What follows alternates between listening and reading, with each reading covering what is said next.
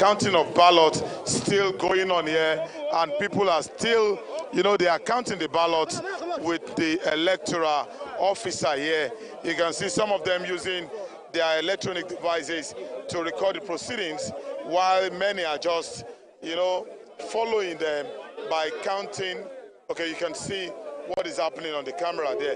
So, moments ago, I was at Surulere, where I visited a polling unit at the Falfolu Junction in Surulere, and the report we got there that took us there was that some thugs came in a minibus to create commotion at that polling unit, and we saw 2 empty shells of bullets at that polling unit because a stampede was created and people ran away.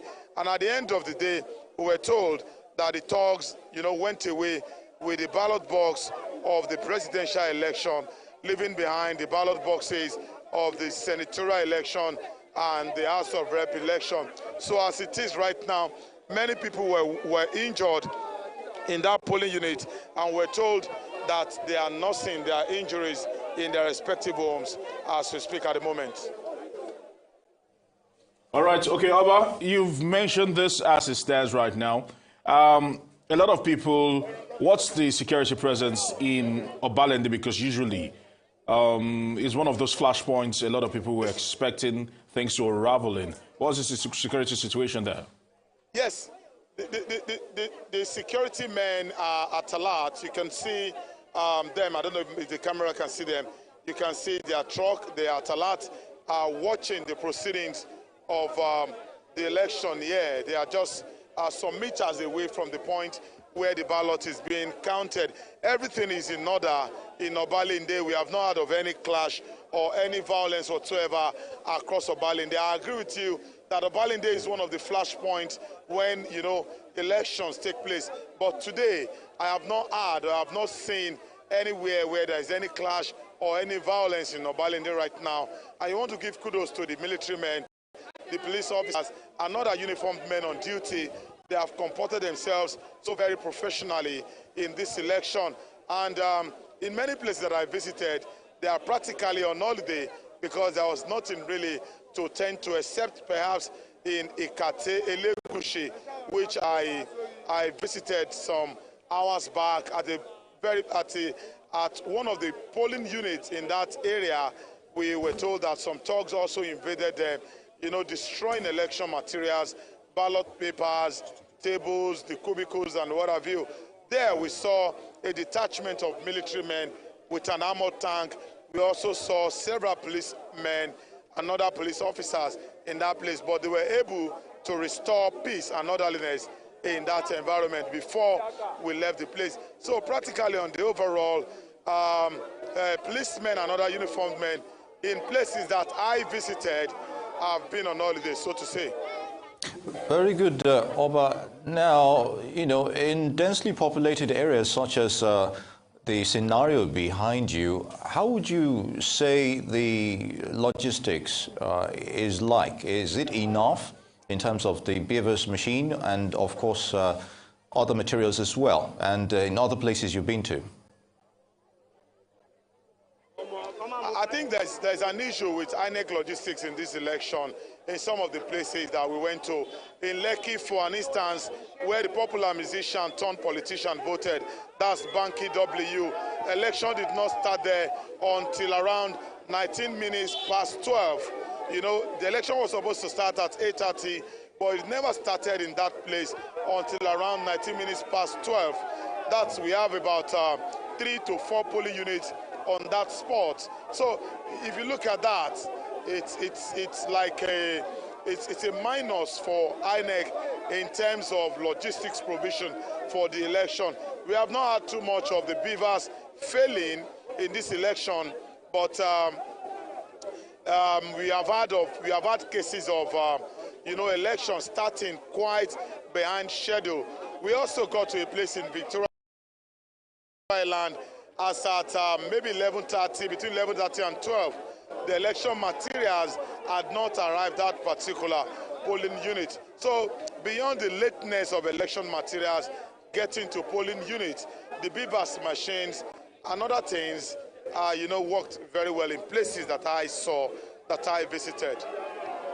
All right, many thanks to you, Deoye, our rice correspondent, for bringing us the latest from Obalende. Now, moving on to Oyo State, where the governor, Seyi Makinde, has cast his vote at his Ward 11, Unit 1 polling unit along the Iwo Road axis of Ibadan, the state capital. Now, in a chat with Arise News, Governor Makinde describes the election as seamless, while hoping that the will of voters would prevail.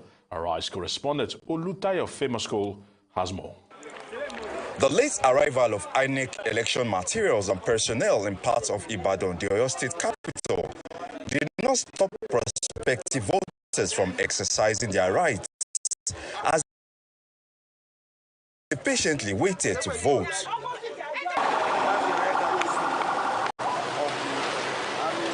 Security agents also mounted strategic points in a bid to forestall any breakdown of law and order, and so as to increase confidence in voters. Let us all obey the law. The rules are there, let's follow it. And we all have reason to say, thank God, Oyo State remain peaceful. Oyo State Governor Seyi Makinde arrived at Ward 11, Unit 1 polling unit, where he met many persons yet to vote as at 10 a.m., but called for patience. After eventually voted, the governor described the voting as seamless while hoping that it will reflect the true yearnings of Nigerians. They should be patient. The process is ongoing, it's seamless, and they should exercise their civic responsibility. In other parts of town, residents trooped out en masse to cast their ballot, while others took to the streets to play football, saying that despite the initial itches experienced at the commencement of the voting, the biometric verification and accreditation system, BVAS, was largely effective. I think so far it looks quite peaceful, and everything is progressing well. From where I've been to and where I casted my votes, it's obvious that INEC were there on time, and most people actually casted their votes quite early. The only reason that I see is that maybe the current situation of our country, I mean the cashless policy that caused everything. That is first. Secondly, the INEC official, they did not come early today. I think they just arrived now, maybe 30 minutes past. INEC official, they are late before they come this morning. Even we are outside before they come, because I've been outside since 7 o'clock. So, and I'll go there to go and take my number. So before anything, I'll go back to go and take my face. The expectations from this cross-section of Nigerians is that the winner of the presidential election would help to deliver more dividends of democracy when he is announced by INEC. Olutayo Famous Call, Arise News, Ibadan. River State Governor Nyesom Wike has voted in today's presidential election, finally, after he complained about the functionality of the BVAS in his polling unit. Governor Wike has come out with his wife, Suzette Eberechi, at polling unit 7, Ward 9 in Rumwe, Precom in Obia Apo local government area, but could not vote because the BVAS machine failed to accredit their PVC. After over 2 hours of waiting, a new set of devices were employed and the governor was successfully screened to vote. However, his wife could not vote for the second time as the machine again failed to accredit her. You can imagine the large crowd, meaning that so many people will be disenfranchised, and that could lead to a lot of crisis. I can even still believe that of all the promises made after I've left my wife for more than 2 hours, yet the BVAS is still not very functional. I don't want to begin to suspect any foul play, but from the reports I've received from other local governments, it does appear to be the same experience. And then you now wonder, why should it be peculiar to Rivers State? I don't want to make any suspicion yet, but I don't think it's quite encouraging. Yeah, my people cannot be disenfranchised. You can see we've never had an election where you have this number of crowd. I believe that they will extend the period to 6 p.m. I mean, look at the time now. Voting ought to have started from 8:30 to about 2:30. But but we are just starting. So I'm not happy with the preparedness of INEC as regards to the divers. Still making the rounds, let's cross over to Kano State, where Gbenga Ashiru joins us. Gbenga? All right, Gbenga, let's actually get the latest. The last time we actually spoke to you, processes were slow. How far has it gone right now?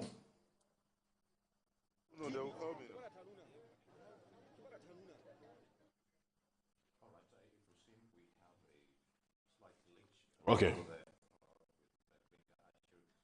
Now, back to that region, if I may, Liberos.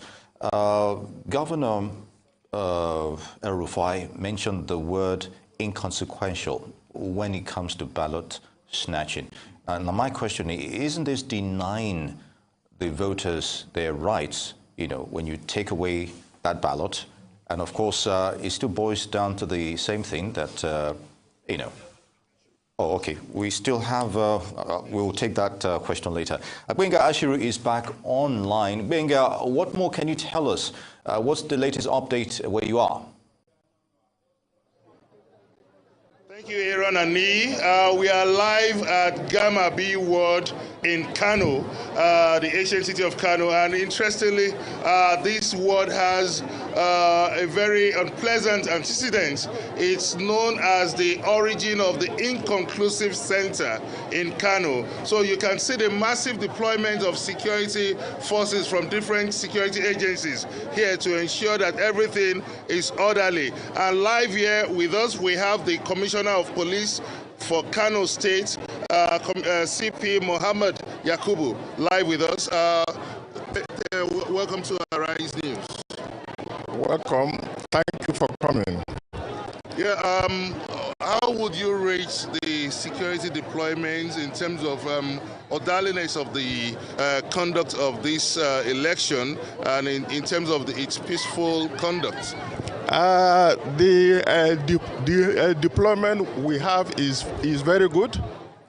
We have a good number of men drawn from not only the police but other security services. They are all here doing their work diligently.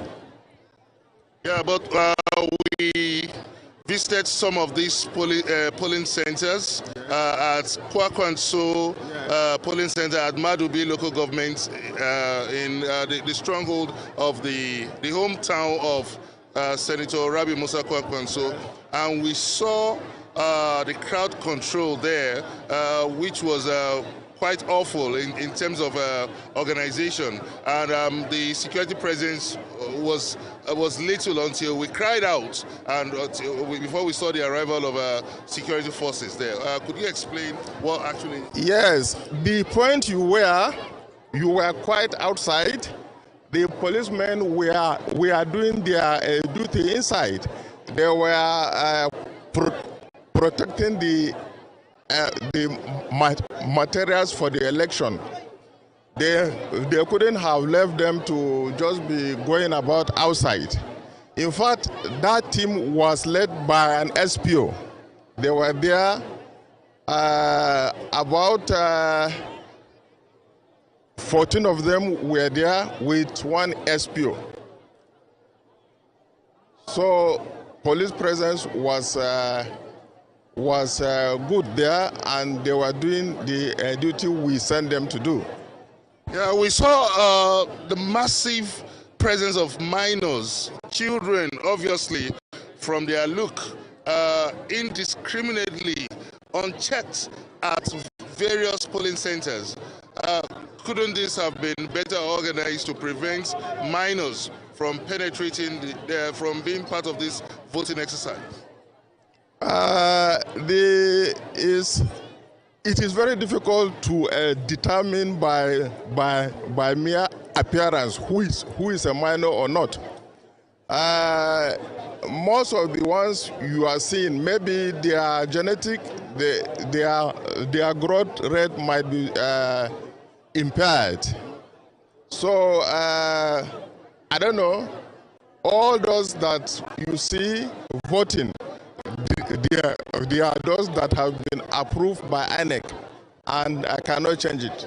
Okay, thank you, CP Mohammed Yakubu, the Commissioner of Police for Kano State. We wish you and the rest security agents the best of luck as you ensure a peaceful conduct of this exercise. Thank you very much indeed. Thank you.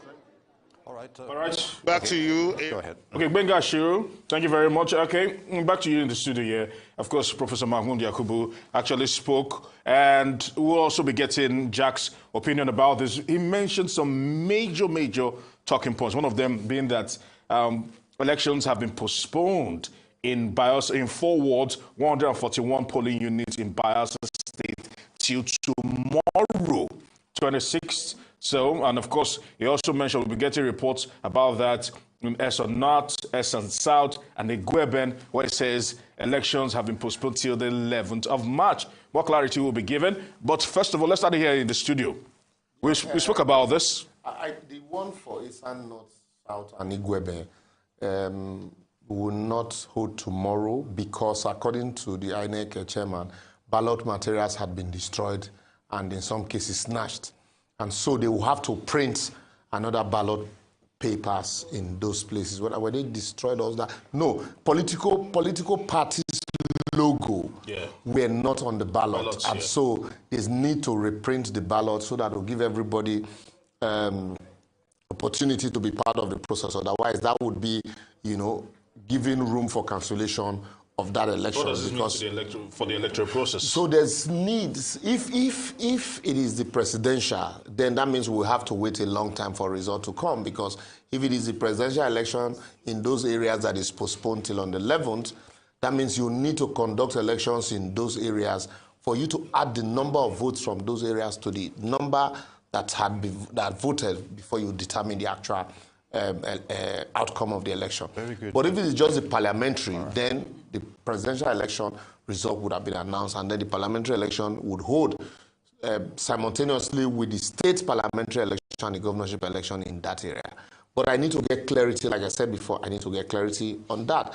But for the Bayelsa that is holding tomorrow, that means all materials are available, but that for logistic reasons, election could not hold in this polling unit. And so that's why they would, according to in compliance with the provisions of Section 47.3, there's need to hold the election within 24 hours. All right, which is, tomorrow. Labour is very good. Would like to hold your thought on that. We have Ozi Okoli in Ojota, but Okota rather, area of Lagos. Ozi, you're in Okota now. What more can you tell us? We are presently at the polling unit of 070. This particular polling unit is experiencing a challenge, and that challenge has to do with uploading the results that have been already acknowledged by the INEC officials here. And if you look around, you see a huge number of people who have vowed that they will not leave this place until the results are uploaded. Luckily, the INEC officials were able to upload the results of the House of Senate and then representatives, that's the National Assembly results. But the result for the presidential candidates yet to be uploaded, and they have vowed that they will not leave this particular place until it is done. I have some other one or two persons here who would like to talk to us concerning the situation here, especially how it all started. So you tell us your name. Okay, my name is Adako Okorom, one of the registered voters for this polling unit, which is 070 Otuba Joachim / Ezemebo Drive Junction. We started right on time. Our NEC officials showed up. I was the first person to cast my vote. And before 2, we were all done. And of course, to keep in terms with INEC's guidelines, we waited to 2:30 for the results to be counted. and then for us to verify that it was okay. And since then, we've been waiting for the upload of the results. Well, we waited a bit, and there were some agitations here and there. People were very upset, angry over the whole situation. And after we had intervened and people had tried to achieve some calm, they were able to upload the National Assembly results. But unfortunately, it is still quite surprising, and we're still asking questions why that should go through and the presidential results are yet to be uploaded. Because those who have cast their votes here have vowed that the officials will not leave this polling unit until the results are uploaded to the site, which is the requirement, and that is what it should be. So, and we're wondering why of all the results, the presidential elections, the results are not being uploaded. So we are asking questions, please, what is going on? You understand? And we are waiting. We are here. We mean business. We are going nowhere. And for the sake of these INEC officials who we are feeling for, we need these sites to come up, to open, and allow them upload these results so we can return back to our homes. We mean for a peaceful and fair election. That's what we stand for. Thank you.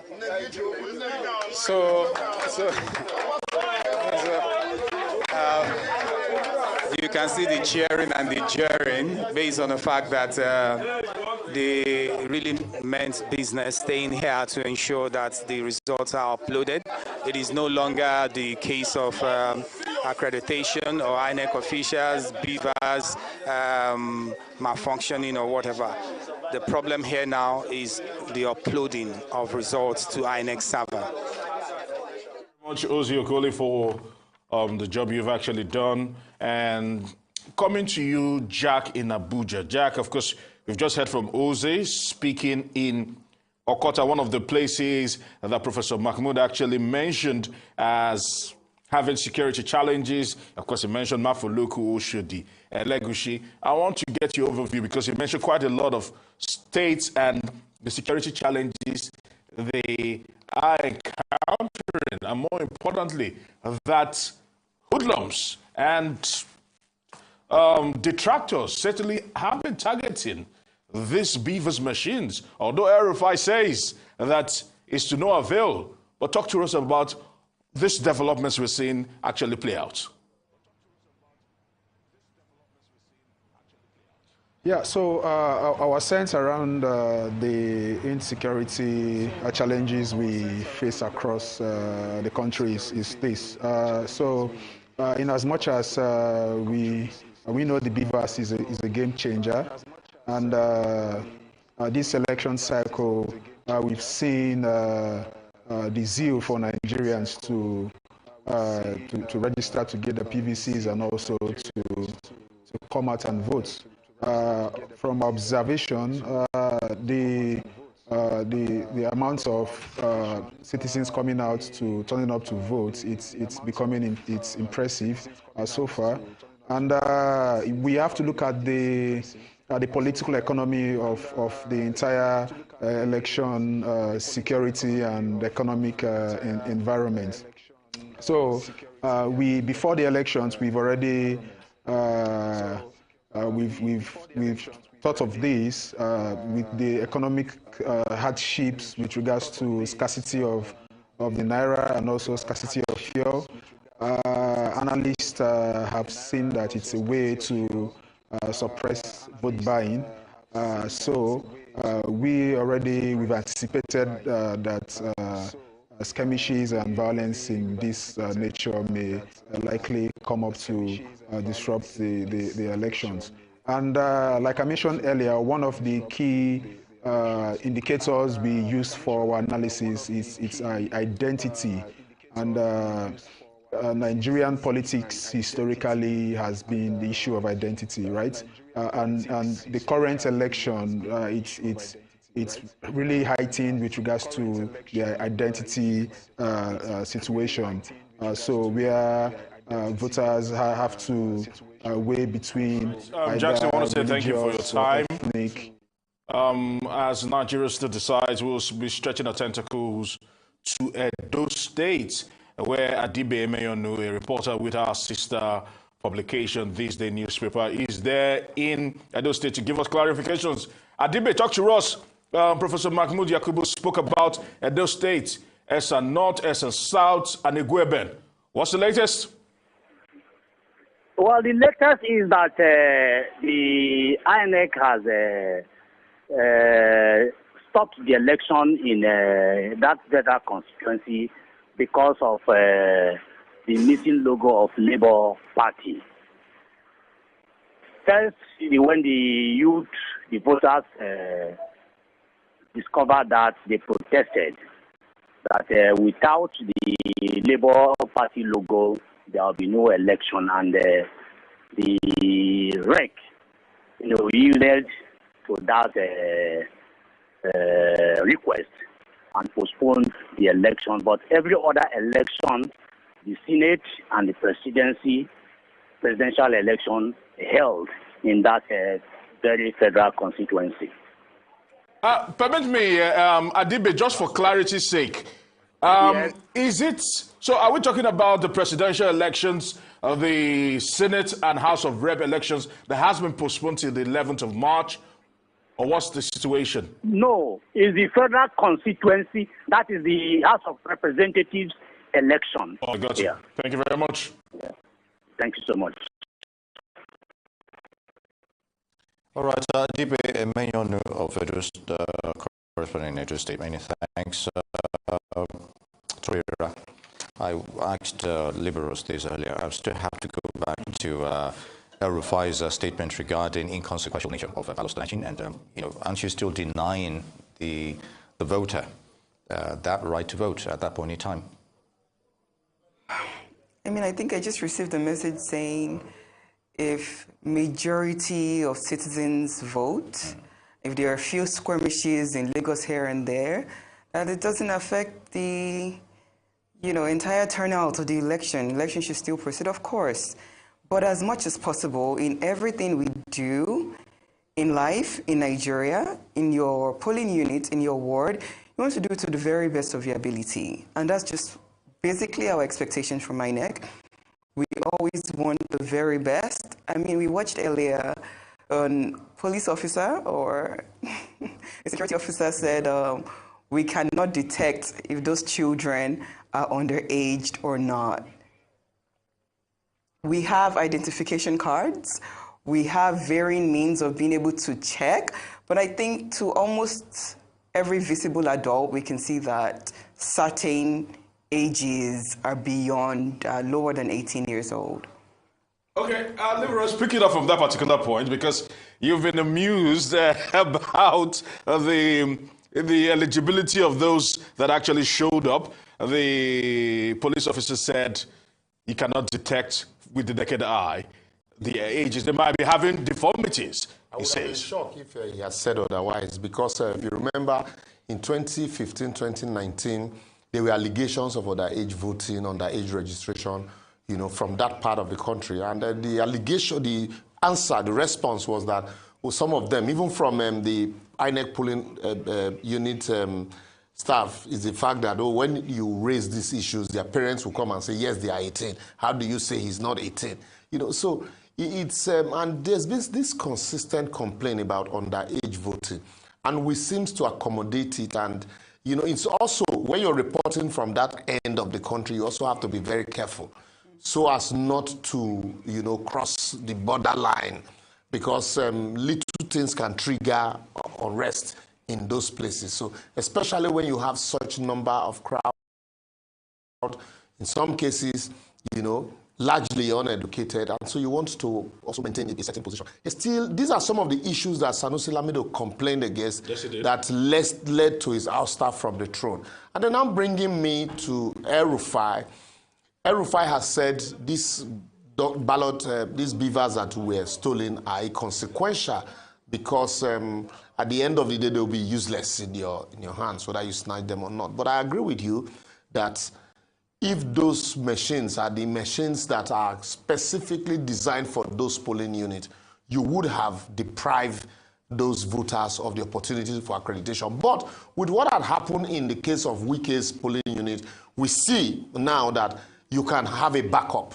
So if those machines are stolen and there is a backup, then it becomes just useless in the hands of those that have stolen it. Very good. Liberals Oshoma, Ola Torera, Majekudumi, Oniru. I'd like to thank you all for joining us in this special coverage of the elections, and of course the viewers and our reporters out there doing justice to Arise News coverage of this momentous occasion. Ani Wilo, and of course I'm Aaron Akirijola, and our coverage continues as we hand it over to our budget.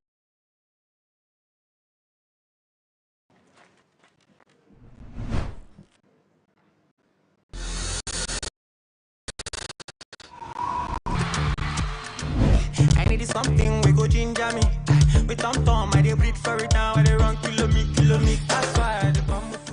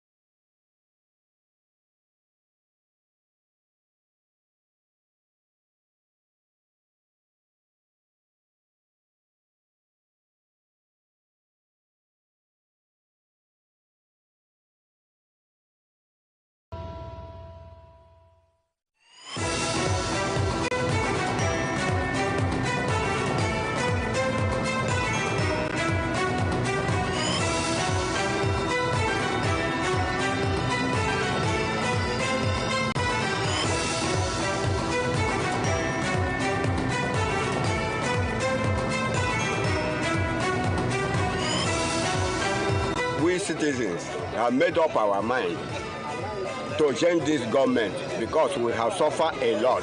Whoever said that this government is favoring him, it's left for him, but it's for myself. Openly, I'm saying that I have suffered a lot.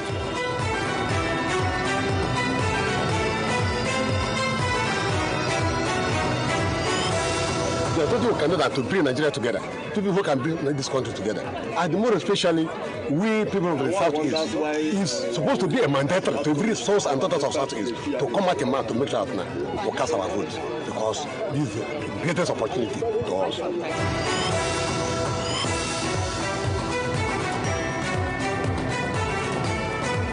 That's why if I have opportunity to serve, I serve the people and not steal their money, because it's by His grace.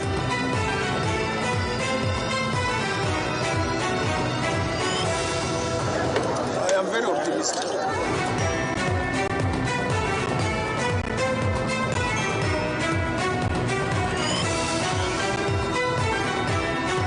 I'm very confident with what they are doing. I just appeal to them to continue to keep peace, maintain orderliness, and maintain peaceful environment for democracy to take proper route.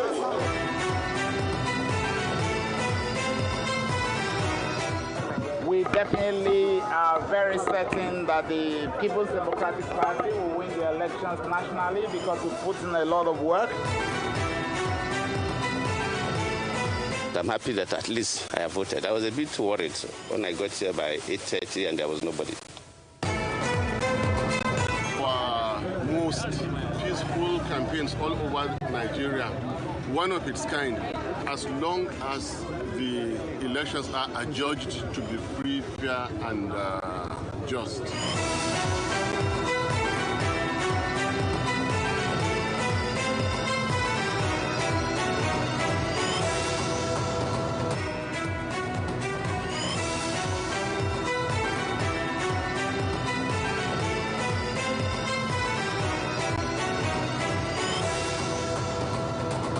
Everyone dreams of owning a home, but not everyone has the budget.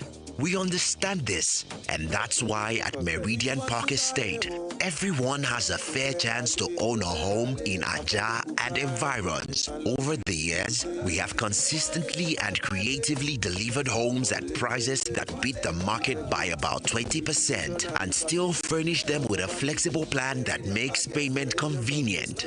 That's why when our clients fear for price, we confidently say, not even your budget can stop you.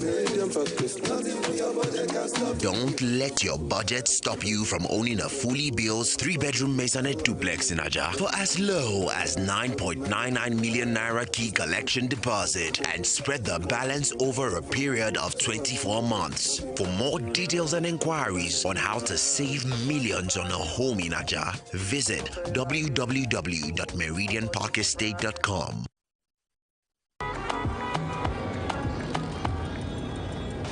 See my shoulder, make you rest up on me. You know I got you. Now me be your friend indeed. My money don't show now. I don't keep some for you. You know go so far. Cause anything I get now for me and you. Yeah. How are you, my friend? How do you do, my friend? I know sometimes it feel like say nobody sent you. That's when I did for you, my friend. How are you, my friend? How do you do, my friend? Get 1 hour of YouTube data for 50 naira or 3 hours for 130 naira on the MTN network. Simply dial *131 *8 *1 hash today. My name is Abdurrashid Bawa, the Executive Chairman, Economic and Financial Crimes Commission. I want to use this medium to urge all Nigerians to eschew all manner of electoral fraud, either through vote buying, vote selling, or fraudulent manipulations of electoral processes. I'm fully persuaded that we can run our electioneering processes devoid of any form of criminality. Let us all be committed to a free, fair, and credible dealings in the exercise of our democratic rights. Thank you. Report any electoral fraud to the following numbers.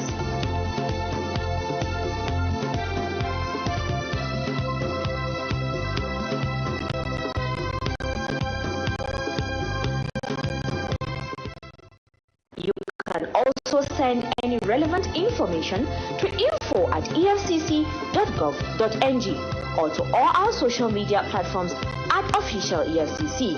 Also, use the EFCC mobile app, the Eagle Eye, to report. Your vote is your power. Protect it.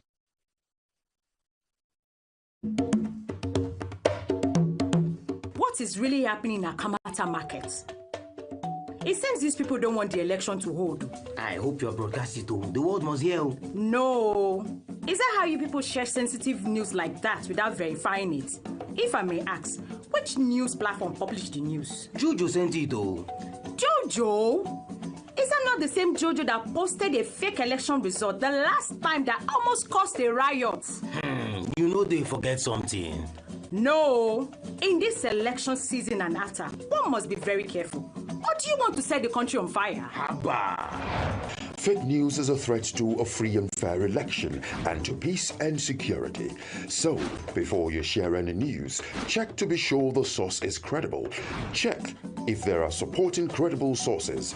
Read beyond the headlines. Check the author. Check the date. Check your biases. Ask an expert or send to a fact-checking organization for confirmation. Say no to fake news. This message is brought to you by the Center for Democracy and Development, CDD, with support from the UK government. You're late again. Esther? She's a wandering light in the darkness. She's beautiful. Oh, she's a superstar. She's beautiful. She know they fear. She know they ever carry hand for them. No phone conversations at the table, please. Esther.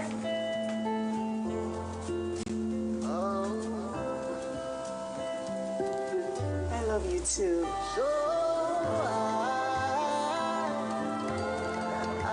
Got everything? Don't forget I'll pick you at 4.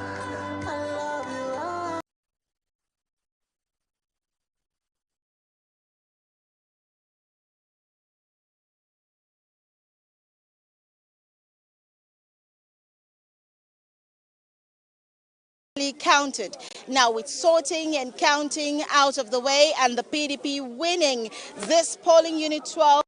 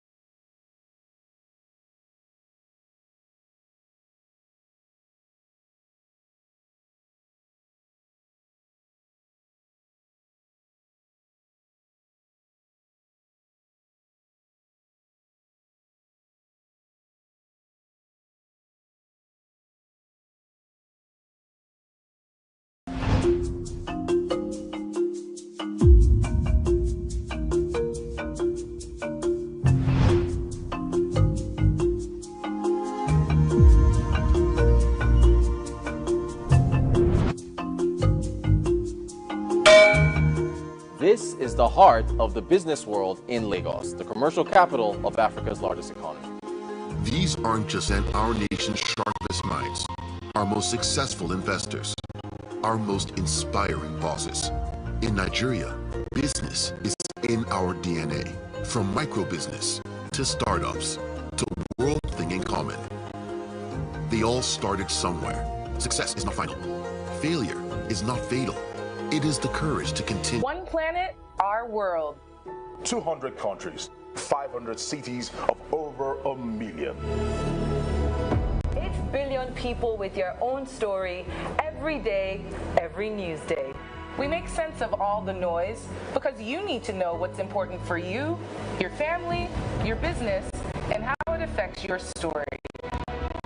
Breaking news, the top stories, all the sports updates as they come in, and the very latest entertainment news from Nigeria and the world. Our stories are your stories. From our headquarters in Lagos, live music for 3 hours every day. Make every day a news day.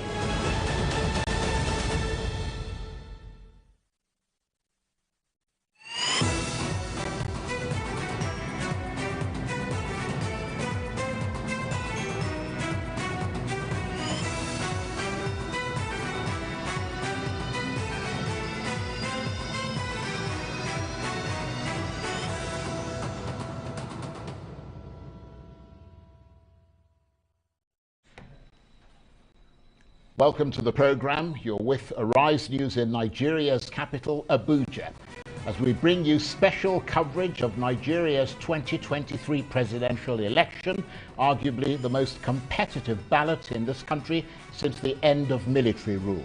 I'm Charles Anyegolu. And I am Adesua Omoran. And over the next 3 hours, we'll be live with our correspondents across Nigeria, as well as analysts and commentators who will help bring us the highlights of this mammoth electoral event.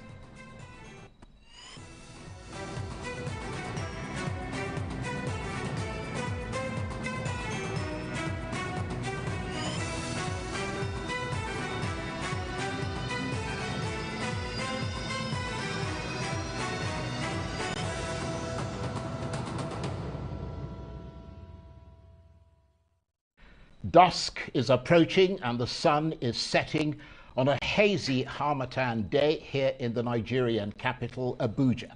And across the country, darkness is slowly starting to fall on the tens of thousands of polling booths where millions of people have been voting or trying to vote to elect a new president and National Assembly. It's the biggest ballot in Africa and one of the biggest in the world, taking place in a country stricken by insecurity, shortages of cash and fuel, and a restive population. But even in the face of those challenges, millions have turned out eager to help this country find new leadership to replace President Buhari, who is stepping down after serving 2 4-year terms. That's correct, Charles. Most polling units have now closed or will soon close. But there have been lots of reports of late starts, disruptions and disturbances in a number of areas, with many people unable to cast their vote. The success or failure of this election matters not just to Nigerians, but to Africa and the world. So, should we be worried about the way things have turned out today? I just want to say that other years, INEC is aware that there has not been issue of cashless policy, the issue of movement and all that. It was very easy for people to get to their polling units. But someone like us, I know yesterday many of us couldn't access cash. Now that I came out with my condition to vote, and they are telling me that this is not my voting unit, and I don't even have a cash to move down to where I could vote. I want to say that INEC would have considered that. Well, it seems seamless, only that with the news we got that they have delimited the units. We thought we were going to have less people at this polling unit, but surprisingly we still have a place that is crowded. However, there are other units around that are vacant. There are no people there. We just thought that subsequently INEC may be able to do better by trying to actualize the number of people who are supposed to vote in every unit, and to reduce all this stress. And unfortunately today it has not been the way we expected it to be. Number one, the agents and the staff from INEC and the corpers they've been disorganized, no training, they've been disorganized. Number two, the ink for the thumb printing, there is no ink. I came here with about 6 pens, I've used 3. I decided I poured the ink from my pen inside that that thumb printing. That's what people have been using here. If not for the fact that I came with pen, I think probably would have stopped voting, which is not proper. A lot of very frustrated people there. I can't keep count of the number of incidences we've recorded from our correspondents across the country today, Charles. It's quite extraordinary, really, but that's something we're going to talk about more, all of that in a moment. But first, since 1999, Nigeria has been dominated for the most part by two parties. The ruling All Progressives Congress, or APC, whose presidential candidate is Bola Ahmed Tinubu, who is 70 years old and who was the former governor of Lagos State, and the People's Democratic Party, or PDP, whose candidate is 76-year-old Atiku Abubakar, a former vice president who is making his 6th run for president. And in amongst these septuagenarians is a third candidate, a mere stripling at 61, Peter Obi, standing as the Labour Party's candidate. And he's been campaigning strongly amongst young people. And there's a fourth candidate, Rabiu Kwankwaso of the New Nigeria People's Party, or NNPP, regarded by some as a disruptor of this three-horse race. Here they are speaking to Arise News earlier today. People, that is the only means whereby they directed me to a classroom where I was always voting. And they tried to get my name. They couldn't get it there. And I was directed to the next point. And I was lucky. I went there and voted successfully. So I'm so happy about that. My only worry was that the election here started after 11. And it's rightly pointed out, we have thousands of people there. And not only that, immediately I finished voting, the machine went bad. And now they are struggling to repair it. And only God knows when it will be repaired. And even if it is repaired, because of the time it takes for one person to vote, from my personal experience, it will take a lot of time, to the extent that I hope the staff will be patient enough to ensure that everybody votes in that particular place. And maybe this is not an isolated case. Maybe it's a similar thing elsewhere. And one other problem that we have in the NNPP is that NNPP is not written on the ballot paper.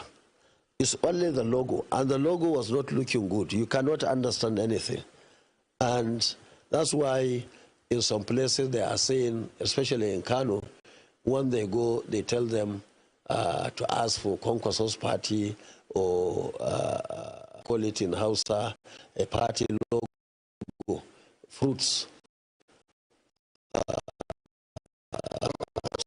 Is that peculiar to the NNPP, or just a poor delivery by INEC? How would you describe this? I think we all know ourselves. I don't know if others. PDP, APC have been there for a long time. They are participating. They perfected. And PDP is written, APC is written, but ours, NNPP, is not written. So I want to appeal to our supporters, wherever they are in this country, to be directing our voters, to tell them that, look, you go and ask. Because many people are not used to crowd, especially women, who are always in Pada.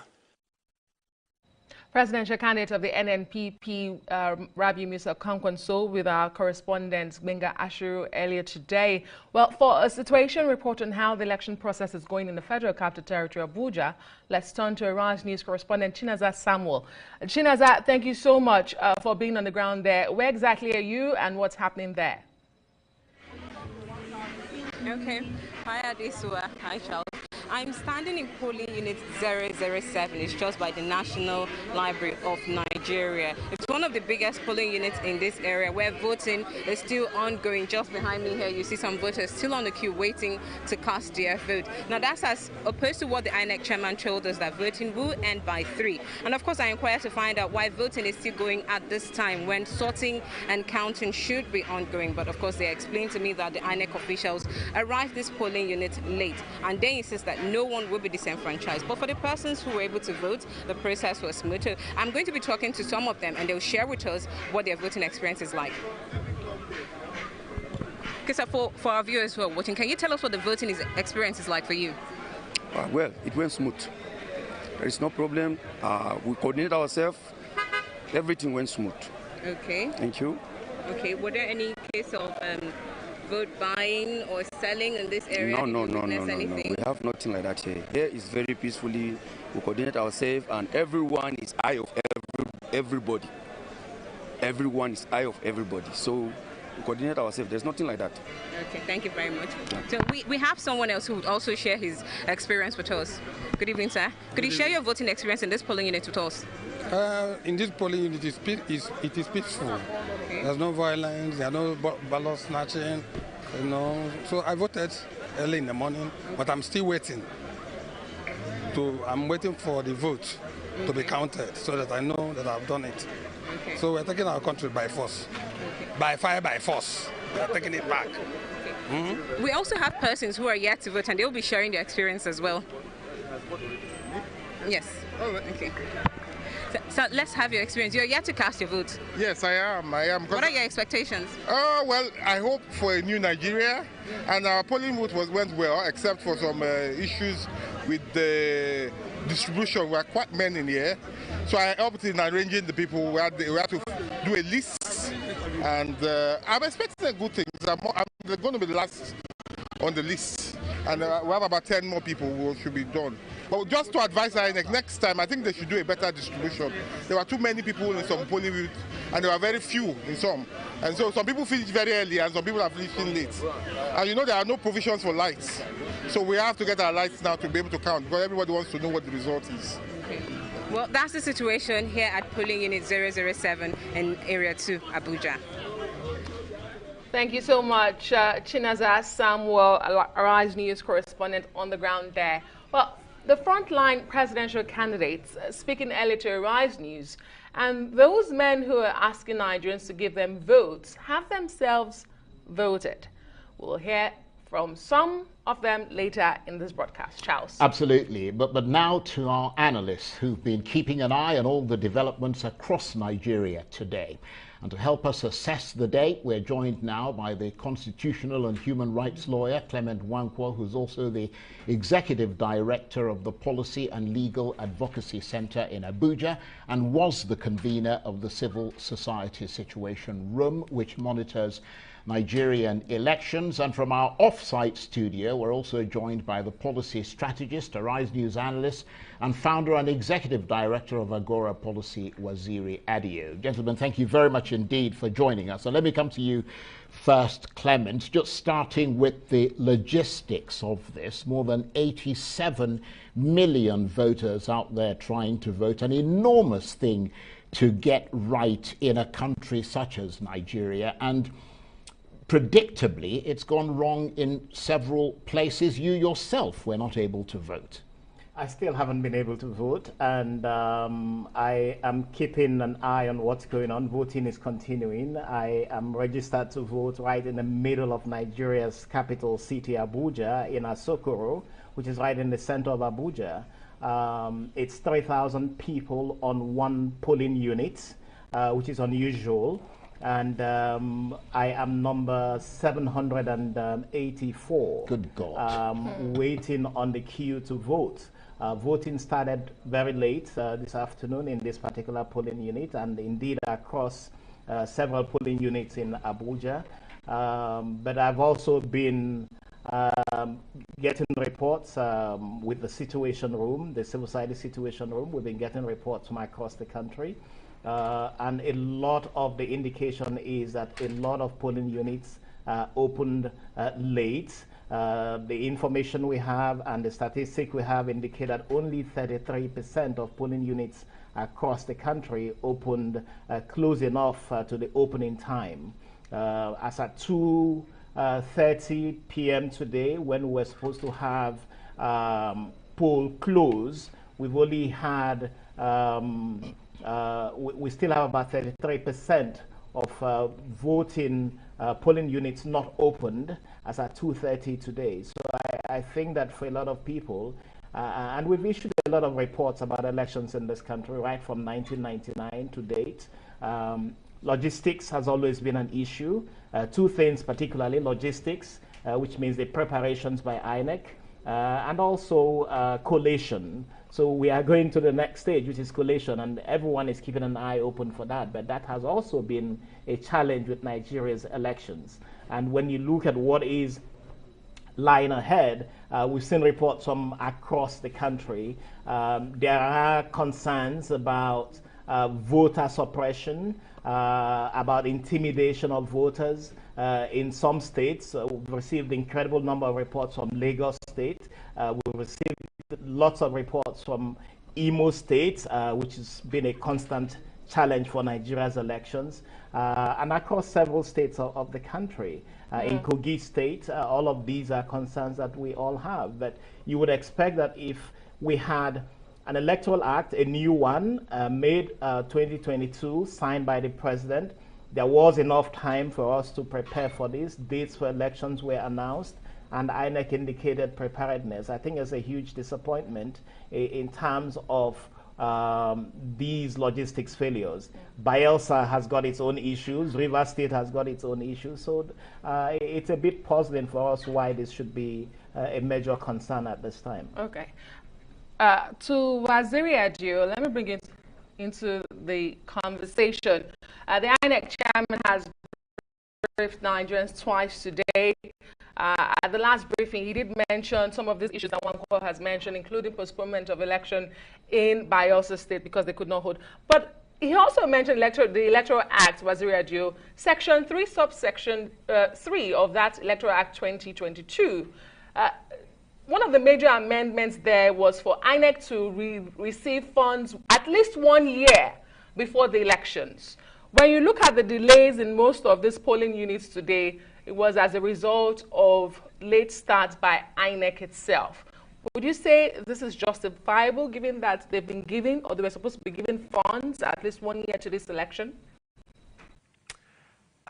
Yes, we have to acknowledge one of the major provisions of the Electoral Act, which is that they should have their fund a year in advance so that they can take care of all the things that they need to take care of. The thing to be seen is whether they got all the money that they should get at the time that they should get it. That is one. The second thing is that we should also not. By the way, they have all the time, like Mr. Clement Nwankwo said, to plan and to get it right. So it's a bit puzzling that in some places, in most places, the officials didn't turn up on time. My own polling unit happens to be Gaines Village, also in the heart of Abuja here. The INEC officials didn't turn up until around 10 a.m. and voting is still going on there, by now. My own tally number was number 1,366, right? And of course, there was also rain, which also disrupted voting at some point. I've not voted up to now. But at the same time, we need to acknowledge that this is a huge logistic exercise, and most of these things are also out of the control of INEC. Most of the staff are ad hoc staff. The security is out of INEC's hand, and all of that, So I think I've also seen an interim report by the CDD, situation room, and they said that the time as at 8:30, about more than 80% of the INEC officials across the country. So. Reported for duty. But there are also some places where you have figures like 10%, you have like 20% and all of that. So it's good to take it in, to have a holistic view and not use the outliers, to define the process. And of course, there are also provisions for what should be done when votings do not start on time, when voting does not start on time, and also when voting is disrupted. So let's see how it goes from here, and let's. Right. Okay.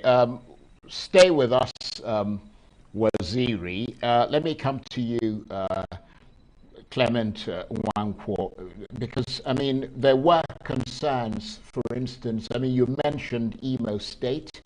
In the southeast, we've heard of a number of other incidents across there. There were concerns that people in the southeast might not come out to vote because of the threat of intimidation. What's your assessment of the turnout in that region? I mean, you've got your sort of contacts and observers across Nigeria. I'm surprised with the reports that we're getting from the southeast. People were out as early as 6 a.m., 5:30 a.m. The queues were long. People were waiting. We got a report this evening in the Situation Room of people who had been out at 6:30 a.m. this morning, only just getting to vote at about 5:30 p.m. this evening. The threat by IPOB obviously has been ignored by a lot of people who came out very determined to vote. We've seen a whole lot of people daring the weather conditions, daring the threat of insecurity, and saying whatever it takes, they will come out and vote. And I think that whatever it is that has happened today or is happening right now, the determination of Nigerians to turn out incredibly to come out and vote shows how much people want to see change happen in this country. So I think it's positive, the turnout. The challenge for people are the challenges of logistics that has seen them wait incredibly long periods in queues. In the last election in 2019, in several of the polling units, it was right on time. People voted at 2 o'clock. People had finished voting. Collation had started in some places even. I really worry that this is not the case this time. Well, Waziri Adiro, I appreciate the fact that you stated earlier that this is a mammoth election, and you know 87 million people collected PVCs to vote. So we need to see the entire picture. But with a lot at stake, you would also agree that every vote counts for all of the candidates involved in this election. Would you say so far you have seen enough to set this election apart from what we've seen in previous election cycles? We're talking about beavers being snatched, ballot boxes. I thought the days of ballot box snatching was over. We are hearing of ballot boxes being snatched, beavers being snatched. What do you make of those? Well, let me say that it's the early days, because, you get these reports in drips and pieces. And of course, like I said, the outliers are the ones that will, excite a lot of interest, So, but one thing I can say for now is that there's a lot of Nigerians are really interested in voting, and that's a vote for faith and trust. People have turned up, and people are saying that whatever it will take, they will stay here and exercise their mandates. So. That is a positive to take from that. And the fact that you have technology does not mean that human beings will not try to be human beings, right? Politicians will not will stop being politicians, So what we need to look at is, to see the full picture, So do we have the people who are not able to vote on time, or the places where people didn't start voting on time, do they still allow them to vote, right? And in places where beavers machines are snatched, ballot boxes are snatched. Some of these have also been anticipated by the Electoral Act, right? So what do you do when things like this happen? So I don't think we should have any illusions that because you have a new act, because you have new technology, that there won't be incidences like this. There will be. It's what you do when those things happen that will make the difference. So the onus is now on INEC to make sure that the places where people couldn't vote on time, or the places where people couldn't vote, they ensure that they vote and they make sure that all the votes count and are counted. Yes, well, absolutely. And we're hoping to cross over to Asaba, the Delta State capital, in a hot second to speak to our correspondent who's there, Jemima Bolokor. Delta State, of course, the state of the vice presidential candidate of the main opposition People's Democratic Party. But we've still got Clement Nwankwo in the studio with us whilst we're waiting to make those technological connections that will get us across to Asaba. Apart from some incidents of intimidation, which you talked about earlier, have your people seen any evidence of any inducements of voters, such as vote buying? We haven't quite seen, that hasn't been a major feature in terms of reports that we have been receiving. And for me, I think there must be something going on that we can't see, given how much people were upset by the currency recoloring or redesign as it is. But the major concern has been really intimidation, where people, by reason of geographical location, may have been targeted to frustrate their voting. That's been a major situation in Lagos, and we think it's a major issue for INEC to take very seriously to allow people to vote. There has been reports as well of some of the service providers for INEC who have delayed or not succeeded in supporting the ferrying or the delivery of election materials to specific areas. So all of these issues of vote suppression and intimidation are issues of concern for us. And Charles, I think we do have Jemima Boloko. We now have, okay. We can use the technology to cross over to Sabah Delta State Capital. I like that. Jemima, good to have you join the show. What's happening in Asaba, the Delta State Capital, at this moment?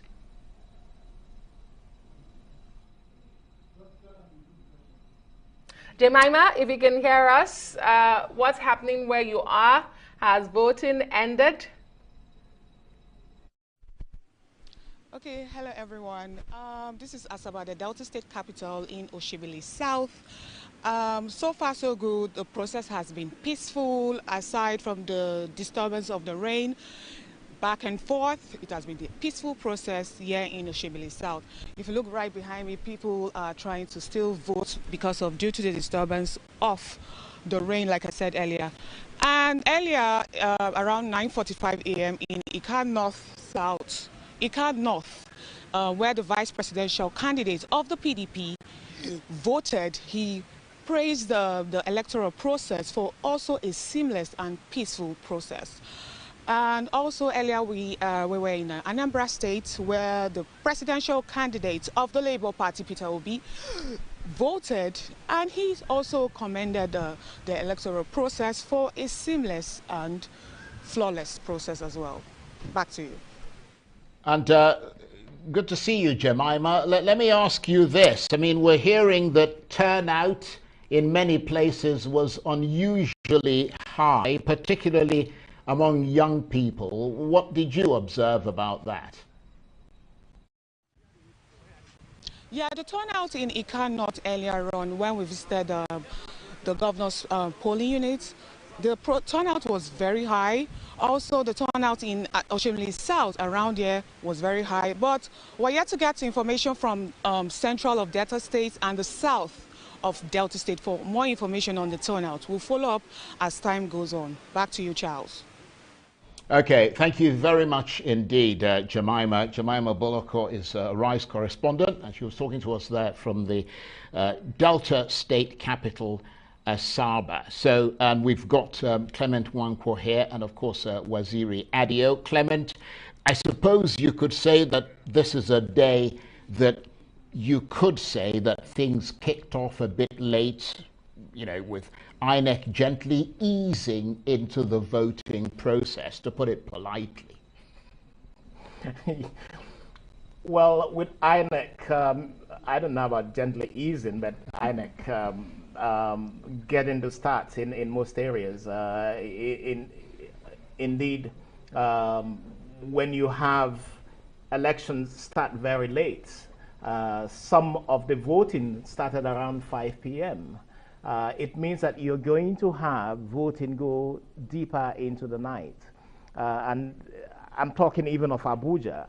Now, when this happens in more remote areas and more remote states and rural communities where electricity is absent and where insecurity reigns, then it's going to be a challenge how you would manage the voting materials, the ballot papers, the ballot boxes, even the individuals who are involved in the elections, how you'd manage the issue of security surrounding the individuals and the materials. And I think for us who are watching how this collation would happen, this is some sort of trepidation for us.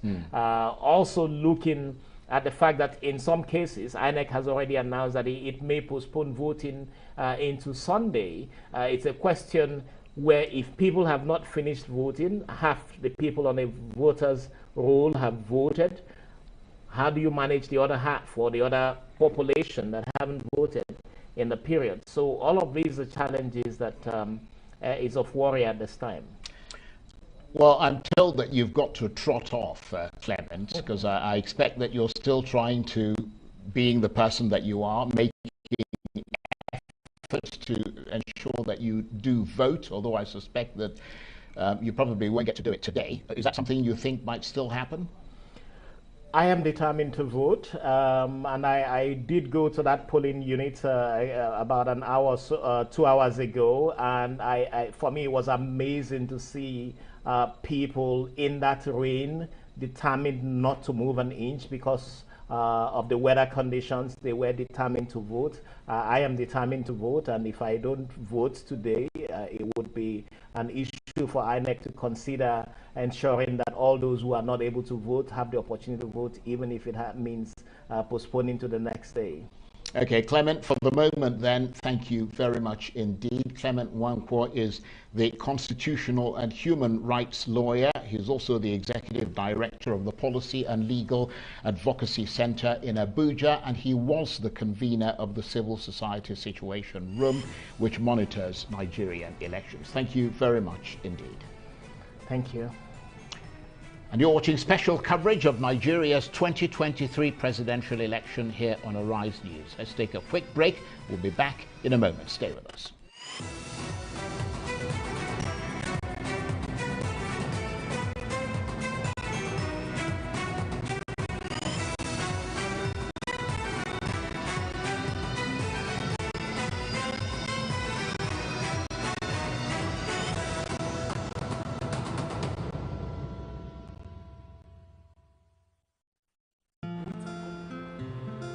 Running my business on my own, trying my best to get it to the next level, but I really need some help to get ahead.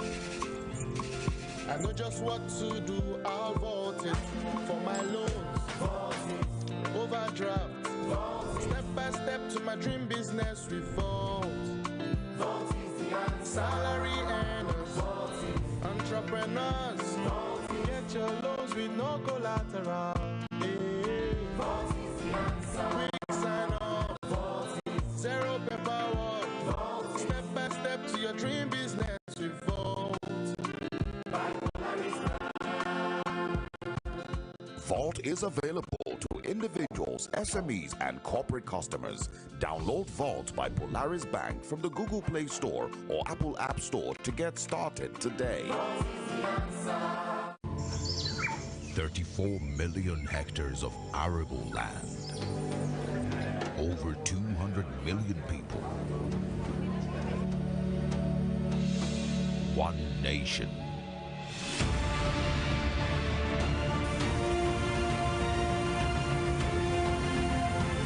Home to Africa's fertilizer company.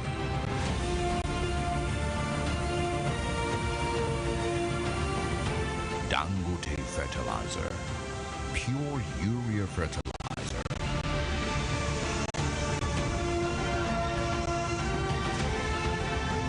With one single-minded passion to feed Nigeria. Every bag is a potential, an aspiration to turn this green nation into the biggest food basket of Africa. Dangote Fertilizer. This our landlord and his wife happy fight for Africa, sha. Chai, no mind the man. With that in nose like our Market Square Junction.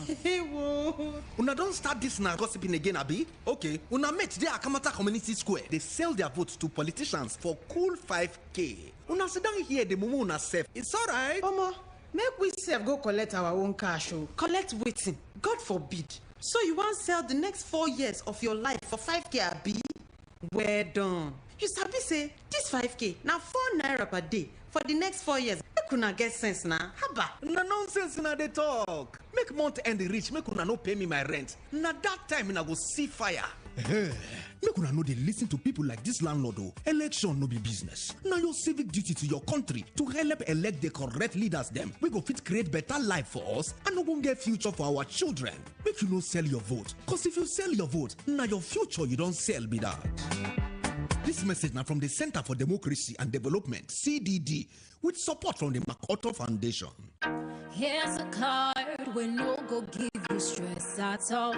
0 weight and 0 Q. First Bank is Petra card. Here's a card we no go give you wahala. 0 trouble now for you. First Bank is Tell them we tip 'em. Tell them we spoil 'em. Who won't break 'em? Where you want to see 'em? Now only you get 'em. Nothing fit do 'em. Sharp, sharp payment not the way. Swipe they go, you know the way. Veteran card with the sweet body. Veteran card with no the shape messy. We put you first again. First Banky Veteran card, we put you first again. Generate your virtual card, we put you first again. First Banky Virtual card, we put you first again. Just generate your virtual card. Today, the Tony Elmelu Foundation Entrepreneurship Program has trained over 1.5 million young African entrepreneurs. We have disbursed nearly $100 million to over 18,000 beneficiaries, who have gone on to create over 400,000 jobs across Africa. We need to do more for women in Africa. Empower a woman, you're empowering a whole society. The Tony Elumelu Foundation gives access to a world-class business training and seed capital. Thanks to the Tony Elumelu Foundation Entrepreneurship Program, we've been able to structure our business and operations, but also we got the funding and financial needs to concretize it and make it happen. This is the impact we want to achieve at the Tony Elmelu Foundation. The Tony Elmelu Foundation Entrepreneurship Program is sector agnostic. The only thing that is important to us is your ideas. The future of Africa is in your hands.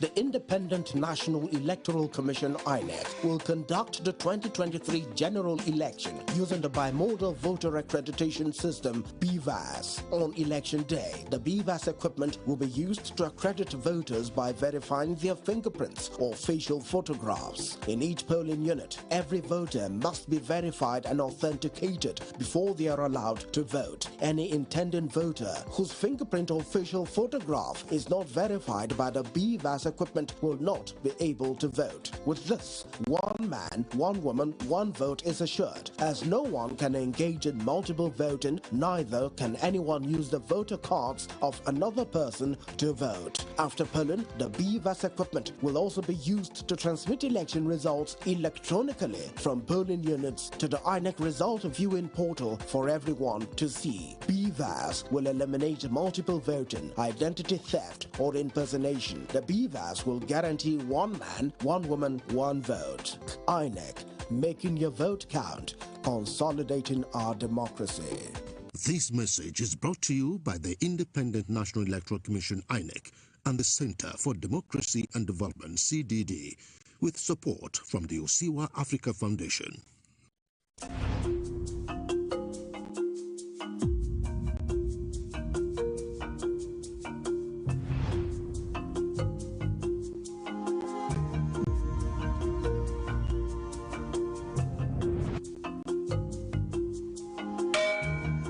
This is the heart of the business world in Lagos, the commercial capital of Africa's largest economy. These aren't just numbers. They represent our nation's sharpest minds, our most successful investors, our most inspiring bosses. In Nigeria, business is in our DNA. From micro-business to startups to world-conquering brands. Every success story has something in common.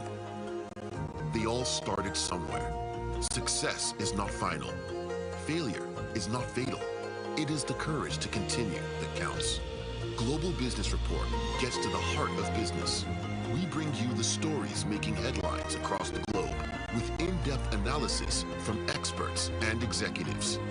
This is not business as usual. This is the Global Business Report.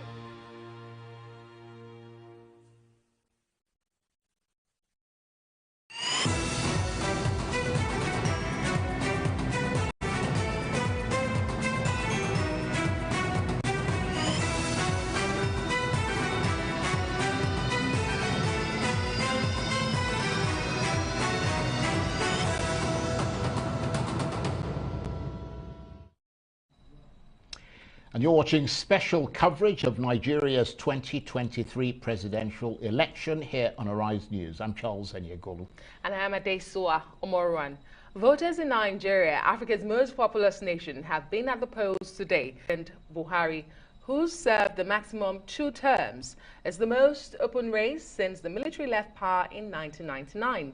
While to a considerable extent, young voters are seen as being key to the result of the ballot, bringing hope and the prospect of change to a country. What's going on across Nigeria? Let's go over to Yenagoa, the capital of Bayelsa State, where Arise correspondent Ovieteme George is standing by to give us an update. Good to see you, Ovieteme. Comprising Yenagoa, Southern Ijo, and Kolokuma local government areas. So that's the situation here. Wards 4, 6, 8, and 14 were affected, but 40 polling units will witness election tomorrow. What about the 101 left?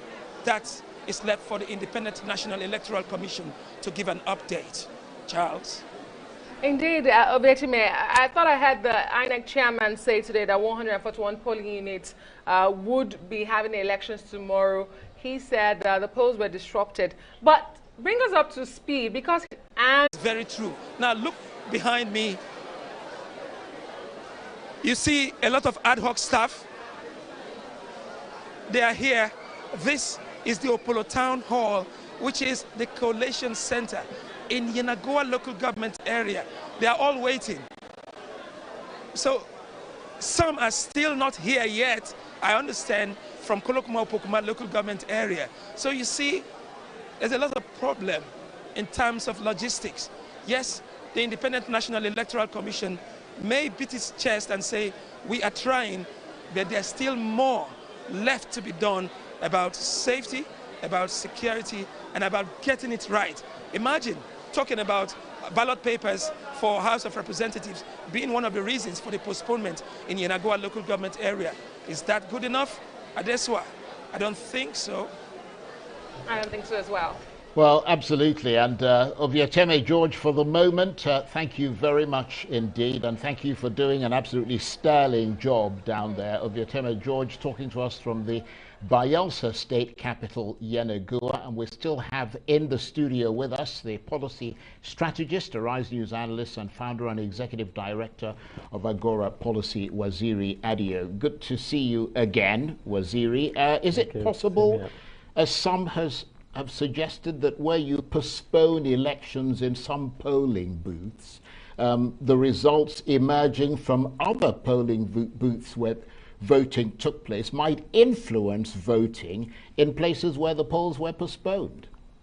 That's a possibility, but also that amounts to deny the agency of individual voters. You know, I'm sure that anybody that goes to the poll will have made up their minds who they want to vote for. Of course, there's also the bandwagon effect, but you know, I think that will be marginal in this case. The only complication will be in some instances where where voting had started, right, and couldn't be concluded.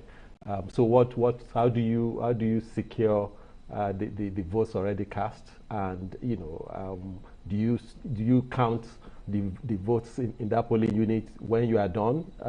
How do you guarantee the integrity of the ballot paper? So that will be some of the concerns. But you know, something must be said, which is about the determination of Nigerians to make this work.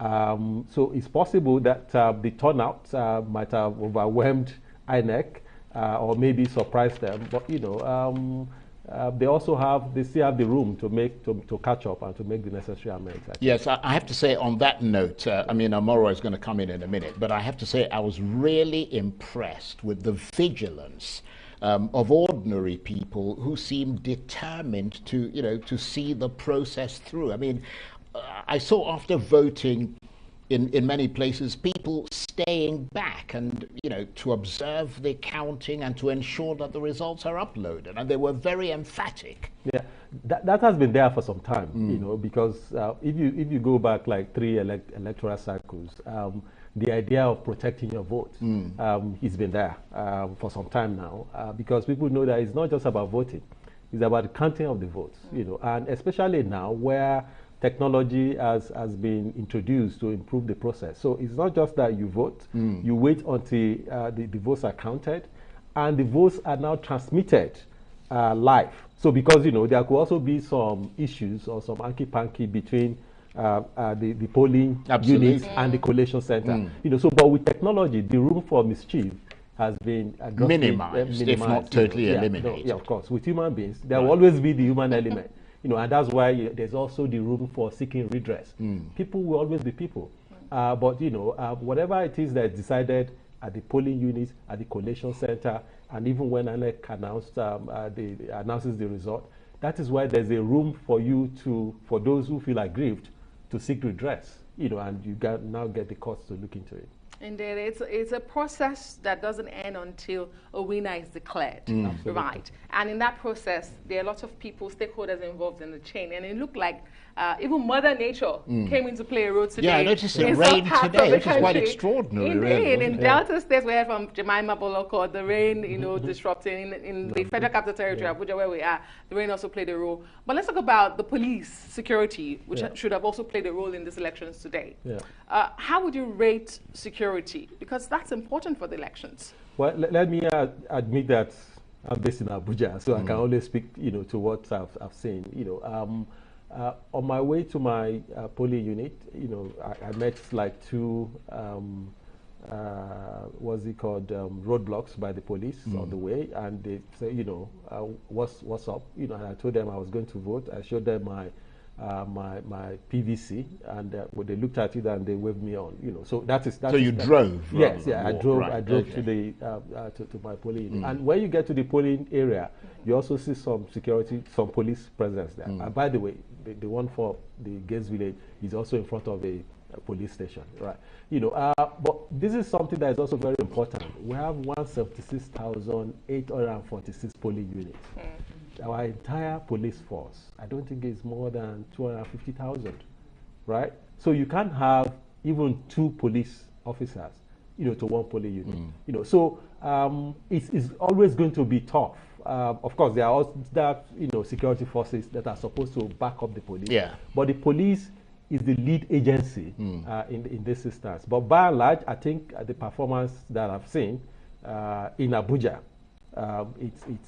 it's good enough. Also, since they can't be everywhere, and because of the number, they can also be overwhelmed. What would be very important is not to have police, a substantial presence of policemen in each polling unit, but the opportunity for rapid response. So if there's an incident, the key. If there's an incident in a particular place, absolutely, how long does it take? Absolutely, for them to respond when there's a distress call. So that is very important. And I think in some places, even in Lagos, where I think there was a particular place in a part of Ikate, Lagos, right?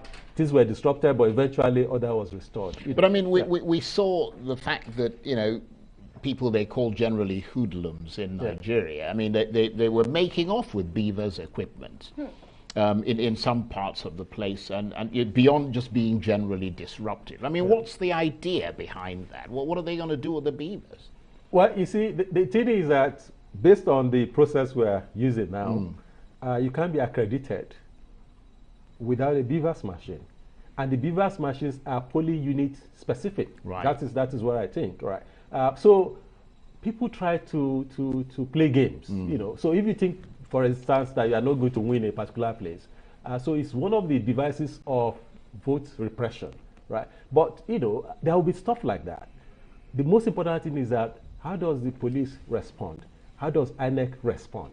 right? So I don't think, and also let's bear in mind, if BVAS machines were snatched, I don't think that happened in majority of cases. That is just a few instances. And I want to believe that INEC will have a backup situation, a backup arrangement where if something goes wrong, either it's snatched, it malfunctions, or something happens, they should be able to, respond quickly. So things will always happen. In this kind of stuff, is a huge logistic enterprise, right? And assume that things will always go wrong. So, but when things go wrong, what do? That is what will be key. Well, the INEC chairman did say that BVAS has given a good account of itself when he briefed Nigerians for the second time this evening. But I wanted to ask you about those areas where there have been disruptions during these elections. How does INEC determine who goes back to vote? Does INEC cherry pick? What does the law say exactly about that? Because now we know in Bayelsa, some polling units will vote tomorrow because there were disruptions and core members said, they're not safe enough. They don't feel safe enough to return. In Edo State, it was suspended due to the omission of a political party in some areas. So how does INEC determine, which areas we're going to have these re-elections tomorrow? How they cherry pick these areas? I think it will be based on the incidents reported, right? Like in Bayelsa, they mentioned, 4 wards, I think 40 polling units, which is quite substantial. That's about, if you're talking about 140, you said you had 141. I thought I had that. The correspondent said, 40 out of 141. Whatever it is substantial enough. I think INEC would notify them about, okay, we need to have fresh election in these places. The only problem will be where a few people have voted. Would they need to vote again? How are you going to secure, the ballots that have been cast? The other thing also is that, if, like in my polling unit, more than 1,500 people turn up today. Let's say, for instance, hypothetically, let's say they cancel that. Can you guarantee that the same number of people will turn up tomorrow? So that those are issues. But definitely there will be hiccups. And by the way, we also need to acknowledge this. In previous electoral cycles, we've had situations where elections were postponed, days to the election, and sometimes even hours to the commencement of the election. In this particular year, we haven't seen that. So that we should give a thumbs up to INEC on that. But we shouldn't give them a total pass, right? Yes, they've come up against some challenges, including the elements. Who would have thought that they would rain Abuja today, right? But like I keep saying, is that things will happen. How you respond is the retest of your preparedness. Yeah. Waziri, thank you very much indeed. And I hope you'll be able to get to vote, because obviously that's really the bottom line, isn't it? I hope so too. And Waziri Adio is a policy strategist, a Rise News analyst, and founder and executive director of Agora Policy. Thank you so much. You're watching special coverage of Nigeria's 2023 presidential and parliamentary election here on the Rise News. We'll take a quick break and we'll be right back. Stay with us.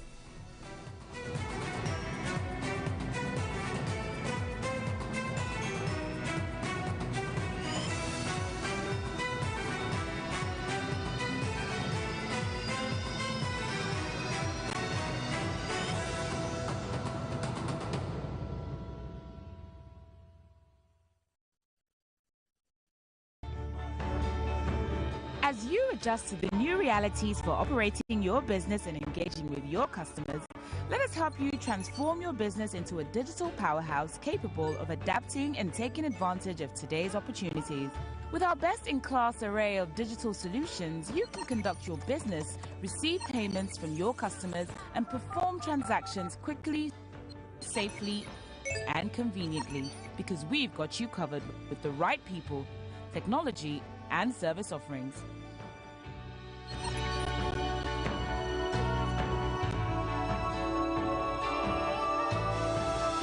Contact us today and let us take your business to its zenith. Zenith Bank, in your best interest.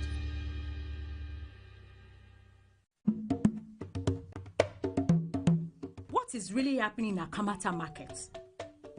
It seems these people don't want the election to hold. I hope you're broadcasting to the world must hear. No. Is that how you people share sensitive news like that without verifying it? If I may ask, which news platform published the news? Jojo sent it though. Jojo? Is that not the same Jojo that posted a fake election result the last time that almost caused a riot? You know they forget something. No. In this election season and after, one must be very careful. Or do you want to set the country on fire? Haba. Fake news is a threat to a free and fair election and to peace and security. So, before you share any news, check to be sure the source is credible. Check if there are supporting credible sources. Read beyond the headlines. Check the author. Check the date. Check your biases. Ask an expert or send to a fact-checking organization for confirmation. Say no to fake news. This message is brought to you by the Center for Democracy and Development, CDD, with support from the UK government. Every day, life presents hopes, dreams, and challenges. Challenges that can become successes with a little help. Because a little help can empower you to go from despair to celebration. A little help can keep you going until the race is won.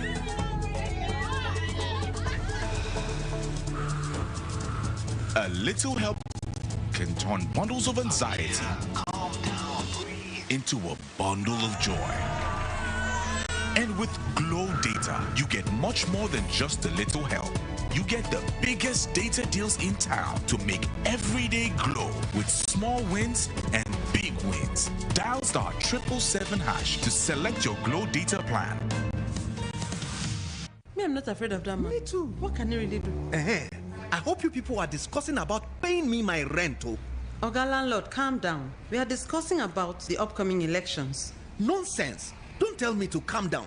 Your mates are at the Akamata Community Square selling their votes for 5,000 naira.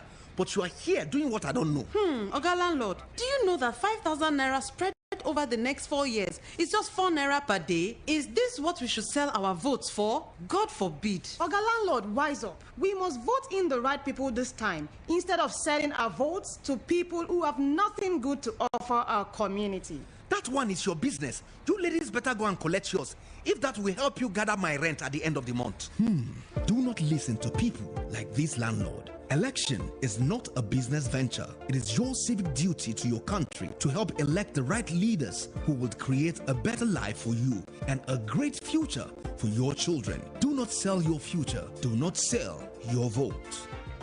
This message is brought to you by the Center for Democracy and Development, CDD, with support from the MacArthur Foundation. As a player, there's nothing better than the roar of your crowd. But in Nigeria, there's a roar that may not be heard again. With fewer than 50 lions left, they could be extinct in the next few years, from loss of habitat and prey, and snares set for illegal bushmeat. So please, say no to illegal bushmeat. Let's keep the roar alive for Nigeria, because poaching steals from us all.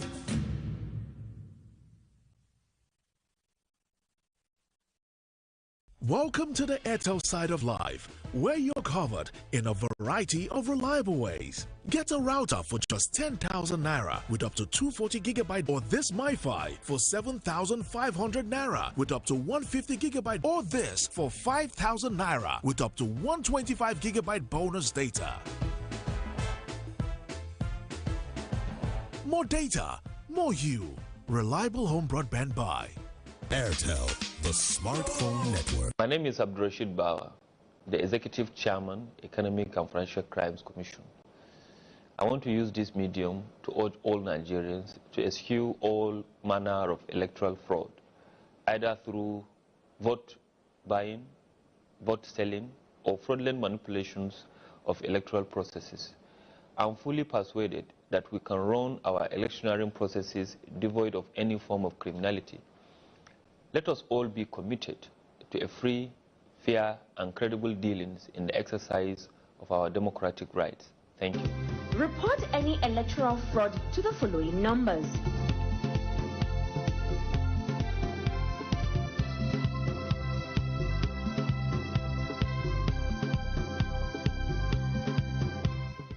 You can also send any relevant information to info@efcc.gov.ng or to all our social media platforms at official EFCC. Also, use the EFCC mobile app, the Eagle Eye, to report. Your vote is your power. Protect it.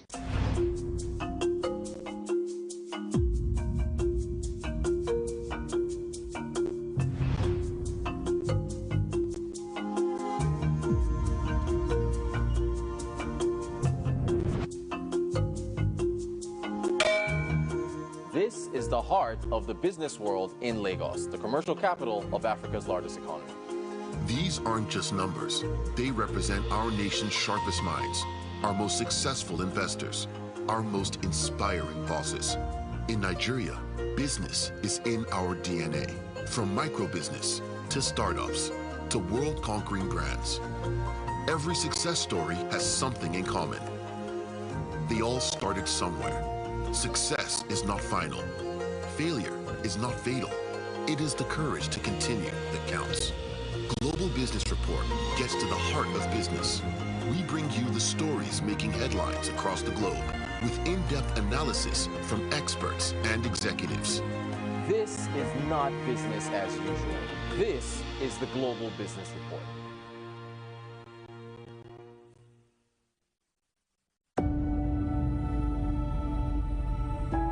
One planet, our world. 200 countries, 500 cities of over 1 million. 8 billion people with your own story every day, every news day. We make sense of all the noise because you need to know what's important for you, your family, your business, and how it affects your story. Breaking news, the top stories, all the sports updates as they come in, and the very latest entertainment news from Nigeria and the world. Our stories are your story. From our headquarters in Lagos, Arise Newsday for 3 hours every day. Make every day a news day.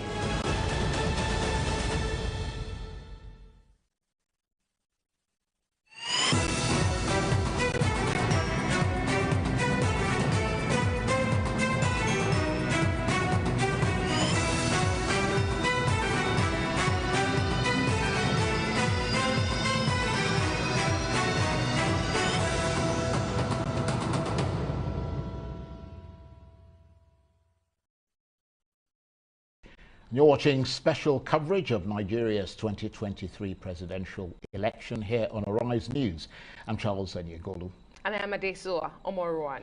Now, polls have closed here in Abuja and across Nigeria on a day that Africa's most populous nation has been choosing a new president. Millions of Nigerians have been voting in a ballot that's seen as the most competitive presidential election since military rule ended. President Buhari is stepping down after serving 2 4-year terms, and 18 presidential candidates are vying for the top job, though 4 of them are thought to be the front runners.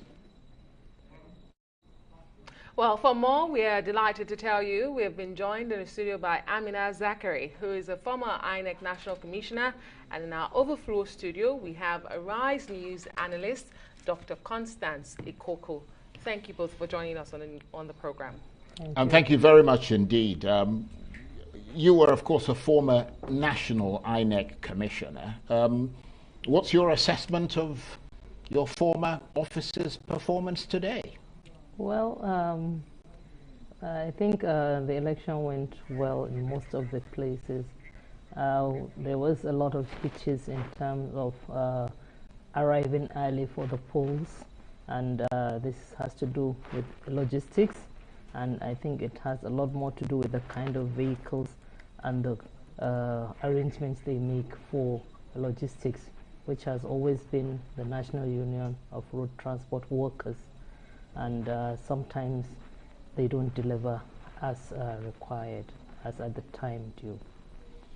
But surely you must have known this. I mean, you were there. I mean, you've been at that place for 10 years. You've left now, of course, but these things must have occurred over and over again. Yeah, they've been occurring over and over again because of the level of suspicion in the country's polity. If INEC was allowed to use a lot more vehicles, maybe from the government agencies like the transport associations, where we have larger vehicles, like the OMTCO vehicles in Abuja can actually deliver up to 10 polling units at the time. That could do well, but because of the level of suspicion in the country, they are forced to use the NURT drivers, which sometimes do not have enough vehicles. When you do the logistics, there's 170,000 polling units with an average of 4 staff. If you do the numbers, you'll find that the sheer number of vehicles required over the country are so many that definitely they cannot be delivered in most of the states. And Dr. Ikoko, let me bring you in. It's the 7th consecutive election Nigeria is having since return to democracy. Should we still be discussing challenges of logistics now? Very good question, Adesuwa. When you look at what has been happening today throughout the country, I mean, it has been mixed news. Some are very elating, some very disappointing. So for instance, you have people that showed up at the polling units by 6:30 a.m. They drove from home very early in order to get there, and the INEC officials did not show up till 11 a.m., sometimes 11:30 a.m., which is not, which is not very good. And then you have people who came there. They were told that their names are not at that particular polling unit, that they have been transferred, meaning they have to start running up and down. And then there are other places where some of the INEC officials failed to turn up with the ballot boxes for the presidential race, or the ballot papers instead for the presidential race. And that was an excuse given to people. You also had other places where there was a lot of lack of organization. It was disorderly. In some places, there was orderly conduct. So we should not be talking about all of this kind of glitches and challenges by this time. We should have overgrown this. We had 4 years to prepare for this election in 2023. I think we shouldn't be hearing about this at this time. Some of the INEC officials also did not show some level of professionalism. So when questions were asked about what was happening, even by reporters, they refused to say something, to respond, we could see. And then the other thing that I would like to add quickly is that citizen journalism has been very helpful during this election. I mean, apart from we reporting from the mainstream media and news organizations, you could pick up your phone. A lot of people were sending videos live from where they were. They were reporting themselves, telling you when they arrived, telling you where they were in the queue. I knew people who went by 6:30 a.m. By 4:30 p.m. was when they were able to vote, because the voting did not start early. So we're hoping that after this election, we should not be seeing this again. But as you can see, we have news reports, not only from reporters, but from the citizens. And this is very useful in order to understand what is going on in different parts of the country.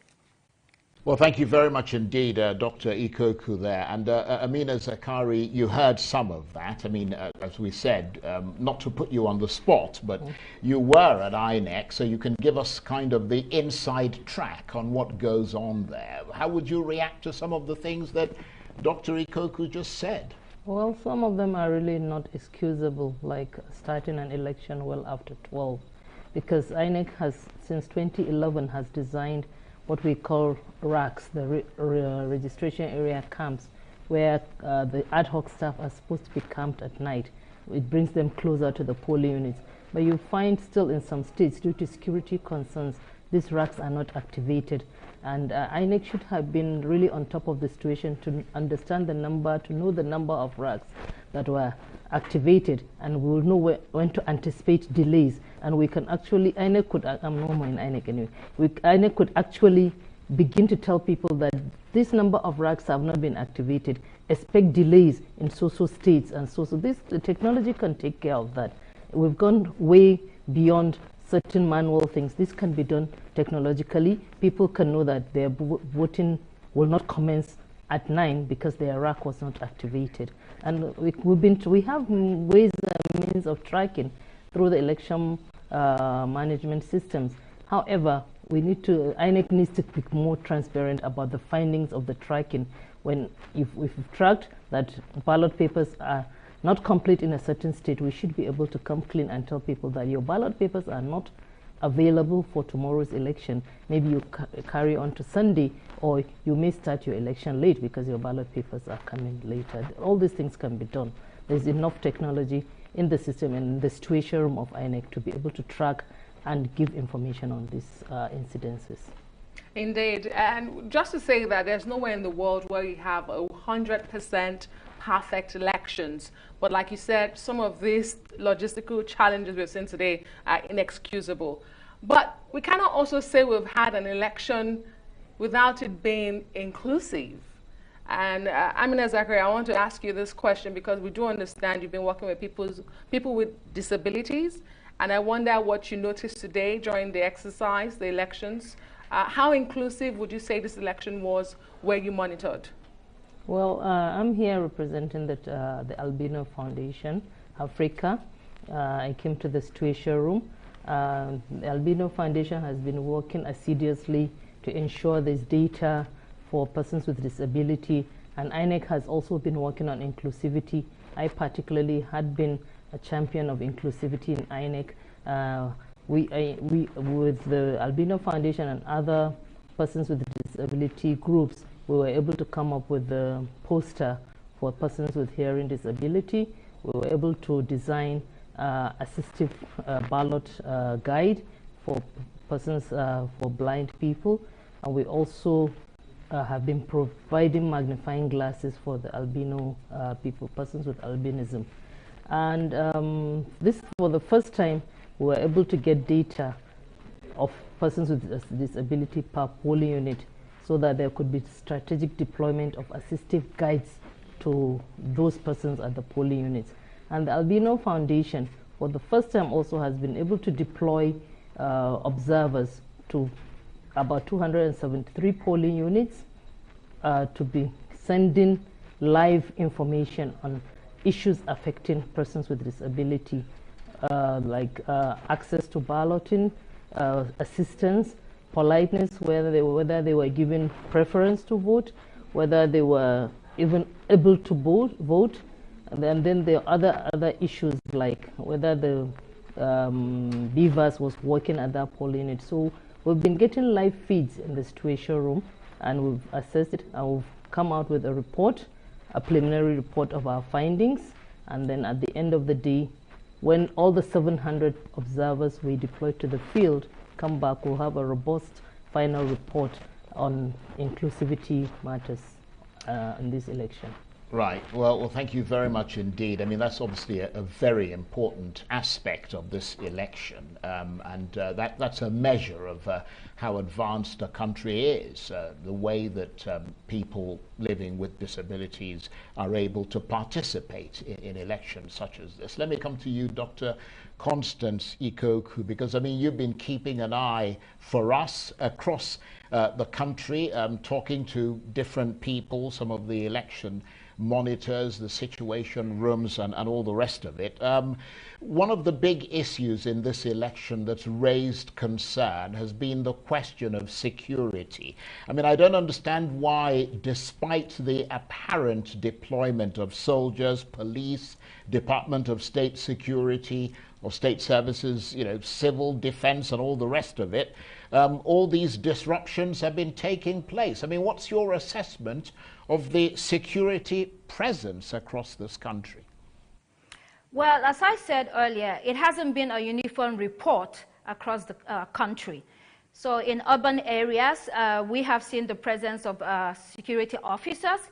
In some states, there has been chaos, a little bit of confusion. So for instance, in Rivers State, in Lagos State particularly, a bit in Kogi State, and I think in Bayelsa, as our reporter on the ground sent us a report. In so many other parts of the country, it has been relatively peaceful. People were able to go out, stand in the queues if it meant standing in the queue for the whole day, because even as we speak right now, there are people that are still waiting to vote. Why? Because the INEC officials did not turn up early. And then in addition to that, I think that the polling units, some of the polling units had so many people. People that I know in Abuja here, some of their polling units were over 1,000 people, so they had to wait longer hours. So it has been generally peaceful. Of course, we do not have enough security officers when we count the number of people we have in Nigeria. Our population is over 200 million people, and I don't think we have up to 100 million policemen, of course not. So you would have a bit of challenge, but I think that they have also deployed security strategically to places perhaps that they are needed most. For instance, Lagos State, to urban centers where we have a lot of people, Kano State, Katsina, and other areas. So we have been able to manage that so far. I haven't seen reports of sporadic, terrible violence. The elections have been going on okay as we speak. Amina, I want to bring you back into this conversation because you do have insights as to how elections work in Nigeria, having been a part of the electoral body. Would you say, higher registered voters equal higher turnout? And I'm asking because we've seen an additional 9 million plus registered for this election. A key demographic of that number, Nigerian youth. Is it too early to talk about the turnout in this election today? What have you noticed? Yeah, I think it's too early, and I had gone to vote, and my polling unit, I wasn't comfortable with the number I saw. And I've seen some reports coming in through the Twitter, and I see certain low numbers. So I'm not convinced the hype and the number of persons that collected the PVC will actually translate into higher turnout. But we'll wait to see. We hope to cross the 30 million number. I'm not sure we could go so far. Right, let me stay with you, Amina Zakari. We'll come to Dr. Constance Ikoku in a minute, but I mean, again, you've got that inside track. What about, obviously there were disruptions in some polling units in different parts of Nigeria, but what about in those places where there was no disruption? What are you hearing about the counting of ballots and the uploading of results? Because I wonder if we have any sense of when we might get a result. Is it likely to be earlier than usual because of the new technology-driven voter system? I'm not sure it will be. It will be earlier than usual because they have two streams of collation officers.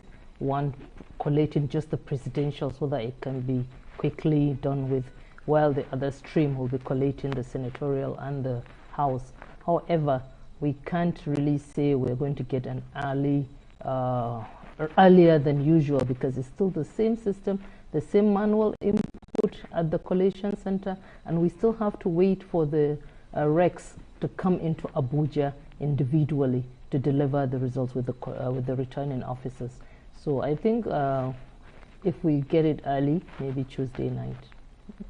I'm not saying this on behalf of INEC, but from experience, knowing the terrains in Nigeria, because you still have to collate from every ward, every RA to local government, then to the state level, then fly into Abuja and deliver the results. So I think Nigerians should be patient. We're doing better than a lot of countries. We've gone for observation in countries where it's after we came back to Nigeria, the results are actually finalized, audited, and released officially. But you may get unofficial results, but it doesn't happen in Nigeria. The results have to be official and certified at the end of the election. Indeed. And Dr. Constance Ikoku, I want to ask you the same question I asked Amina Zakari a moment ago. Do you think that because we have highest registered voters so far, we're likely to see highest registered, highest voters come out this time around? I'm talking about voter apathy that has been a part of our election cycles. Do you think we may be seeing a shift? Are we bucking that trend? Well, it doesn't follow that when you have a high number of registered voters, that they will actually turn out on election day. Having said that, in this election, we are seeing massive turnout.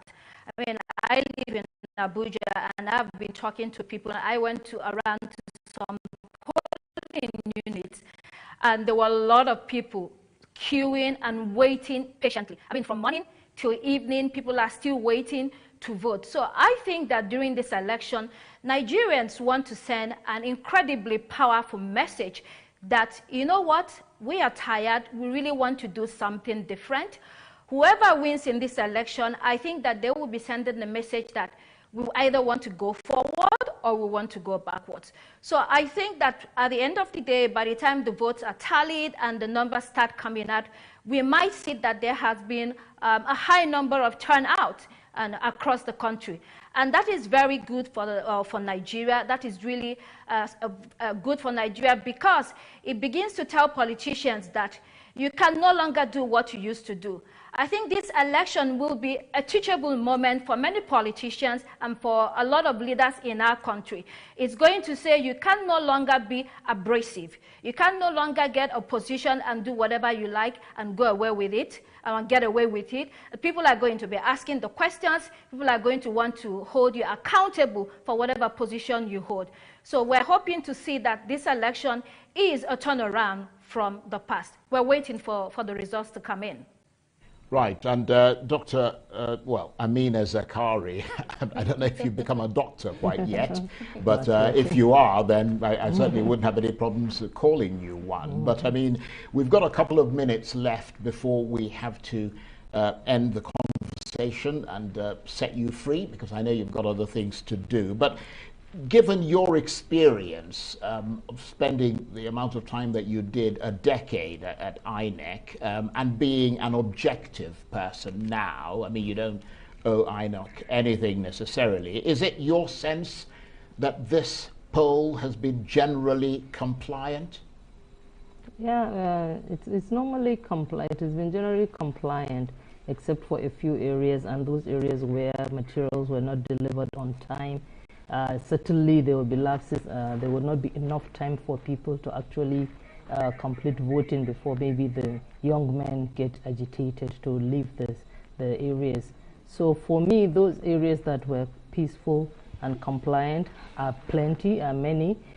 We always get to hear problems from the fewer areas that had problems, but those areas that have problems may not necessarily comply as best as what we had in the good areas. And I'm hoping for a day that every time we go out for elections, it will be like a textbook, like what was written in the textbook. You tend to find that a lot of discrepancies, people take the instructions differently. You have to, even my poll unit, I had to correct the ad hoc staff because they were taking the instructions upside down. So basically, and this is because we change our ad hoc staff every 4 years. If only we can have a system where we have people that have done election over and over again, you'll find that within the next 3-4 cycles, there will be textbook type of election. Like in Ghana, they actually employ them from presiding officer, you grow to the next level. But in Nigeria, every time, everybody is new. You hardly find people that have conducted like 3 elections consecutively. Maybe they would have conducted an election as a student, then as a copper, and that's the end of it. So I think we need to remove that suspicious nature and begin to groom and train people that will be our election officials until we get it to a point that you have textbook kind of elections. We've seen textbook elections in certain countries where every polling unit behaved the same way because they've had training over and over again, and they've been ad hoc staff over and over again. So I think that's my take on this. That's a very good point. Indeed. And we thank you so much for sparing us this moment. Amina Zakari, a former INEC National Commissioner, and of course our very own analyst, Dr. Constance Ikoku, for being with us on this segment. And you're watching a special coverage of Nigeria's 2023 presidential election here on Arise News with Adesua Omorwan and me, Charles Anyegulu. We'll take a quick break and we'll be back in a hot second. Stay with us.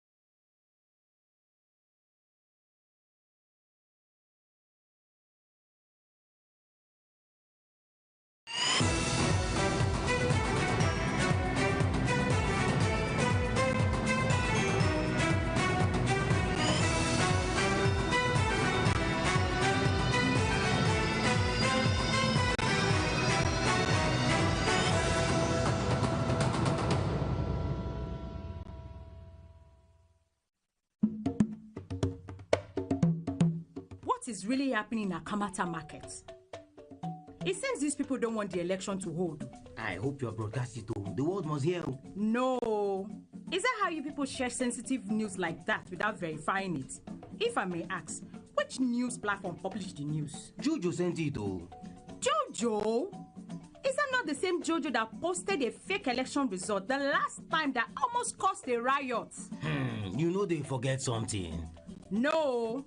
In this election season and after, one must be very careful. Or do you want to set the country on fire? Haba. Fake news is a threat to a free and fair election and to peace and security. So, before you share any news, check to be sure the source is credible. Check if there are supporting credible sources. Read beyond the headlines. Check the author. Check the date. Check your biases. Ask an expert or send to a fact-checking organization for confirmation. Say no to fake news. This message is brought to you by the Center for Democracy and Development, CDD, with support from the UK government.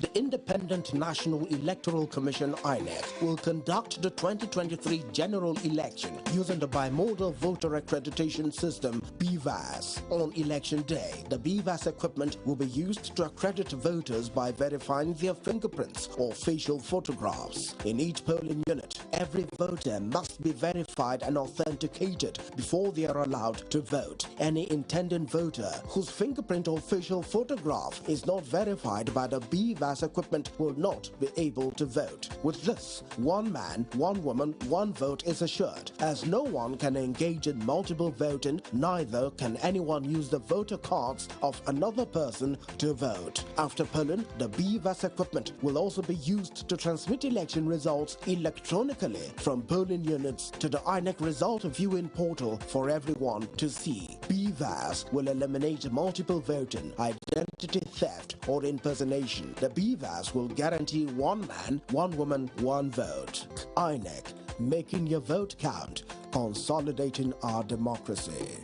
This message is brought to you by the Independent National Electoral Commission, INEC, and the Center for Democracy and Development, CDD, with support from the Osiwa Africa Foundation.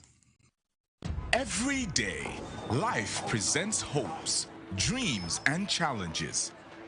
Challenges that can become successes with a little help. Because a little help can empower you to go from despair to celebration. A little help can keep you going until the race is won.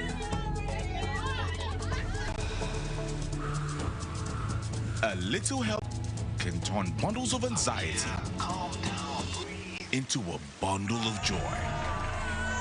And with Glow Data, you get much more than just a little help. You get the biggest data deals in town to make every day glow with small wins and big wins. Dial *777# to select your Glow Data plan.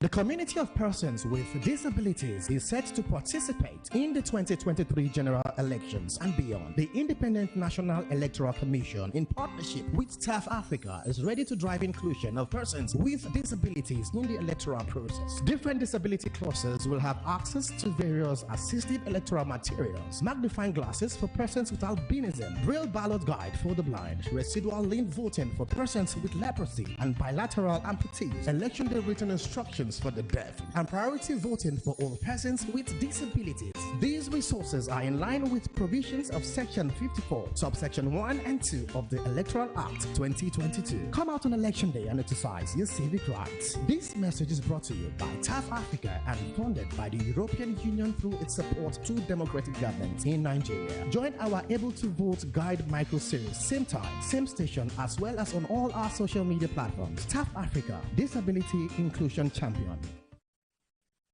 In an effort to reduce overcrowding and ensure stress-free voting experience on election day, the Independent National Electoral Commission (INEC) has moved voters from overcrowded polling units to less congested ones within the same location. All eligible voters can visit cvr.inecnigeria.org/VVS or voters.inecnigeria.org to confirm the polling unit where their names appear on the voters register to vote on election day. Also note that the list of eligible voters in each of the 176,846 polling units will be physically displayed at each polling unit nationwide before the day of election. INEC is therefore encouraging all eligible voters to verify their polling unit using the various options before they go and vote on election day. This message is brought to you by the Independent National Electoral Commission (INEC) and the Center for Democracy and Development (CDD), with support from the Osiwa Africa Foundation. Today, the Tony Elmelu Foundation Entrepreneurship Program has trained over 1.5 million young African entrepreneurs. We have disbursed nearly $100 million to over 18,000 beneficiaries who have gone on to create over 400,000 jobs across Africa. We need to do more for women in Africa. Empower a woman, you're empowering a whole society. The Tony Elumelu Foundation gives access to a world-class business training and seed capital. Thanks to the Tony Elumelu Foundation Entrepreneurship Program, we've been able to structure our business and operations, but also we got the funding and financial needs to concretize it and make it happen. This is the impact we want to achieve at the Tony Elmelu Foundation. The Tony Elmelu Foundation Entrepreneurship Program is sector agnostic. The only thing that is important to us is your ideas. The future of Africa is in your hands. Everyone dreams of owning a home, but not everyone has the budget. We understand this, and that's why at Meridian Park Estate, everyone has a fair chance to own a home in Ajah and environs. Over the years, we have consistently and creatively delivered homes at prices that beat the market by about 20% and still furnish them with a flexible plan that makes payment convenient. That's why when our clients fear for price, we confidently say, not even your budget can stop you. Don't let your budget stop you from owning a fully built 3-bedroom maisonette duplex in Ajah for as low as 9.99 million naira key collection deposit and spread the balance over a period of 24 months. For more details and inquiries on how to save millions on a home in Ajah, visit www.meridianparkestate.com. It don't come, population and housing census. It don't come. Oh yeah, everybody get ready, well. On the 29th of March to the 2nd of April 2023, the National Population Commission will be conducting a comprehensive population and housing census to generate reliable, sustainable, and up-to-date data needed for policy formulation, security, national planning, and development. Population and housing census, we go make life better, eh? Because now him our government to give the use. National Population and Housing Census 2023. It's your civic responsibility. Please support it. The 2023 Population and Housing Census is being conducted by the National Population Commission, NPC. Personal data assistants, PDAs, will be deployed countrywide for the census exercise. Everything will be done digitally. Nigeria's 2023 Population and Housing Census. On the 29th of March to the 2nd of April 2023. You count. Be counted.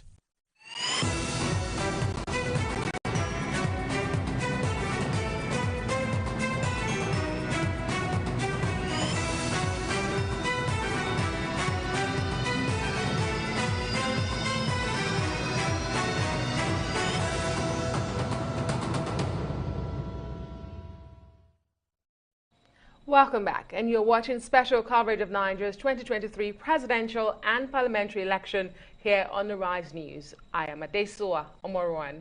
And I'm Charles Aniagolu. And on this day, if on none other, Hope is all around, and Nigerians have been at their most optimistic, eager to help this country find new leadership, hopeful that their vote will usher in positive change. But with so many challenges, disruptions, and disturbances today, where lies that dawn of hope and the arrival of the new era that many want to see? Has the significance of this moment been eroded in the most unpredictable election in years? Charles, that's a great question. Well, absolutely. Well, for more, we're delighted to tell you that we're joined in the studio by the noted psephologist, Professor of Political Science and Development Consultant, Professor Jibrin Ibrahim, who's also a Senior Fellow at the Center for Democracy and Development in Abuja and Chair of the Editorial Board of Nigeria's Premium Times newspaper. We're also joined from our off-site studio by Santiago Stocker, who is an IRI, that's the Independent Republican Institute, a National Democratic Institute International Election Observation Director. Thank you very much indeed to both of you for joining us. And let me come to you first, Professor Ibrahim. You've been, in a sense, at the center of developments with your election analysis group at the Center for Democracy and Development. What have you observed so far today? I think the first point is that the elections did take place.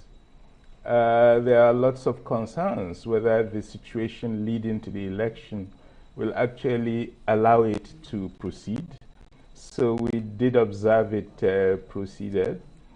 And I think the key issues around the elections were addressed appropriately. First of all, citizens turned out en masse to vote. And the enthusiasm that has accompanied the march towards this date has shown itself to be profound, because this determination to exercise the franchise is deep within Nigerians. Secondly, we were quite afraid over the past few days, given the crisis over cash, the crisis over fuel, whether people would be able to run these elections without major challenges. And somehow that too was killed. The third problem that was killed is that of the massive insecurity in the country. There has been scattered incidental pockets of violence, and there are some suspicion of voter suppression in parts of the country. But on the whole, the security situation held firm.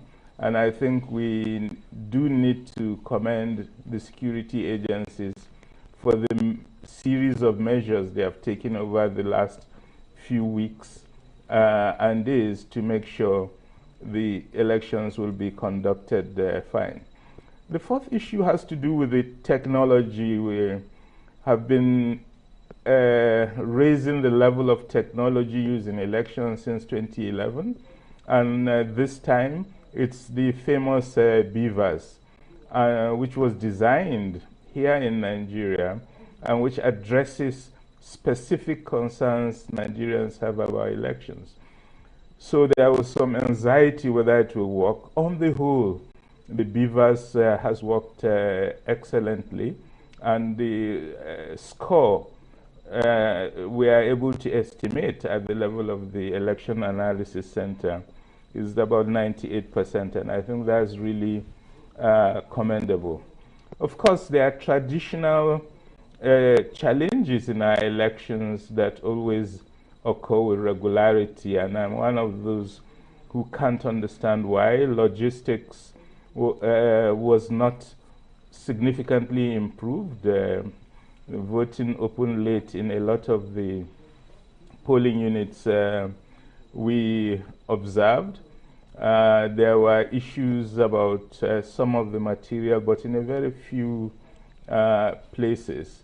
But I do feel concerned that election after election, we are unable to fully address the question of logistic planning and implementation.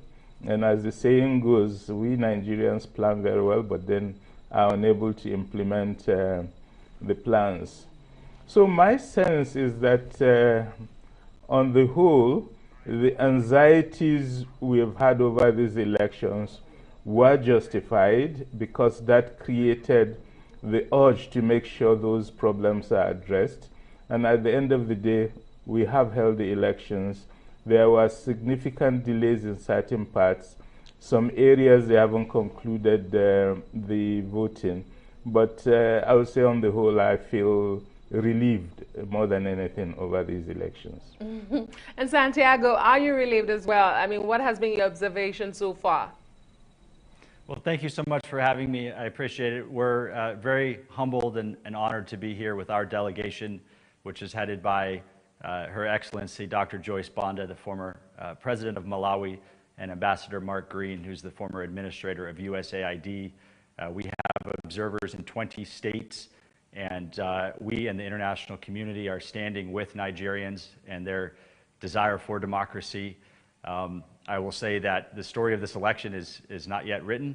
What happens in the next 24, 48 hours is going to be critical. Nigerians right now are voting in the dark. They're voting in the rain. They want their voices to be heard. And there have been, as you and many others have reported, there have been immense challenges. There's been logistical challenges. There have been security challenges. We've heard reports of violent disruptions of the voting process in 17 or 18 states and the Federal Capital Territory, places like Kogi and Bayelsa, Borno, Edo. So it remains to be seen, but Nigerians are determined to have their voices heard, and they're voting as we speak, so we stand with them. And we hope, as Nigerians hope, that this will continue to be a credible and transparent process. And I think what happens over the next few days is going to be really critical in that assessment, the assessment that we make and the assessment that Nigerians make once this has played out. We'll come to Professor Ibrahim in a minute, but let me just ask you this question, Mr. Stocker, because of course, given the backsliding of democracy in Africa, which you're well aware of, and the return of military rule in several countries, having a successful, free and fair election and a subsequent smooth transition of democratic power in Nigeria would send a strong positive message about democracy in Africa, won't it? Absolutely. As you said, there's been democratic backsliding across the region. Nigeria is a critical country in the region and the continent, and this election for Nigeria is a critical inflection point. It's the first open seat since 2007. It's the first election with more than 2 viable candidates really since 1979, and so the continent is looking to Nigeria. The world is looking to Nigeria.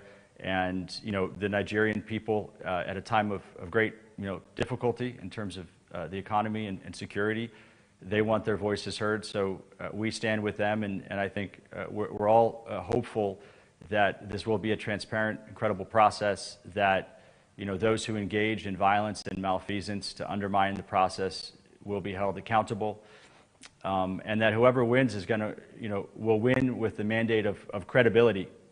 And not a cloak of suspicion, right? There are many issues to be addressed. Whoever wins this election is going to represent a new direction for Nigeria. It's an open seat.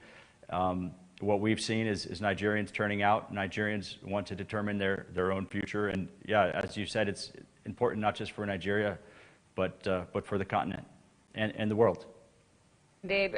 Professor, credible elections are said to be characterized by inclusiveness, transparency, accountability, and competitiveness. Would you say that this election has lived up to those characteristics so far? To you, sir. Oh, sorry. Yes, sir. That's fine. He's worked the elections the entire day. Yes, indeed.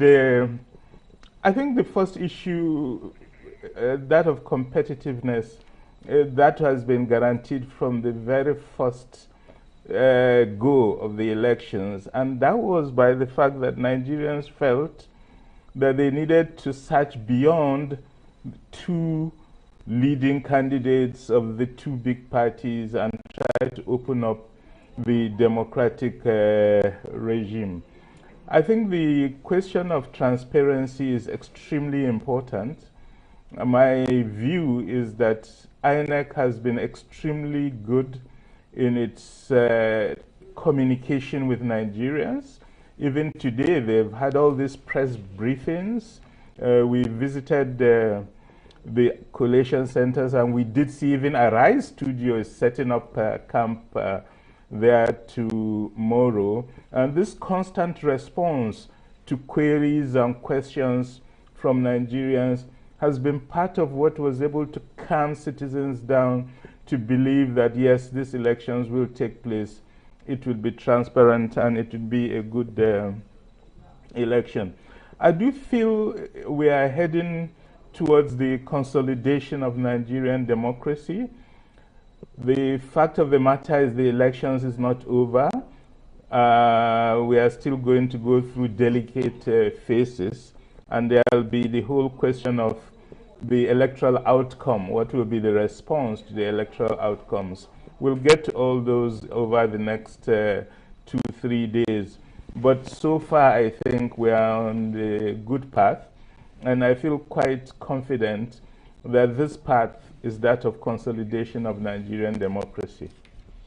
And Prof, let me follow up with you, and I mean Professor Jibrin Ibrahim, of course, the one and only. But I wanted to ask you this, because of your comprehensive knowledge, not just of the history of elections in Nigeria, but also about all the laws and things that surround such elections, particularly the more recent one, the Electoral Act. I mean, is it your sense that President Buhari, I don't know if you saw him earlier today, violated the Electoral Act, and I understand it's section 94, when he showed his ballot and his choice publicly in what is supposed to be a secret ballot, because you're not supposed to influence anyone to vote in any particular way with your ballot, are you?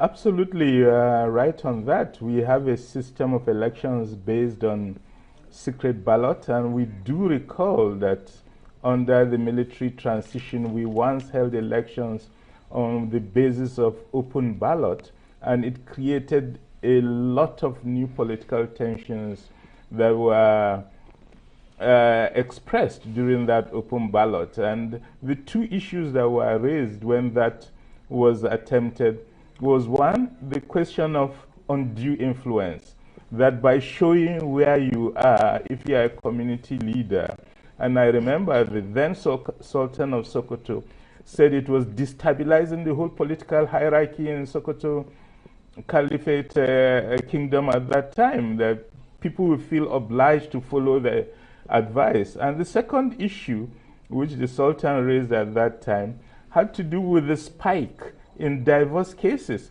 as wives joined a different line from the line their husband was on, and it led immediately to significant family quarrels. So we run secret ballot, and nobody should show who they voted for to the public. I feel it was wrong. I don't know why the president did that.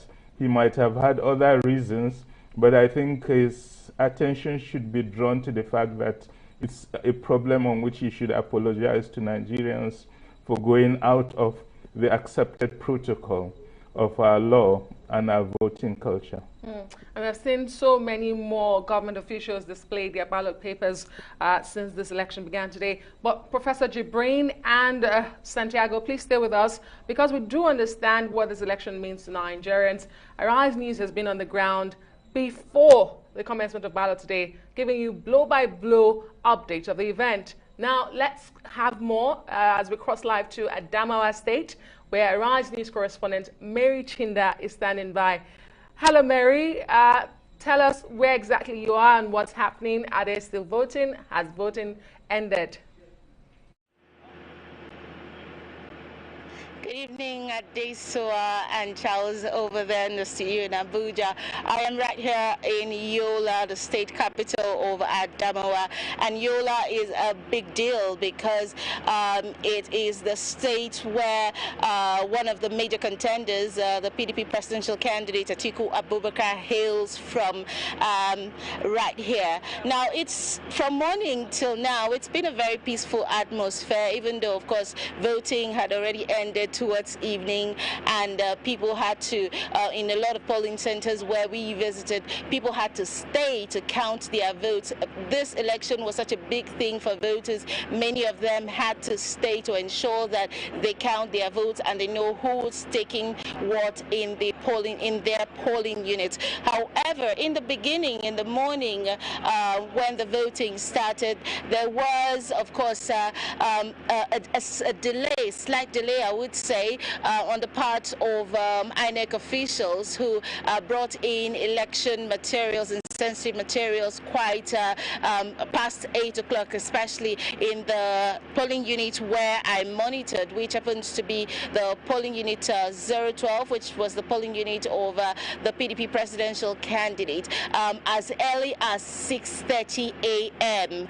when we got there, voters were already there waiting, and you know, up until 7 a.m., 7:30, 8 o'clock, the agitations were growing and increasing because no INEC official had been in sight up until they came and then began to set up. And then the beavers was also a big thing in Adamawa State, especially in Yola, because in the polling centers where I monitored, it wasn't such a problem. It was easy. It was easier for people to, you know, sort out their names in the voters register and then get on to, you know, get accredited with the beavers, and of course get on to the big business of the day, which was voting. Adamawa had over 2.1 million registered voters in this particular elections, and of course there were over 4,104 polling units, and at least one beavers was deployed to each of these centers.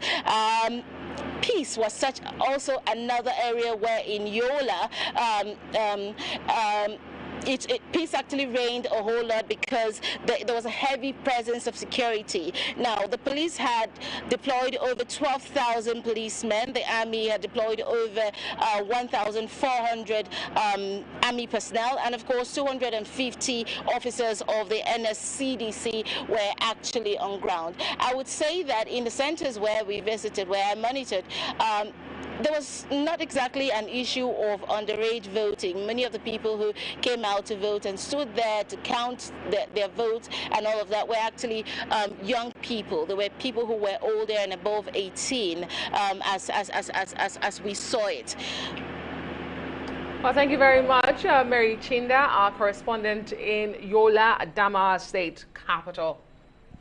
And of course, the two election observers are still with us. The Professor Jibrin Ibrahim, who's a senior fellow at the Center for Democracy and Development here in Abuja. He's chair of the board of Nigeria's Premium Times newspaper. He's also a noted psophologist and political science and development consultant. And Santiago Stocker, who is an Independent Republican Institute and National Democratic Institute International Election Observation Team Director. And just give us a sense, Mr. Stocker, of how widespread your, if you like, dragnet is across Nigeria. I mean, can you actually speak credibly about the observations that you've made? And I'm told that he can't hear us, so whilst we're fiddling with the knobs to get him back in, let me talk to the man who's sitting next to us, who is, of course, Professor Jibrin Ibrahim. It's interesting, Prof, that someone was talking about reading Chinua Achebe's A Man of the People, which was about Nigerian politics. It was written in the 1960s, but absolutely brilliant in describing today's politics where you feel the texture and the satirical elements all still enormously relevant today? Absolutely. I wrote a published paper on how the best way to read Nigerian politics is to read Chinua Achebe. And his key novels that went through the period of colonization through to the nationalist struggle, the establishment of civilian rule, and above all, the birth, growth, and rapid development of corruption alongside party politics is very fascinating. There's a sense in which, if you are still with us, the way in which a nation had to change its entire currency to see if it can change the proclivity towards corruption by politicians. It's never happened in world history. This is a big story. And I feel the whole elements of trying to organize violence, trying to induce voter suppression, trying to eliminate rivals through the court system before you even get to the elections, they are very rich material for a novel. I do wish I have creative talents. Unfortunately, I don't. You don't go that way. You're more in the academic side. But let me quickly put the question that I had put originally to Mr. Stocker. You couldn't hear me, Mr. Stocker, but I understand that we've resumed communication with you. And I was asking you how wide your dragnet is, your observation team. How widely spread across Nigeria are they? And are you going to be able to get a real good sense of how this ballot has gone across the country to inform the eventual report you're going to give about what you saw and what you observed? Sure. So we were very deliberate about making sure that our observers are deployed in every region of the country. We cover 3 to 4 states across the whole republic. So from southwest to southeast, south-south, and of course north central, northeast, northwest. So now we know that with the 19 states and Federal Capital Territory, it will have a broad perspective on how the election plays out. But our observation effort has been a long one. We started almost a year ago assessing the electoral landscape and observing elections in Ekiti, elections in Osun, meeting with civil society stakeholders, government stakeholders, security stakeholders. And we understand that a credible, a transparent, and a peaceful election is, and so we've taken that approach to it. It's not just what happens on election day. Of course, that's incredibly important. And Nigeria has incredibly strong civil society and many other observation groups as well. And in fact, one of the recommendations of our last assessment on the election landscape was to ensure that election observation efforts learn from each other and are well coordinated. So our picture is principally informed by our observers in those states, but our assessment is conducted, with a broader understanding based on what we've done over the past year, and also based on the broader context and what civil society and other observation groups are doing. So it's a much more comprehensive view than just observing in a few states on election day. We've really taken a broad approach to this. Well, we want to thank you very much indeed for the work that you're doing in Nigeria, and also to thank you for being on the program tonight. Santiago Stocker is the director of the Independent Republican Institute and National Democratic Institute International Election Observation Team. And also I want to thank you exceedingly, as always, Professor Jibrin Ibrahim, the noted psephologist, Professor of Political Science and Development Consultant, who's also a senior fellow at the Center for Democracy and Development in Abuja and chair of the editorial board of Nigeria's Premium Times newspaper. Thank you to both of you. Well, let's cross now to Nigeria's commercial capital, Lagos, where we have Arise News correspondent Oba Deoye joining us for an update on how the polls played out in Lagos State. Oba, good evening. Thank you for being on the program. We do know that there had been incidences reported in Lagos earlier today. What's the situation on ground now? Yes, counting of ballots has ended in several polling units across the state, and as we speak, people are expecting, the final announcement of results from the state. We visited quite a number of places in Lagos during the poll, and I can tell you that it was relatively peaceful across major parts of Lagos, except where we have pockets of violence here and there, with political talks coming to disrupt voting activities. I went to Surulere for an instance where we got reports that some political talks came around and, they were shooting sporadically into the air to scare voters away. And in the disturbance that occurred thereafter, people were injured and a lot of people had to already leave the polling unit for safety. Even some security men had to pull their uniform and, wear something else, mufti, just to, to cover up themselves from danger. And I saw some empty shells, empty bullets there at the polling unit as evidence that indeed these people came around. They destroyed a lot of polling materials there at that polling unit. The same thing was recorded in the Etiosa area of the state where, some unknown persons came around and destroyed all the voting materials in that polling unit. But the shocking part is that people, they came to attack, regrouped themselves and insisted that they were ready to cast their vote regardless of what happened at the end of the day. But unfortunately,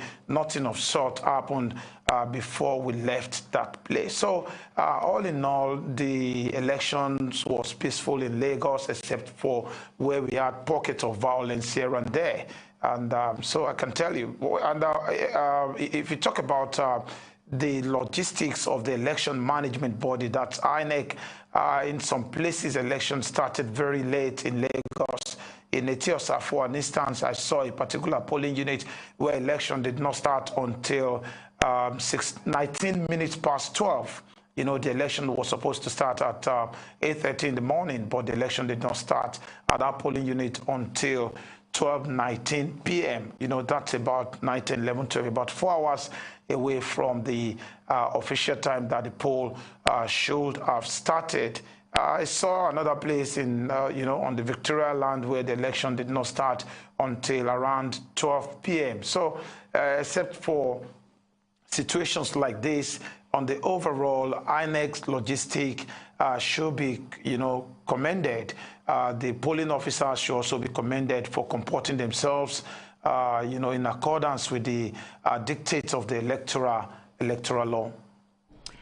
But obviously, Oba, you did mention that there were disruptions and that there were sort of hoodlums moving into different polling booths, and obviously that might have affected the confidence of people in Lagos, certainly in certain parts of it, but to what extent?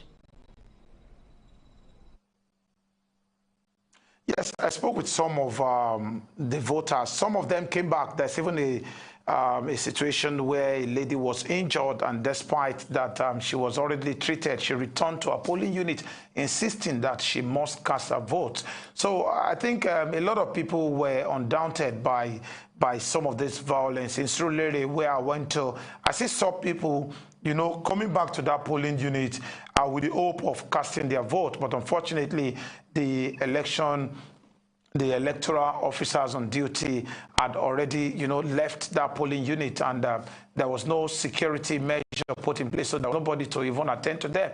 So I saw a lot of people that were not moved by this pocket of violence, and they insisted that they must cast their vote. But you agree with me that we also have people that will be worried, that will be bothered about their own safety. And, some of them will never return to that polling unit for fear of further attacks. Obade, thank you so much for the great job you have done so far from Lagos.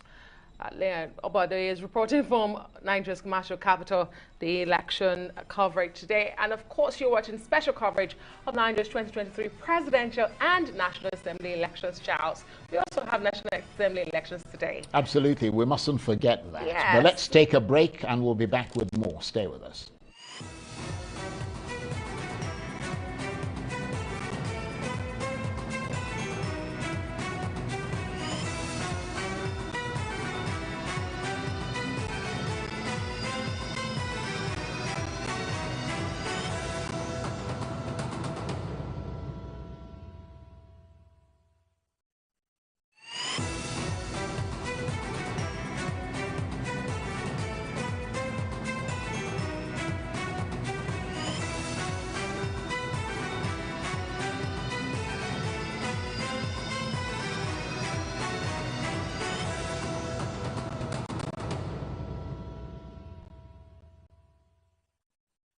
Every day, life presents hopes, dreams, and challenges.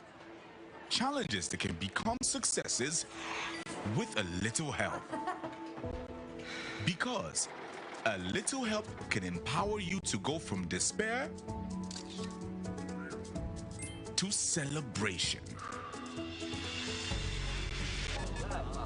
A little help can keep you going until the race is won.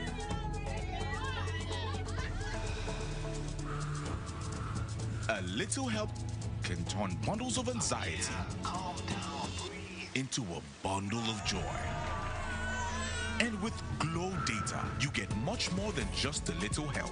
You get the biggest data deals in town to make every day glow with small wins and big wins. Dial *777# to select your Glow Data plan. In an effort to reduce overcrowding and ensure stress-free voting experience on election day, the Independent National Electoral Commission (INEC) has moved voters from overcrowded polling units to less congested ones within the same location. All eligible voters can visit cvr.inecnigeria.org/VVS or voters.inecnigeria.org to confirm the polling unit where their names appear on the voters register to vote on election day. Also note that the list of eligible voters in each of the 176,846 polling units will be physically displayed at each polling unit nationwide before the day of election. INEC is therefore encouraging all eligible voters to verify their polling unit using the various options before they go and vote on election day. This message is brought to you by the Independent National Electoral Commission (INEC) and the Center for Democracy and Development (CDD), with support from the Osiwa Africa Foundation. Welcome to the One place of possibilities, a niche for financial success, the one place where your dream is the priority. From wealth management and financial advisory to retirement planning, a place with a dedicated team with various expertise guiding you to financial freedom.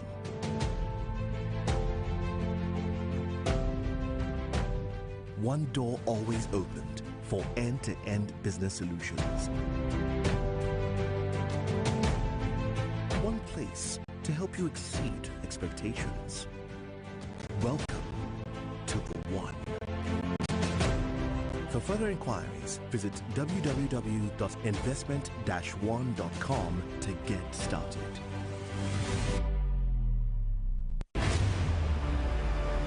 Today, the Tony Elmelu Foundation Entrepreneurship Program has trained over 1.5 million young African entrepreneurs. We have disbursed nearly $100 million to over 18,000 beneficiaries who have gone on to create over 400,000 jobs across Africa. We need to do more for women in Africa. Empower a woman, you're empowering a whole society. The Tony Elumelu Foundation gives access to a world-class business training and seed capital. Thanks to the Tony Elumelu Foundation Entrepreneurship Program, we've been able to structure our business and operations, but also we got the funding and financial needs to concretize it and make it happen. This is the impact we want to achieve at the Tony Elmelu Foundation. The Tony Elmelu Foundation Entrepreneurship Program is sector agnostic. The only thing that is important to us is your ideas. The future of Africa is in your hands. Everyone dreams of owning a home, but not everyone has the budget. We understand this, and that's why at Meridian Park Estate, everyone has a fair chance to own a home in Ajah and environs. Over the years, we have consistently and creatively delivered homes at prices that beat the market by about 20% and still furnish them with a flexible plan that makes payment convenient. That's why when our clients fear for price, we confidently say, not even your budget can stop you. Don't let your budget stop you from owning a fully built 3-bedroom maisonette duplex in Ajah for as low as 9.99 million naira key collection deposit and spread the balance over a period of 24 months. For more details and inquiries on how to save millions on a home in Ajah, visit www.meridianparkestate.com. The community of persons with disabilities is set to participate in the 2023 general elections and beyond. The Independent National Electoral Commission, in partnership with TAF Africa, is ready to drive inclusion of persons with disabilities in the electoral process. Different disability clusters will have access to various assistive electoral materials, magnifying glasses for persons with albinism, braille ballot guide for the blind, residual link voting for persons with leprosy and bilateral amputees, election day written instructions for the deaf, and priority voting for all persons with disabilities. These resources are in line with provisions of Section 54, subsection 1 and 2 of the Electoral Act 2022. Come out on election day and exercise your civic rights. This message is brought to you by TAF Africa and funded by the European Union through its support to democratic government in Nigeria. Join our Able to Vote Guide micro series, same time, same station, as well as on all our social media platforms. TAF Africa, Disability Inclusion Champion. It done the come. Population and housing census. It done the come. Oh yeah, everybody get ready, well. On the 29th of March to the 2nd of April 2023, the National Population Commission will be conducting a comprehensive population and housing census to generate reliable, sustainable, and up-to-date data needed for policy formulation, security, national planning, and development. Population and housing census, it go make life better, because like our government to give the use. National Population and Housing Census 2023. It's your civic responsibility. Please support it. The 2023 Population and Housing Census is being conducted by the National Population Commission, NPC. Personal data assistants, PDAs, will be deployed countrywide for the census exercise. Everything will be done digitally. Nigeria's 2023 Population and Housing Census. On the 29th of March to the 2nd of April 2023. You count. Be counted.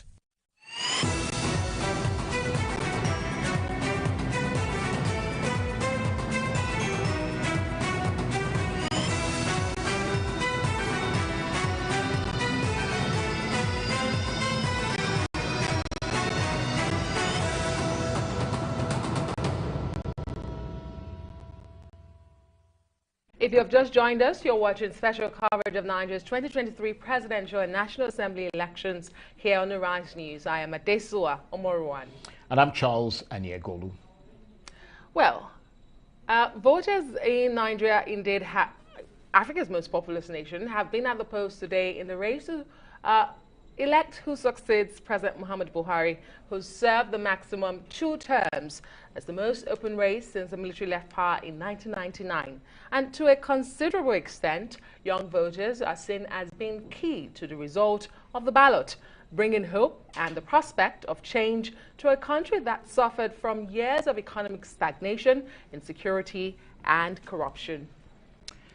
Well, on the back of that, I'm delighted to say that we're joined by Idayat Hassan, who is the director of the Center for Democracy and Development in Abuja here. It's a premier think tank and election analysis think tank. And also from our Overflow studio, we're also joined by Oluwole Osaze Uzi, who is the former Director of Voter Education at the Independent National Electoral Commission, INEC. Thank you very much indeed to both of you for joining us on what is clearly, particularly for IDIAT, an exceedingly busy day. But I remember talking to you previously, IDIAT. You were one of the people who described this election as a hugely competitive ballot. I wonder if that competition has been borne out in some of the chaos and disruptions and that we've seen today in this election. Is that as a result of that competitive nature, or are these just things that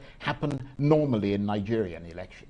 No, I think it's as a result of the competitive nature of these elections. And in fact, if you look at some of the places which have shown violence, which have been violent today, they've also been violent pre-elections, even during some of the party primaries, for instance. So if you take Lagos, for instance, from our ACLED Nigerian Election Watch database, we've consistently mentioned that the numbers of cult attacks that have happened in the last 1 year in that area has been high, also in terms of criminalities. So it's not out of it to actually see this happen. Then being also a cosmopolitan city where it is it's not just about one ethnic group. You can't compare it to like Ekiti or Yo in southwest of the country, and Ogun, which have been relatively peaceful in terms of these whole elections. You find that this is a state that is very cosmopolitan in nature, with many ethnicity represented in it, and also represented in a particular part of the state itself. So it makes it highly competitive because you cannot actually define who will vote. Then the competitive nature of the election also comes up, not just because it's an open race, but because also we are looking at the changing trends where we can no longer project based on our previous historical data. So think of it, President Muhammadu Buhari's 12 million votes, which belongs to him as Buhari, not to the APC, is up for grab in these elections. The 14 states that the People's Democratic Party is won since the 1999 elections is also in contention. So there is actually a scramble for what has been the previous constant in these elections, without us now bringing the issue of identity and other variables that is actually defining the elections. Fascinating. Interesting. Mr. Osaze Uzi, what do you think is at stake in this election? Yes, it's the 7th consecutive one since the return to democracy. We are proudly one of the most stable democracies in the sub-region in Africa. But what's really at stake? I mean, you hear of beaver snatching, ballot box snatching.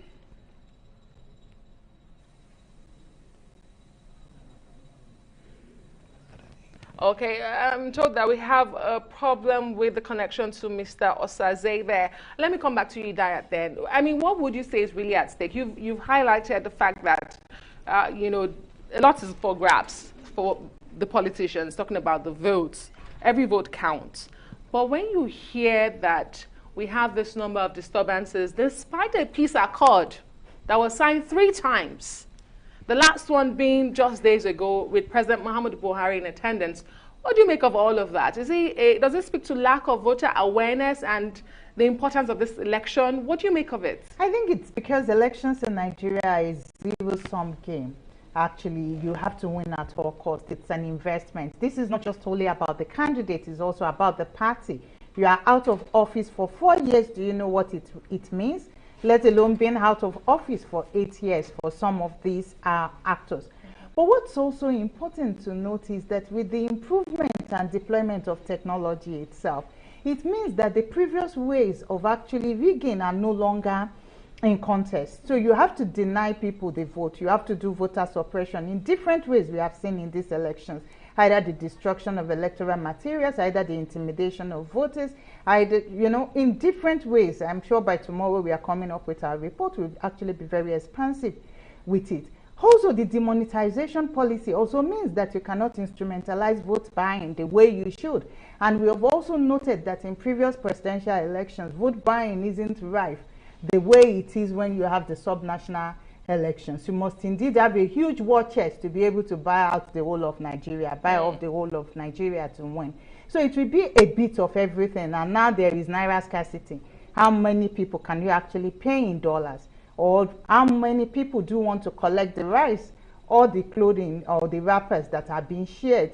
Some people want immediate gratification, which is not missing. So there is a need to resort to one strategy, which largely in these elections, at least today, the first part of the elections is being instrumentalizing violence.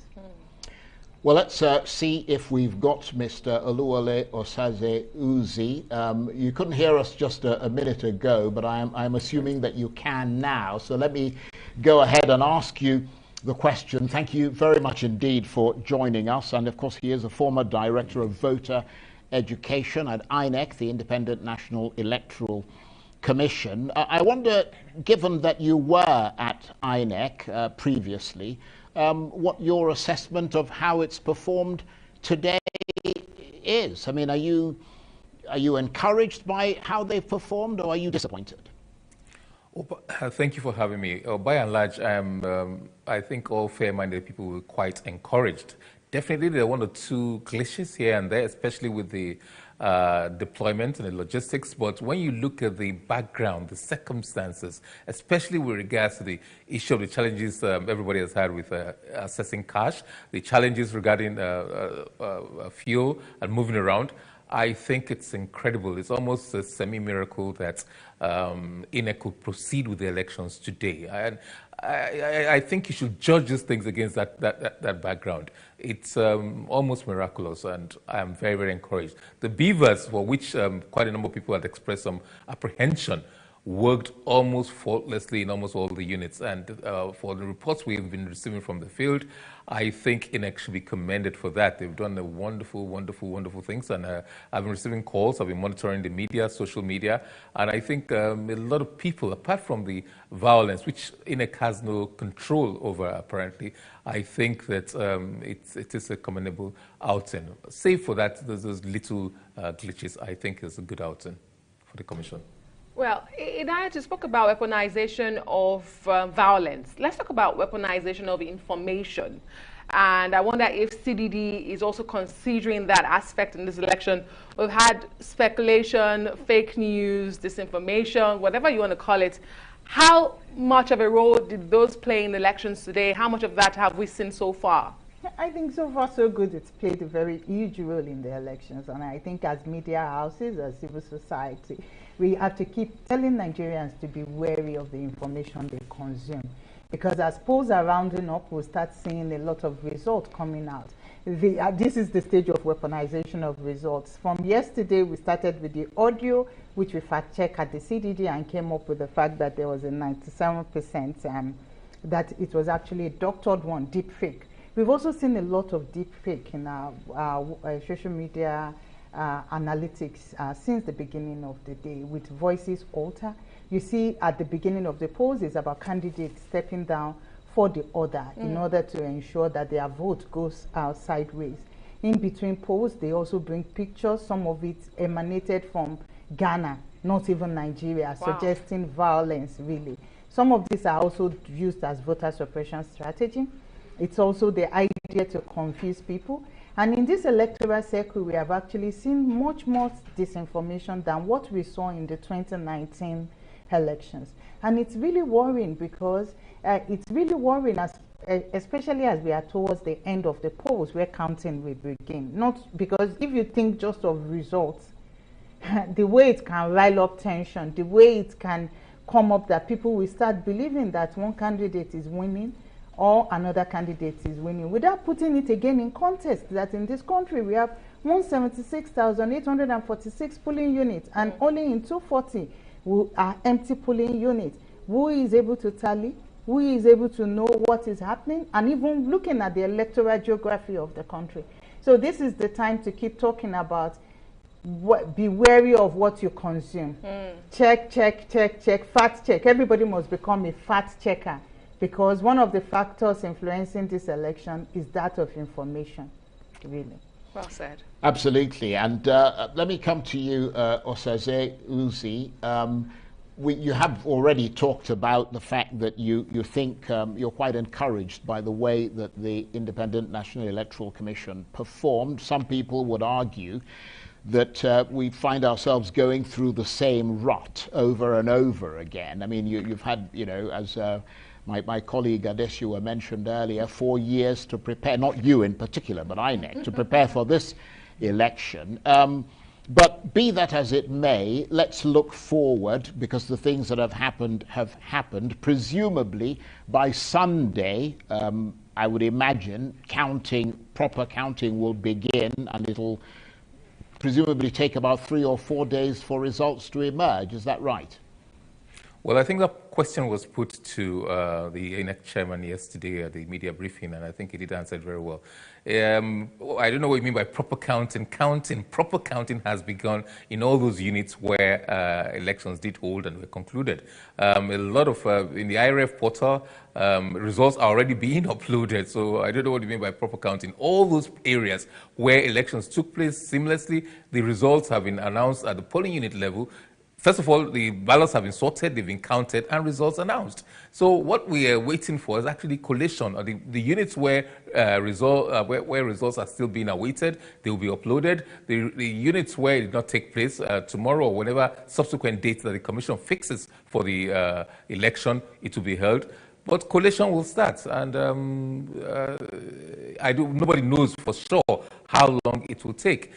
For as long as it takes to ensure that all votes cast have been sorted and counted, then results will be declared. I think it's as simple as that. And anybody complaining about this saying about 4 years cycles and things, except they haven't lived in Nigeria in the last 1 month, it's ridiculous. You must situate things within the context in which they are. It takes most people 6, 7, 8 hours to obtain fuel. Everybody knows that, and the price is what it is. So let us not take things out of context. In everything we do, we must situate them in the context in which we live in. I think that's only fair.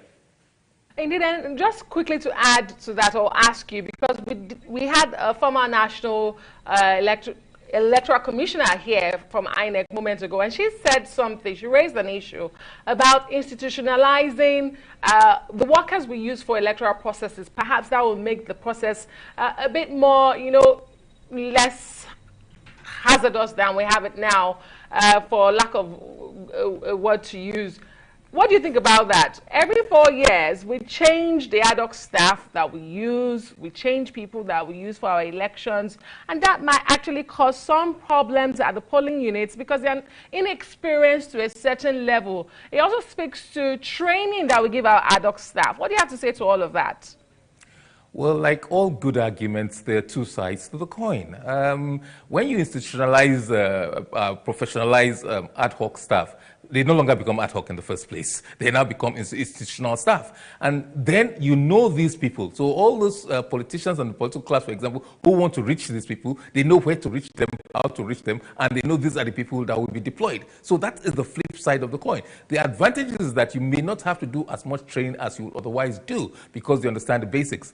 And I think, to be fair to the Commission, each batch of National Youth Service Corps members that come, each batch, INEC goes to the camps to do some basic training. And this is not a PhD thesis or dissertation where you have to go in depth and train them. These people, first of all, are literate, they're educated, they've been certified as being fit and graduates. I don't think you are going to get a larger mass, a crop of people who are educated like that. The only other thing is that you go to the streets and recruit unemployed graduates or unemployed people, and you know the dangers that portends. So I cannot think of any, before the deployment of members of National Youth Service Corps, INEC used to use teachers, they used to use all categories of people, and we know how we came here. We should never ever forget our history. The electoral process has evolved over the years. Many things have been tried. INEC at about 2006 advertised for certain retired people, judges, magistrate, directors, civil servants, retired military personnel. The response to act as ad hoc staff, the response was very, very poor. very poor indeed, and many of the people, it's hard to discard that. So prior to now, we have tried things, it didn't work, and that is why we have evolved to where we are today. We can tweak it a little bit, but the fundamentals are still solid, are still there, and nobody has brought any arguments, has brought sufficient alternatives that will solve this. And don't forget, many of the supervisors, many of the higher categories of staff are officers from federal institutions, and some of these ones have had 1-2 cyclical experience. So it's a mix, and let us not forget that. And Idia Hassan, I mean, you've watched these elections all day. Today, you have a team of people out in the field. You have an election analysis center set up. Yours is one of the most reliable in the West African sub-region. Having looked at this day so far, in terms of what's emerged so far, could it be described as a mixture of expectation, hope, but also a measure of concern, considerable anxiety? I mean, you mentioned that you were going to be producing a preliminary report tomorrow. I wonder what that report will contain. I think our report still will go back to our 5 I's, which we've said will be defining these elections in terms of institution. In terms of INEC, I do agree with Mr. Uzi that it's right that the Commission is conducting these elections against the background of Naira scarcity and fuel scarcity. Yes, be that as it may, but we also do note that the late opening also dampened citizens' enthusiasm in these elections. It takes only somebody who is so determined, which we saw, to wait at the poll, you know, in different, and to wait at the polls and cast their vote in some parts of the country. So it's relative. In some parts of the country, they actually started polling at 8. But in other parts, it was at 10:30, 11, they were just starting, and with very huge polling units. The beavers itself actually functioned in some parts, but in other parts, it did not actually function well.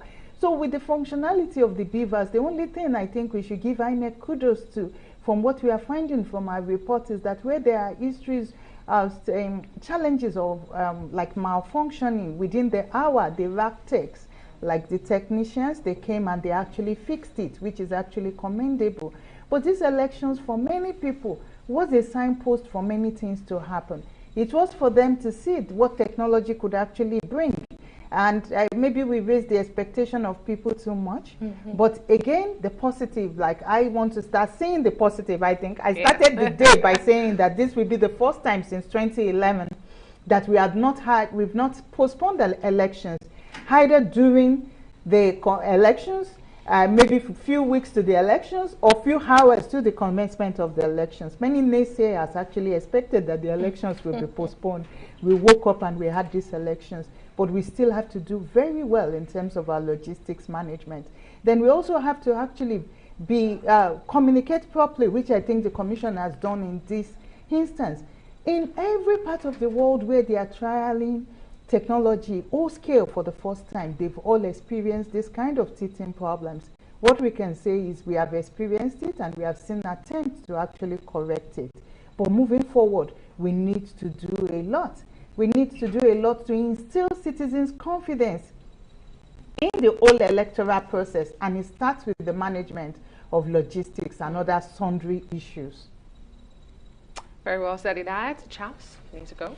Well, I think we can take one more question, at least one more question. And let me direct this to you because, again, you know, you run a very credible election analysis center. And I know that prior to this, one of the things that you brought up based on the analysis that you did was the possibility that this would end in a runoff. Are you more convinced now by what you've seen today, or is it still early days? It's still early days. I do not want to project that it might get to a runoff. I think what is exciting in these elections is that at this minute, we do not know who has won, who will win. I think that itself has added so much excitement to the contest. And when you look at the way winners have emerged since the 1999 elections, all the presidents in 1999, Obasanjo won with 32 state spreads plus FCT. In 2003, he actually got 32 plus FCT as well in terms of spread. Umaru Yar'Adua, it's as if there is something with the 32 number, except when it got to President Muhammadu Buhari on his first run in 2015, when he had won with 25 plus FCT and later won with the same 32 state. So maybe we will still play with that figure, because a person might actually just win the highest number of votes and manage to get this 24 plus FCT spread. We don't know. We are not INEC, but we believe in the process. Fingers crossed. Yes. Idiot, thank you very much indeed. Idiot Hassan is the director of the Center for Democracy and Development, and also Oluwole Osaze Uzi, thank you ever so much. He's the former director of voter education at the Independent National Electoral Commission. You're watching special coverage of Nigeria's 2023 Presidential and National Assembly election here on Arise News. It's time for a quick break. We'll be back. Stay with us.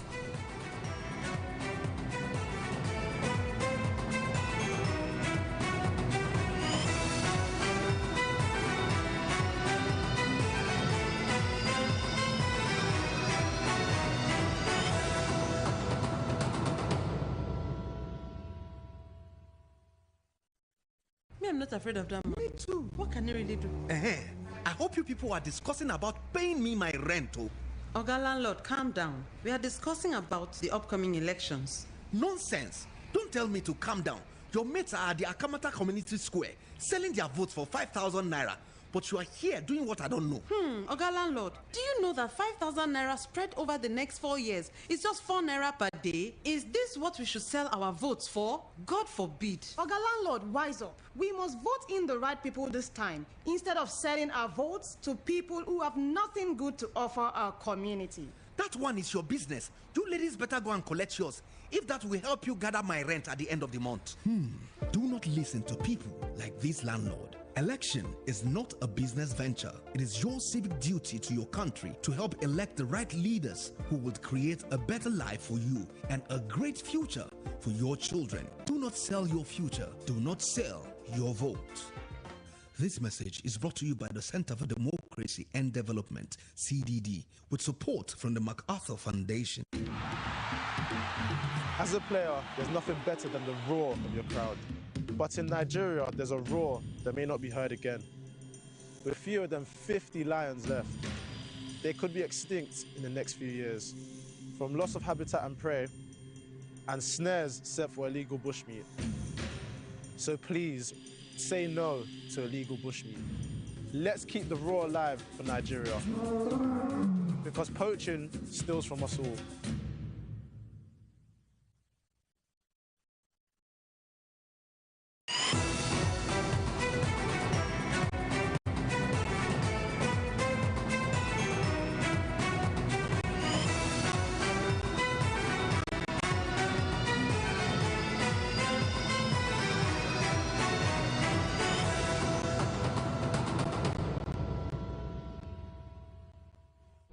You're watching special coverage of Nigeria's 2023 presidential election here on Arise News. I'm Charles Eniegolu. And I am Adesola Omoruan.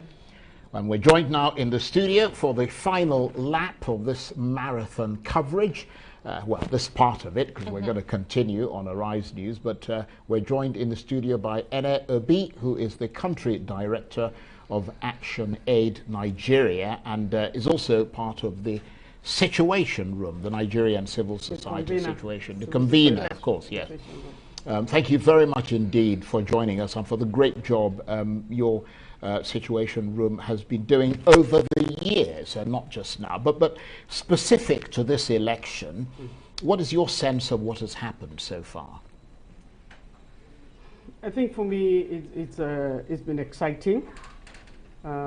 Despite some of the difficulties, it's been quite exciting watching Nigerians going to the polls. You know, I went out in the morning to a polling unit and I was very patient. Did you manage to vote? No, I went to another polling station, you know, polling unit, because it's very, the distance between where I'm voting is quite far. But I went in to watch for the first person to go through the process. And we saw some difficulty in some people not locating their own polling unit, thinking that that's where they're voting. And so when it emerged that somebody became the first to go through the process, It was very exciting to watch. And then that particular polling unit, they had a line for women, and they're like, you know, the guys were, you know, people were really organizing themselves. And it's like, let 2 women go, and then another man go, and I think we noticed a lot of excitement. A few, from the data that we're getting, about 27 to 30% of, you know, materials arrived at 8:30 or before 8:30. Around, it started at the pool opening, but many did not open. A lot more opened at 9 o'clock, and then you have many that opened around 10. I was getting calls from different parts of the country, and we're receiving, because the situation room is a hub. You know, we have been inundated with late arrival. There are issues with logistics. And for that, you know, it became a difficult time. I was called by a very prominent Nigerian at about 12 o'clock, you know, 10:30, he said materials had not arrived. 12 o'clock, he said it's 12 noon, nothing has arrived. Then 1:03, the person called from Borno, you know, and told me that INEC has just arrived. Or my ad hoc staff, they have just arrived. And when you are hoping that polls will close at 2:30 and 1:03, materials are just arriving. But the resilience of Nigerians to be able to notice this and you know, ask us to escalate. We try to escalate. There's so many occasions. I think in a PU, and in Buari, for example, at 5:09. That's on the outskirts of Abuja. That's even in Abuja, right. 5:09, out of about 1,000, you know, 200 people, only 200 people had voted. You know, because the beavers, they say the beavers, you know, had problem. We have escalated that. We hope that people will be able to vote. You know, so late arrivals, especially also to the riverine areas, you know, were problematic. You know, in Bayelsa, in other places in Delta, a few, you know, a couple of polling units, as at the close of, or supposed closure of the polls, you know, many people had not, polling units had not received materials. And so we're calling on INEC to ensure that these people are not disenfranchised. In the preliminary statements by INEC, they've already said that it's most likely that election will continue. And we are seeing on the IREP portal as well, we are seeing that the national, that's the National Assembly results are being uploaded on the IREP portal, but we are not seeing that of the presidential. And so we are calling on INEC to also, for transparency and accountability. There will be winning, and there will be those who are not going to win. At the end of the day, we are Nigerians. We congratulate each and every one of them for attempting for the job of the presidency and also the National Assembly. We want it uploaded in a transparent manner. But is there any reason why it isn't being uploaded now? I mean, that's what why are they calling saying on to them. you? They have not come out to say anything at this point, but for transparency and accountability, they ought to upload. You know, the way the results go, you can be winning now, but when they upload from other places, you are going to, it dwindles and all of that. And so I think this is very, very important for learning purpose and for deepening democracy. It's important that they allow the system to play out. For the Nigerian Civil Society Situation Room, for the civil society organizations, we are non-partisan, but we are concerned about the process that gives us that result. Absolutely. The process is as important as the result that you get.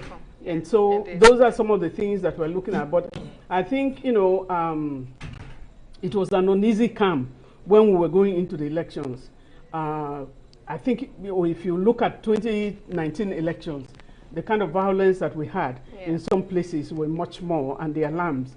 And so I think the readiness of Nigerians, despite the issue of the Naira swap, you know, the confusion that we had for Nigerians to still be on the queue. Some of them are still on the queue now. Indeed, under the rain, in darkness. Under the rain. Yes. But somebody told us that, you know, we had a lot of visitors to the Nigerian Civil Society Situation Room, you know, with the African leaders, with the African elders, you know, the likes of Thabo Mbeki and a host of others who have been hosting, you know, the eminent, you know, personalities that have been, the delegations from the from different countries have been coming to the Situation Room, and we're quite happy that they're on ground to see this too.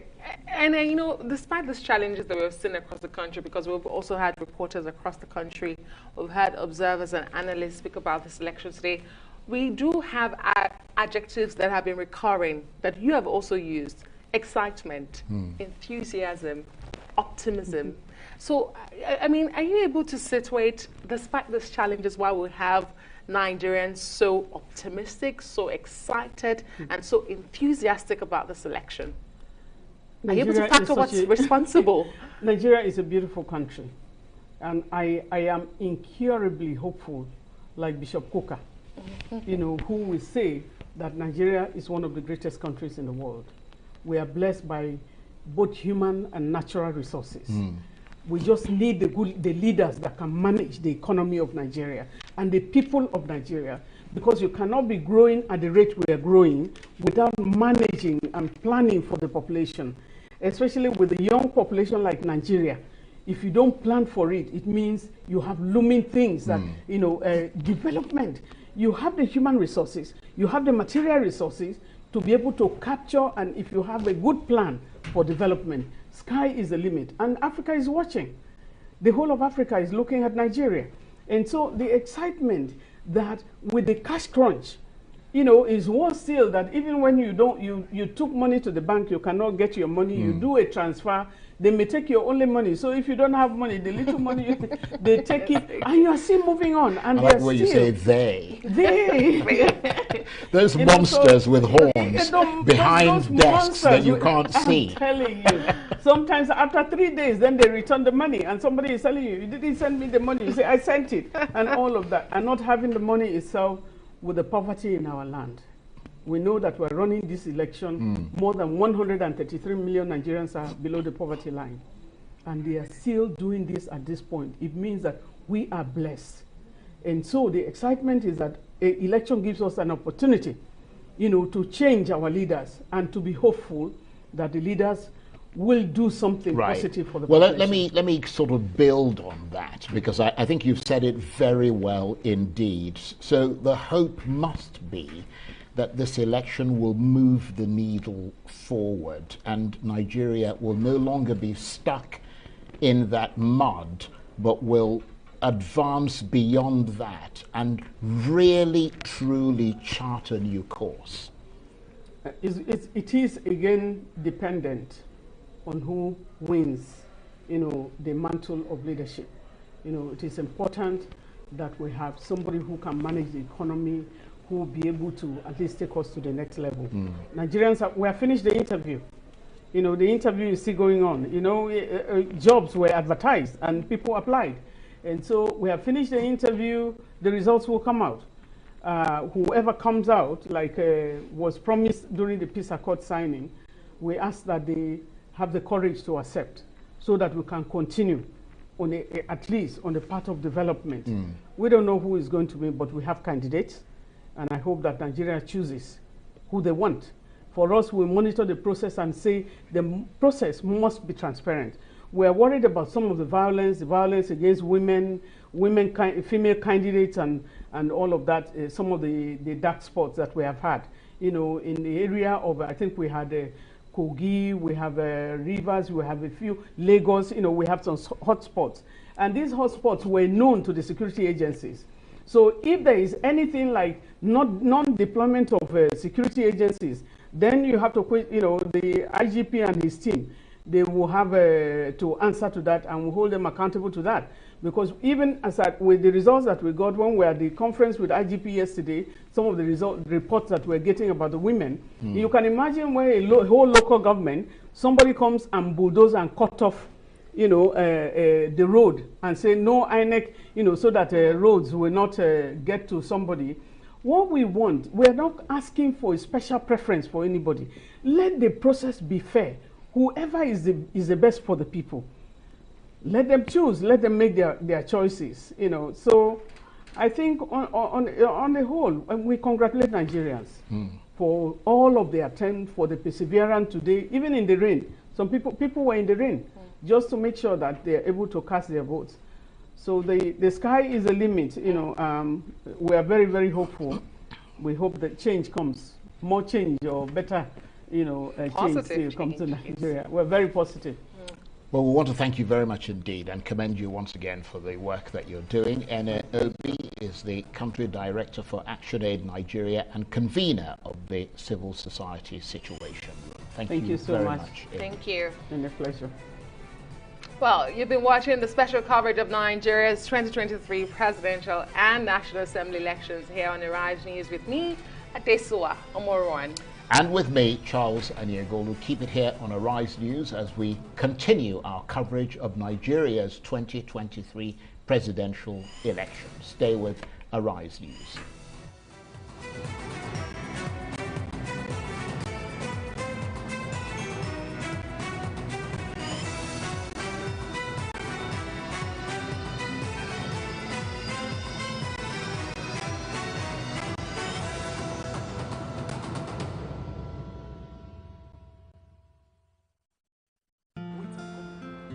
I've been running my business on my own, trying my best to get it to the next level, but I really need some help to get ahead. I know just what to do, I'll vote it for my loans, overdraft, step by step to my dream business we vote. Salary earners, entrepreneurs, get your loans with no collateral. Quick sign up, zero paperwork, step by step to your dream business with vote. Vault is available to individuals, SMEs, and corporate customers. Download Vault by Polaris Bank from the Google Play Store or Apple App Store to get started today. 34 million hectares of arable land. Over 200 million people. One nation.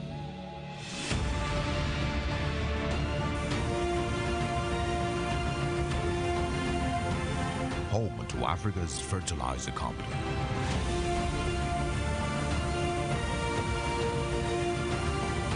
Dangote Fertilizer. Pure urea fertilizer.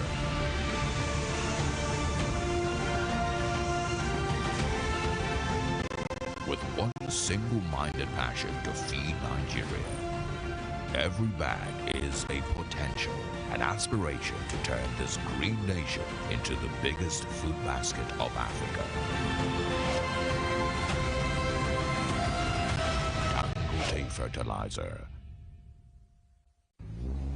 This our landlord and his wife happy fight for Africa, Sha. Chai, no mind the man. With that in nose like our Market Square Junction. Una don't start this now gossiping again, Abi. Okay, Una met the Akamata Community Square. They sell their votes to politicians for cool 5K. Una sit down here, the mumu una safe. It's alright. Omo, make we sef go collect our own cash. Collect waiting. God forbid. So you want to sell the next 4 years of your life for 5K, Abi? Well done. You sabi say this 5K now 4 naira per day for the next 4 years. Make una get sense now. Haba. Na nonsense na they talk. Make month end rich, make una no pay me my rent. Na that time una go see fire. Make una know they listen to people like this landlord. Election no be business. Now your civic duty to your country to help elect the correct leaders them. We go fit create better life for us and we won't get future for our children. Make you no sell your vote. Cause if you sell your vote, now your future you don't sell be that. This message now from the Center for Democracy and Development, CDD, with support from the MacArthur Foundation. Here's a card we no go give you stress at all. Zero waiting, zero queue. First banking Petra card. Here's a card we no go give you wahala. Zero trouble now for you. First banking Petra card. Tell off his spoiler. Who won't break 'em? Where you want to now only you get 'em. Nothing fit do 'em. Sharp, sharp payment not the way. Swipe they go, you know the way. Veteran card with the sweet body. Veteran card we know the shape person. We put you first again. First banking veteran card we put you first again. Generate your virtual card, we put you first again. First banking virtual card, we put you first again.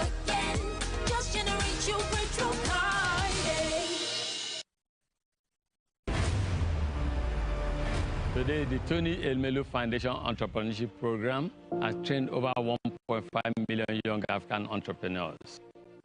We have disbursed nearly $100 million to over 18,000 beneficiaries who have gone on to create over 400,000 jobs across Africa. We need to do more for women in Africa. Empower a woman, you're empowering a whole society. The Tony Elumelu Foundation gives access to a world-class business training and seed capital. Thanks to the Tony Elumelu Foundation Entrepreneurship Program, we've been able to structure our business and operations, but also we got the funding and financial needs to concretize it and make it happen. This is the impact we want to achieve at the Tony Elmelu Foundation. The Tony Elmelu Foundation Entrepreneurship Program is sector agnostic. The only thing that is important to us is your ideas. The future of Africa is in your hands.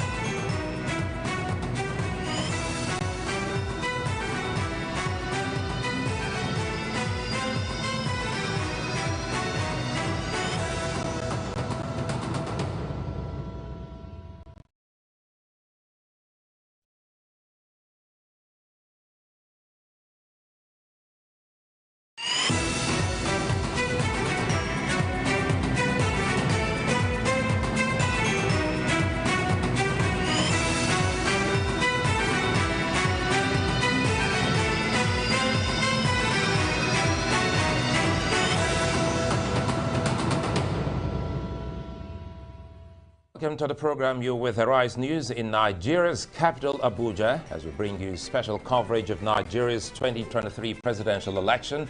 I'm Sulaiman Alede. And I am Ngozi Alemu. And over the next 3 hours, we'll be live with our correspondents across Nigeria, as well as analysts and commentators who bring us the highlights of this historic electoral event. Well, so after weeks, months, and even years of preparations and campaigns, Election Day has come and gone. Millions of Nigerians around the country voted in arguably the most consequential election since the end of military rule in 1999, which ushered in 24 years of unbroken democracy. That's right, and most polling units have now closed and vote counting has begun. Results are starting to trickle in from some polling units, but INEC has not officially announced any results yet. A winner will likely be announced in anything from 72 to 96 hours. Earlier, though, some residents in the FCT decried the delay in the arrival of INEC officials and electoral materials. Well, the voters who were at several polling units monitored by Arise News in Maitama, Sokoro and other parts of Abuja city center claim the process has not been seamless and that the use of BVAs has not improved the voting process. Most had been waiting to vote before dawn, but said INEC officials arrived a few hours after 10 a.m.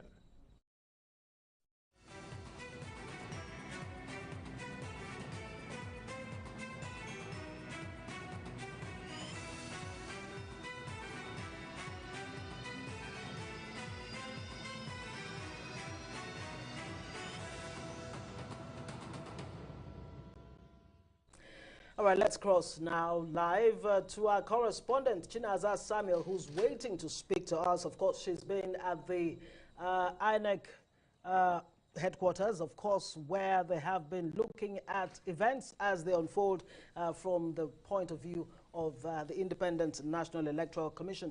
Chinaza, good to see you. What can you report for us? Of course, we can see a whole lot going on behind you there. Where exactly are we as far as this election is concerned?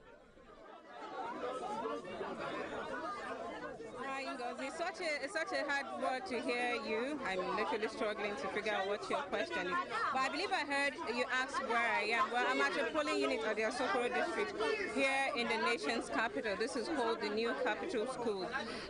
Well, voting has just ended here, and the sorting and counting is the next step. But it's quite chaotic here, and I'm not sure what exactly the reason is. I think it's a problem with polling agents, and well, it's a problem with polling agents and were trying to resolve that. But at the moment, voting took such a long time to finish here. And the reason is not far from what we got when we went to the polling unit earlier. And that's the fact that INEC officials arrived the venue late. And that's the reason why voting has lasted this long. And not to mention the fact that there are lots of persons accredited or assigned to this polling unit. And that's some of the reasons why we're seeing a large number of persons here who took such a long time to get accredited and to cast their votes. Just to quickly do a bit of catch-up for those who missed out earlier, were there complaints of anyone who was disenfranchised, specifically at where you are? Suleiman, I didn't get that question. Could you take it again, please? Well, I know it's quite noisy there, Chineza, so we'll just quickly do this now. I'm asking if you spoke with anyone. Was there a complaint from anyone who was not allowed to cast his or her ballot?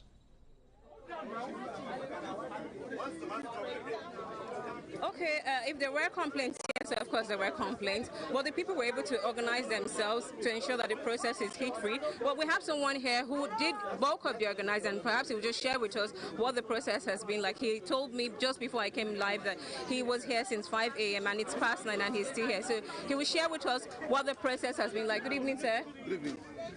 Walk us through what the process has been like in this polling unit. You told me just before we came here that you've been here since 5 a.m. and you've been coordinating people here. Walk us through what the process has been like.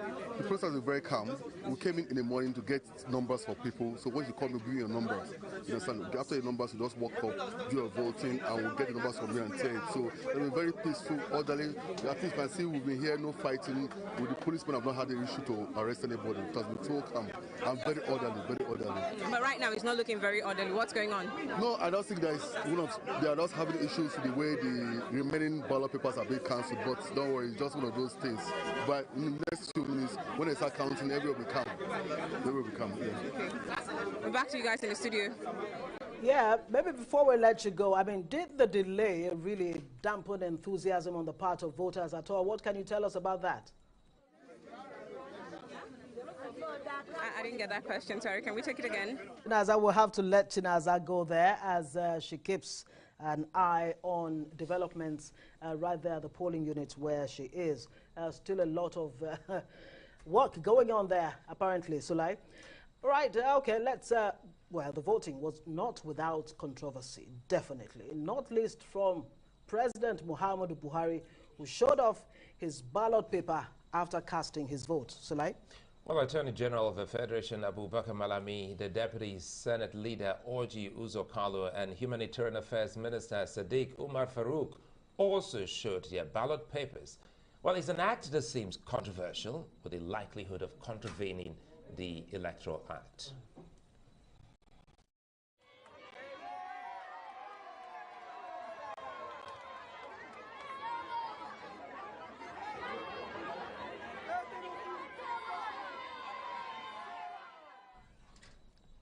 All right, we're now joined by Anya Okeke, who is a former vice chair of the Transition Monitoring Group and a RISE analyst and lawyer.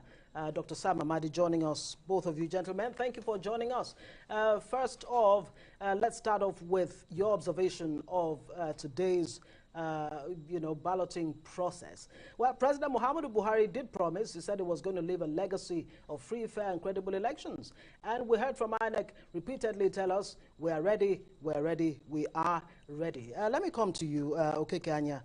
What are your thoughts about today's voting?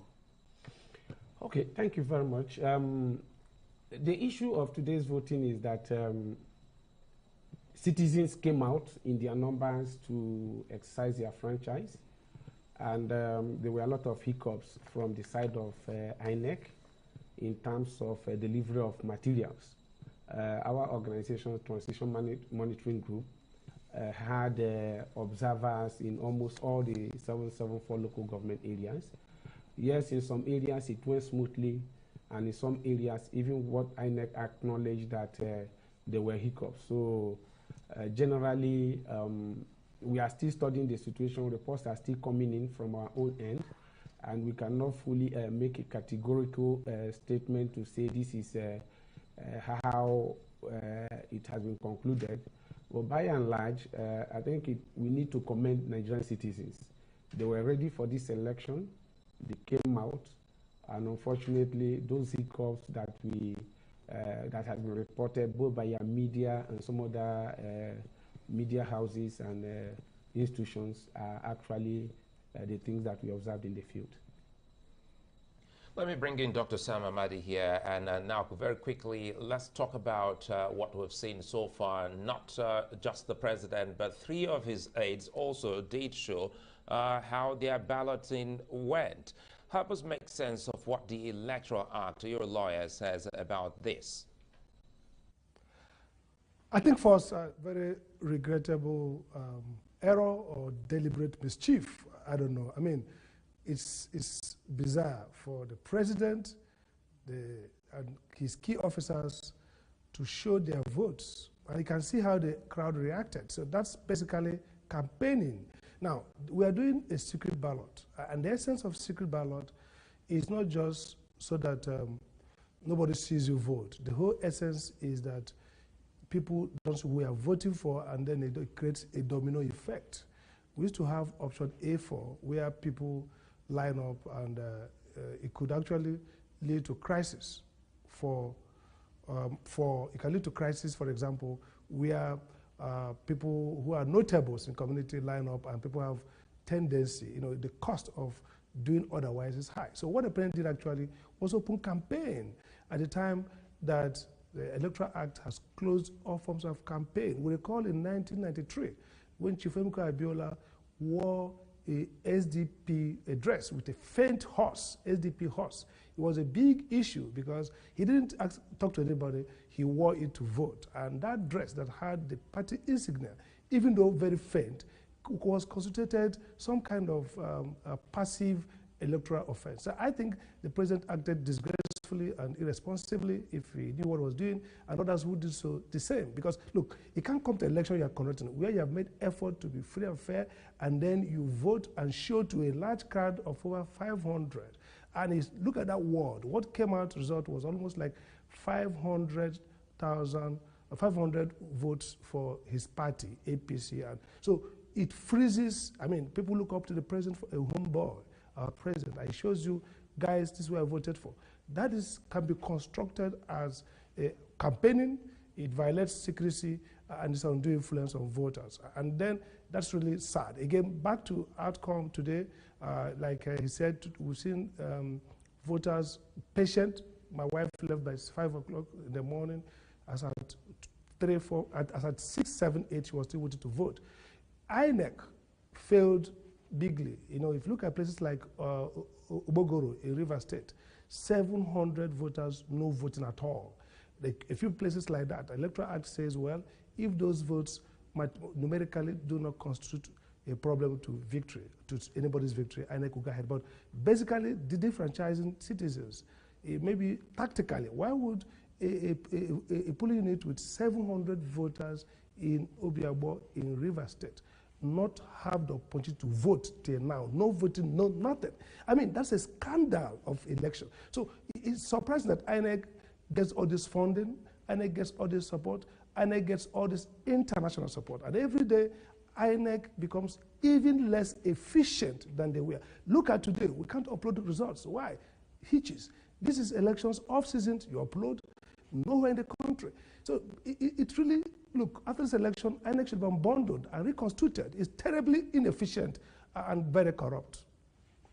Okay, you just heard what Dr. Sam Amadi said there about INEC's inefficiency, not just on the issue of uploading, information on the portal. We're expecting that already. This is hours after the election ended and nothing yet on that score.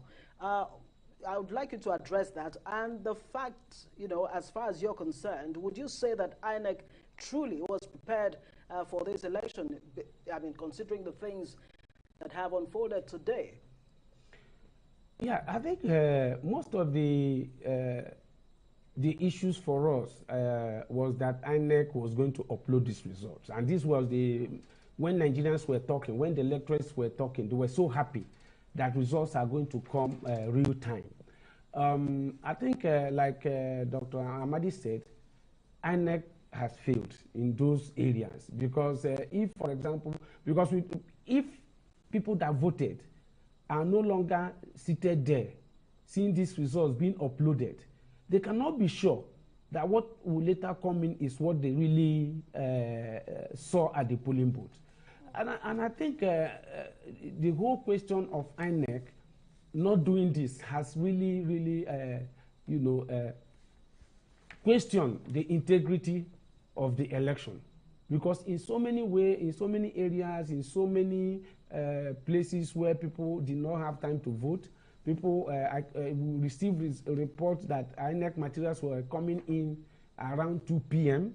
In some places, INEC even owned up that they did not even bring up materials at all, especially in Abia and Imo, where the chairman himself owned up that they were unable to deliver materials. So why were they unable to deliver materials? There were so many assurances from INEC that they were ready, but today has shown that they were never ready. And those people that were even touting that INEC wanted to postpone the election, I think it is coming to fore that maybe they knew that things were not properly okay, but because of pressure, they just had to continue this election. So by and large, I think we just pray that Nigerians will be patient, look through and watch out what is going to happen.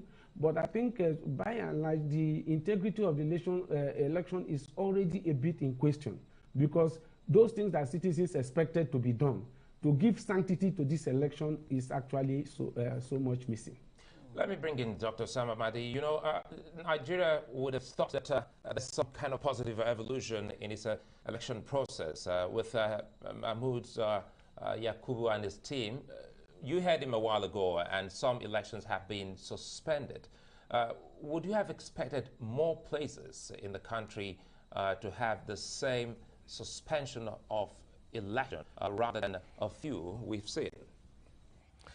A good question. I think, look, if you look at Imo State, for example, as at 11 o'clock, I had sent out tracers to everybody. I said, look, report to me. I gave the hashtag. I got reports, 11, 12 o'clock, election supposed to start and end by 2:30. As at 1 o'clock, people, no INEC staff in Mbieri, Obazo, and several other places. So the point is, why would INEC do this? Again, look at Jega did election in 2015. That's like 8 years today. And Jega did an election that was adjudged credible. There could be small issues. 8 years, Mahmoud had the opportunity to ramp up technical efficiency, institutional integrity. But I can say clearly that he actually went downwards. In terms of technical efficiency, we saw card reader malfunction in few places in 2015. But now we are seeing that even some places, governors refuse elections to hold. There have been issues before now about black spots in terms of insecurity. There has been issues in Lagos, for example, about the commissioner Rek Abaje, who evinced clear bias and prejudice and conflict of interest. And INEC did nothing. So the problem is this. This is not rocket science. This is simple project management. If INEC had 5 people who had enough competence, they can map out delivery of supplies. I mean, look, we're talking about election. In fact, if you commission US Postal or commission any of the logistic companies in the world to run this election, don't interfere. They will deliver clear elections, meaning first, materials will be there, pools supposed to open by 8 o'clock, and many places up to, I guess, I can give a guess, up to a quarter of the units didn't start up until 12. In some places, Kaduna, where we send people, Abuja school was monitoring all these things, look at the reports from internet, there were places that people started getting educated by 11, 12, 1, 8 o'clock. So what is this nightmare that we can't deliver simple logistics? So I put it down to 2 things. One is, look, corruption. We saw it do the pre-election, when they did primaries, INEC just scattered everything. The courts are now the ones choosing winners. We see it in inefficiency to do the basic things. And the worst thing is that because INEC has the support of civil society, there's some kind of romance going on here. They don't call them out. I think that Mahmoud actually failed and should be called out. If you had Jega's good enough election, And 8 years, you can improve in one aspect, logistics. Get the supplies down. Make sure pools open 30 minutes or 1 hour at most difference across the country. In short, now, I've already counted about over 10, 12, 15 different polling units where election never held. Now, you go declare a winner because the law says mathematically, if you can't change the figures. Now, if you declare a winner, and then those people will now vote only for Senate and House of Reps. That's not what we intend to have in a free and fair election. Look at the international community here. Look at the whole big spend on education, on everything, logistics. INEC run up and down everywhere. Our brother, the Director of Information in INEC, everywhere on television, we are ready. And this shambolic performance after 8 years and billions going to INEC. I think INEC should be called out, INEC should be audited financially, and INEC people should be held accountable if, as we are seeing, we're going to run into crisis in this election. We'll have to say thank you very much, Dr. Sam Amadi, Arise News Analyst, and Okeke Anya, former Vice Chair of the Transition Monitoring Group. Thank you so much for joining us. Discussions continue. Stay with us.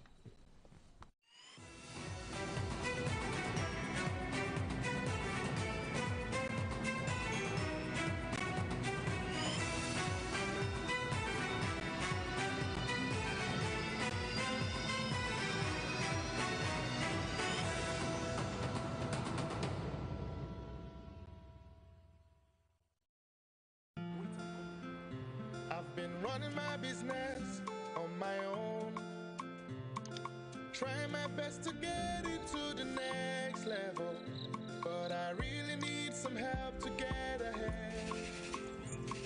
I know just what to do, I'll vote it for my loans, overdraft, step by step to my dream business, we vote. Salary earners, entrepreneurs, get your loans with no collateral. Quick sign up, zero paperwork, step by step to your dream business with Vault. Vault is available to individuals, SMEs, and corporate customers. Download Vault by Polaris Bank from the Google Play Store or Apple App Store to get started today. Every day, life presents hopes, dreams, and challenges. Challenges that can become successes with a little help. Because a little help can empower you to go from despair to celebration. A little help can keep you going until the race is won.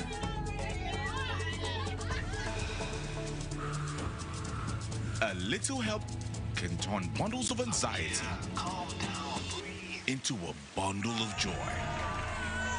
And with Glow Data, you get much more than just a little help. You get the biggest data deals in town to make every day glow with small wins and big wins. Dial *777# to select your Glow Data plan.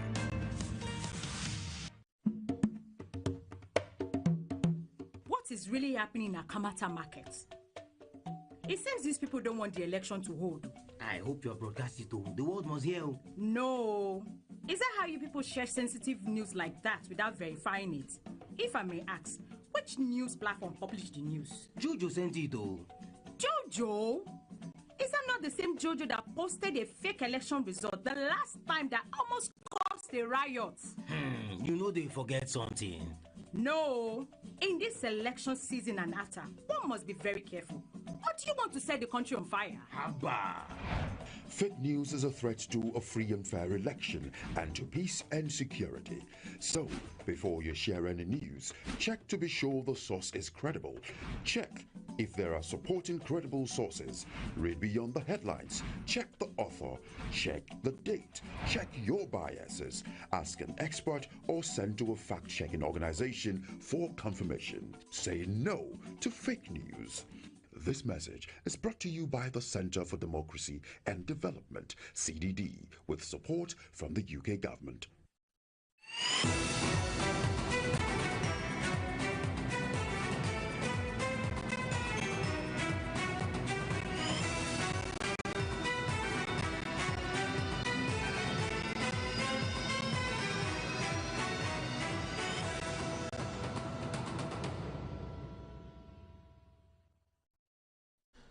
You're watching Arise News special coverage of Nigeria's 2023 Presidential and National Assembly election. I'm Sulaiman Alede. And I'm Ngozi Alebu. Polls have closed here in Abuja and across Nigeria. Votes are being counted in some polling units. But there's concern about the electoral body, INEC, not uploading some results to its portal, especially that of the presidential elections. Well, we're joined now by the Director General of the Labour Party Presidential Campaign Council, Akin Oshutokun. And, of course, right here in the studio with us is... all right, let's have Akin for now. He's the DG of the Obidati Presidential Campaign Council. Akin Oshutokun, good to have you on Newsnight tonight. First off, what are your impressions about today's outing? All right, while we're trying to reconnect with him, Sulai, of course, we've listened to guests, earlier, and it's a bit. I don't want to use the word shocking when you hear from Dr. Sam Amadi and of course Okeke here in the studios saying that INEC actually failed, and I'm wondering if that is the verdict. What does that mean for the final outcome in terms of acceptability, in terms of fairness, and all of that? Ngozi, I think, as I say, we have to say the way these Nigerians are not too excited. We're journalists. No, they're not. Yes, we're journalists, and we've been able to see comments and emotions of people who have gone out to vote. And now we're talking about no mean Nigerians who are enlightened, Nigerians who are educated, Nigerians who are not first-time voters, Nigerians who understand who have always voted. And now they're drawing a comparison between what has happened in time past, specifically when Professor Atairu Jaga was in charge of INEC.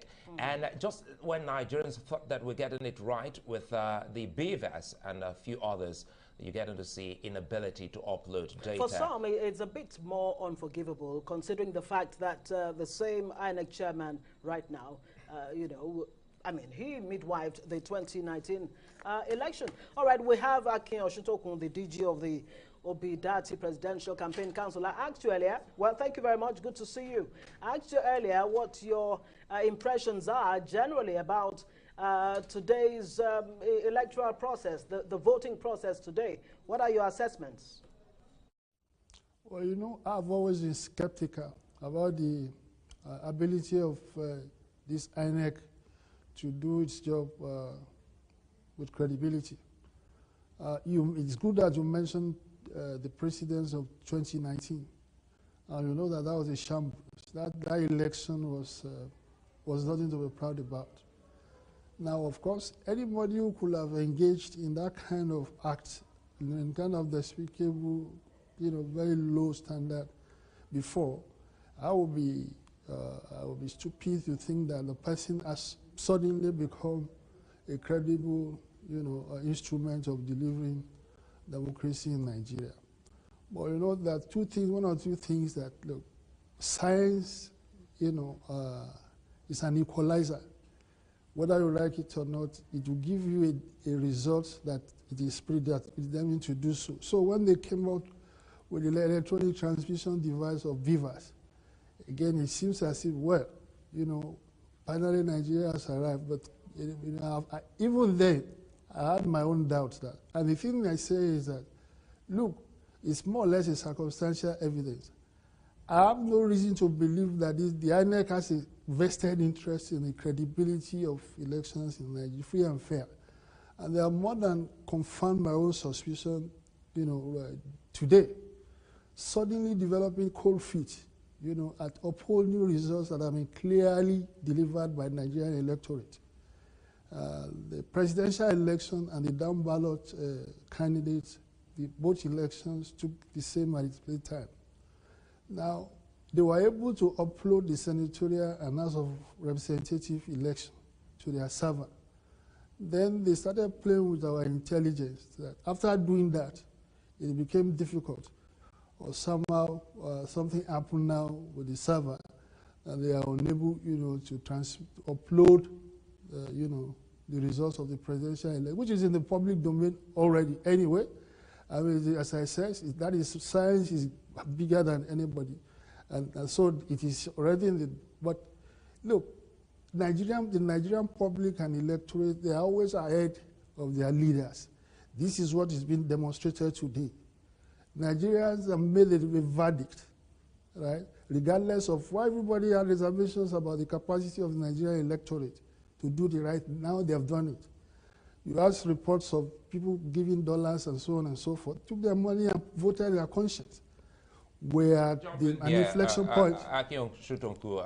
Quickly here, people are complaining, and you have your agents around the country specifically. Now, let's stretch it. Have you reached out to INEC on these complaints? Because we're looking at messages coming in from across the country on inability to upload data. Well, you know, of course, we've reached out to them. Of course, we would have done that. No, but you don't take chances with somebody who has proven to you that, look, you need to watch your back, or if they said today something is black, it may actually be white. You know, so it's like, of course, reached out to them. But, you know, this kind of suspicious behavior started a few days ago when the names of our down ballot candidates and the Senate and as also a representative candidate got missing, right, in the ballot paper. And of course, when we got in touch with them, they accepted the mistake and apologized. And today I was, you know, listening to the chairman of the INEC, you know, say, okay, it wasn't a mistake. They knew what happened, that when the appeal court gave a judgment, that was why the names were not inserted. And then the Supreme Court, they didn't have time. Look, I was part of a presidency. Actually, I was a political advisor at the time. That the Supreme Court judgment gave a judgment, you know, a few days to the election that necessitated the alteration of the ballot paper. And that government, under President Obasanjo, within a few days, got all the ballots that were supposed to be used all over the country corrected. Now here we are with INEC, right? You knew that something had happened. The Supreme Court gave the judgment about 2 weeks ago. That was sufficient time to make the INEC itself, you know, do the right thing. No, they didn't. Now again, there are two options open to the INEC. One is preventive, and the other is deal with it up front, you know, up front and center. It should not have been left to us to report that mistake, whatever that lapse, to INEC. INEC, if it is acting in good conscience, should have told the Nigerian public right away that something is wrong with this ballot that is inadvertent and that they would do something about it. No, they didn't do that. They waited till we went there to make a complaint, and they started saying, and today I heard the chairman of the INEC talking about, okay, if your logo or your name or what is missing on the ballot paper, they devise a supplementary process of producing one paper that you can do all sorts of things. Look, I'm an educated person. It didn't make a lot of sense to me. It was too laborious. What he was describing, I don't know whether it would have been only himself who understood it. Not to talk of the majority of the voters, that you are now putting a burden of your own error, you know, on them, right? Saying that, describing a very cumbersome, you know, process. So this is another instance of the suspicious behavior, you know, that we have seen this INEC. Of course, we know the kind of consequences, you know, that this king can upset. I was speaking to the political counsel of the British High Commission an hour ago, and the first thing he told me was that, look, he hopes that reporters will not resort to violent uprisings, because they knew what was going on. And he said they've spoken to INEC about it, and that the INEC people told them that something was wrong with their server or whatever it is, they will fix it. But he was worried, and that is instructive. He was worried. He told me clearly that, look, what is the potential of this kind of thing, you know, for there to be violent eruption? This was coming from you. So INEC should know the kind of what it is playing with. You know, you're playing with fire. And this time around, you know, the people who went to vote, right? totally, objectively, majority of them, detached from whatever ethnicity, whatever, went there to vote and voted. It was the verdict was clear. Now, if we do something about that kind of thing, nobody's going there. I'll be powerless to ask them to do anything to restrain or whatever it is, because it will have been too blatant and glaring. And you see, as I said, Nigerian public are always ahead of their leaders. This has been demonstrated this time. Nigeria is an inflection point. And I've made the point clear before that this is a make or mar year for Nigeria. You can make Nigeria with this election, or you can mar it irretrievably.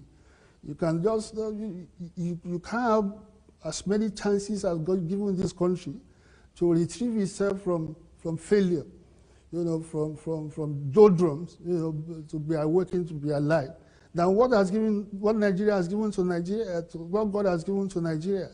And the same thing is happening now, that through a peaceful conduct, a teachable movement in the history of Nigeria, the Nigerian masses I used to tell people that don't take the intelligence of all this or elsewhere, your driver, don't take their intelligence for granted. They are smarter than you think, right? So don't take, and they have shown it today. They've expressed it in the election today. So this is what we are dealing with. Right. And it's something that they told you that it is decisive. It's a decisive statement. All right. That is only the enemy of Nigeria can toy with.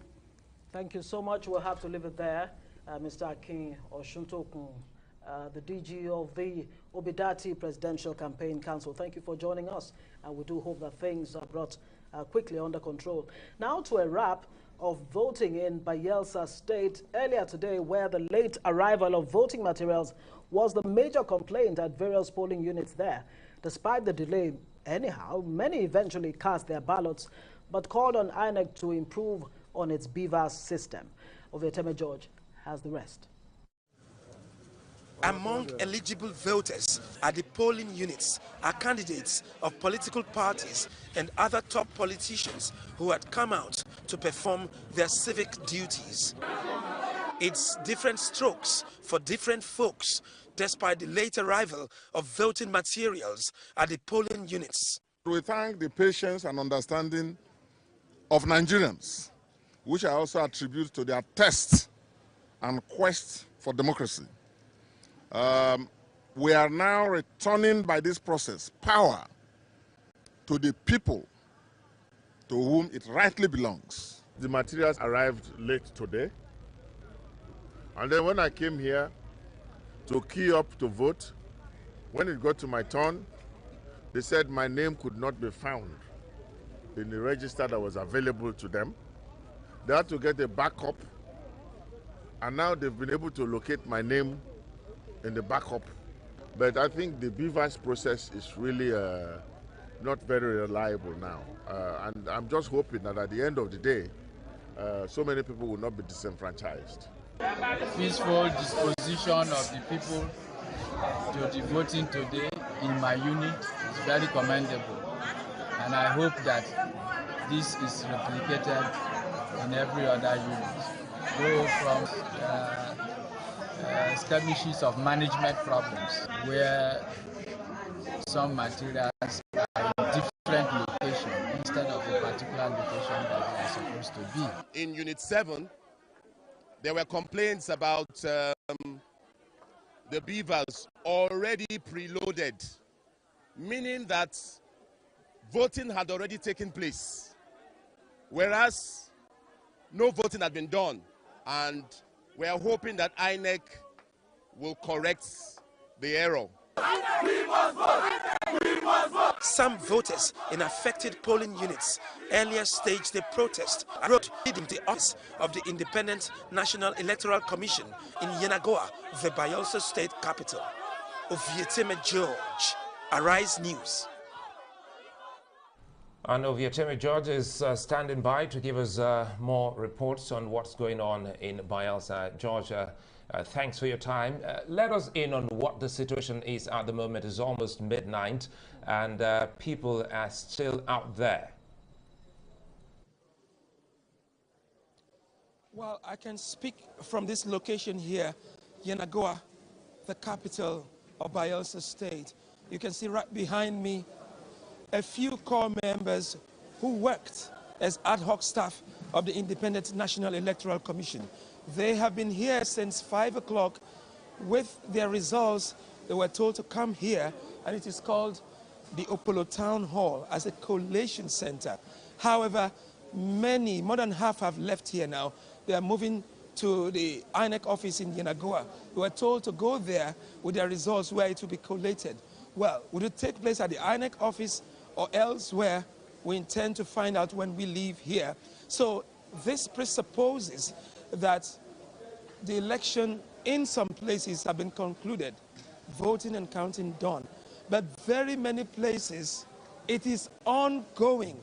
Now I can give you a bit of disturbing report that from Brass, I hear military men have been stationed. They tried to help in a period of chaos, so to speak, because when I got that information, I had to confirm from another. There's a chaotic scene over there. I don't know if by now it has been settled, but about an hour ago, there was a problem in Brass local government area. Note also, in that area, you have the presidential election, which is general. You also have the Bayelsa East senatorial election, and also Brass Nembe federal constituency. Now that's about Brass. There are instances where we got reports of persons not being recognized or their names not found, as was the case with Chief Temepre Silva, the Minister of State Petroleum Resources, where with the backup he was able to vote. But there are others who will have to wait until tomorrow to perform their civic duties. Now look at the peculiar one. Yenagoa local government area, 4 wards, that is Ward 4, 6, 8, and 14, 141 units, polling units. The elections have been postponed to tomorrow, and I believe it will start from 8 or 10 o'clock. And that is for certain. Earlier on, the chairman of the Independent National Electoral Commission, Professor Mahmoud Yakubu, announced that. So the INEC here has also pushed out a statement, which we are also following, to monitor the elections tomorrow. So that's about that. For the House of Representatives, that was where the problem came up. There was a shortfall in ballot papers, and so that automatically affected the presidential election and the senatorial election in Bayelsa Central Senatorial District. That will be sorted out tomorrow when eligible voters go to the polls to cast their ballot. That's the situation right now in Bayelsa State. Before we let you go, to what extent, do you think all of these developments in Bayelsa State would affect voter enthusiasm, especially as they have to come out again tomorrow? And what assurances are they getting from INEC that everything is going to go smoothly without having any sense of disenfranchisement? I can tell you with all confidence that it will not in any way affect voter enthusiasm. I've seen a display of resilience, determination, doggedness for a people willing to make a difference in these 2023 elections. It will not affect. I'll say that because I've seen instances where there was a protest earlier on at the INEC office. I was there. It was taken live on Arise, exclusive to us actually. The people still stayed there after tear gas canisters were shot in the air to disperse them. They came back, and later the INEC rec, Dr. Hart, that's his name, Emmanuel Hart, assured them that they should go back and vote, and they left there. Now, this is just a peculiar case. We all know that Bayelsa, going by electoral history, has had pockets of violence. We haven't heard anything yet, and I pray it stays so for today. But talking about the 4 wards in Yenagoa local government area, 4, 6, 8, and 14, I can wager the people will come out in their numbers because they were determined and they were saying they would wait. Whenever it is rectified, they will come and vote. And with good news coming from the Independent National Electoral Commission that the materials are intact, nothing will stop a people determined to perform their civic duties. I tell you, they will come out in their numbers, if not more, to perform their civic duties. I'd like to thank you for your time with Yetime Jordan. We do hope you keep tabs on what's happening in Brass local government when we get back to you. We'll take a moment. When we come back, plenty more ahead.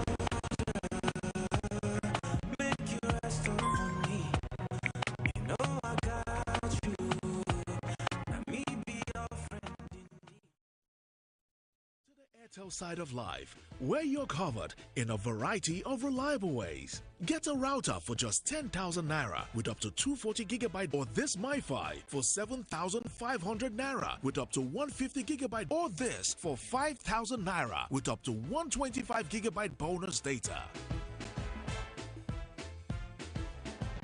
More data, more you. Reliable home broadband by Airtel, the smartphone network. In 1894, our first branch opened in Lagos, Nigeria. And we took our place in this new land brimming with possibilities and surprises. Take Kano, for instance, where the city's wealthiest trader made his first deposit. 20 bags of silver arriving on camelback. Aren't you glad that we offer online banking today? Expanding across the West African sub-region and beyond, our early presence made it possible for all hardworking Africans to build great things. So is it any wonder that not one, but two first bankers have gone on to become Nigeria's central banker? We are intricately woven into the fabric of society, supporting polo for over 100 years and pushing the limits of athletic performance. Rooted in tradition, but constantly leaning forward into the future. Are you coming? You first, First Bank.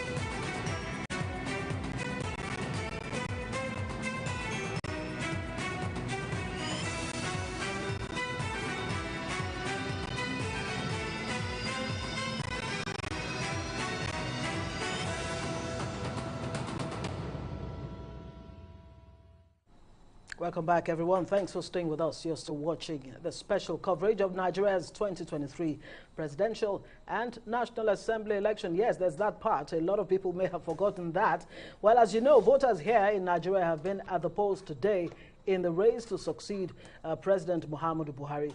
But there have been lots of reports of late starts, disruptions, and disturbances in several areas, with many people unable to cast their vote. Well, we're joined now by strategist and policy analyst Baba Yusuf and Ezenwa Nwagu, Chairman, Partners for Electoral Reform. Thank you, both of you, for joining us. Let me start with you, Ezenwa. Well, considering the deployment of BVAS, IREV, and all of that, there are still issues. Even, BVAS machine snatching and all of that, irregularities, delays. What do you make of this outing today? Thank you. I think election administration, like I've kept on saying, is on trial today. And what that means is that all of the rehearsals that we have done for this dance and song, it doesn't appear that our voice has been as sonorous as we would have loved it to be.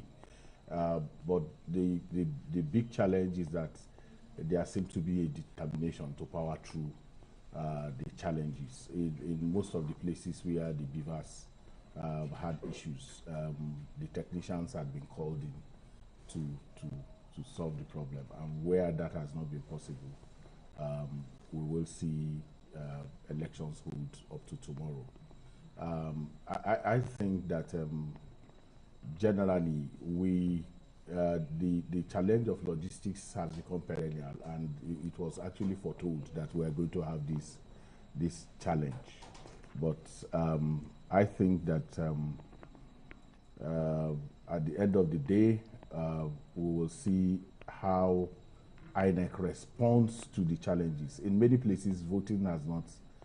Voting is still going on even till now, and that itself is a testament to the resilience that one of your reporters talked about, and that is something I think we can look back to and be encouraged that we're going to power through this challenge. Let me bring in Baba Yusuf. A lot of Nigerians were optimistic until this very moment. Did you think INEC was caught pants down? This issue is a recurring decimal in the election cycle of Nigeria, or cycles of Nigeria. I alluded it earlier in the day to our cultural issue, our corporate cultural issue of waiting until the last minute before we go on to start making preparations. Issues of execution quotient from a project management perspective. You see slippages on logistics issues, operational issues, technology issues. This is a culmination of it. From the beginning of the day, we saw delays in startup, which of course will trigger a domino effect and even apply pressure to the operators, or if you like, the participants, in trying to ensure that the election goes as smooth as possible.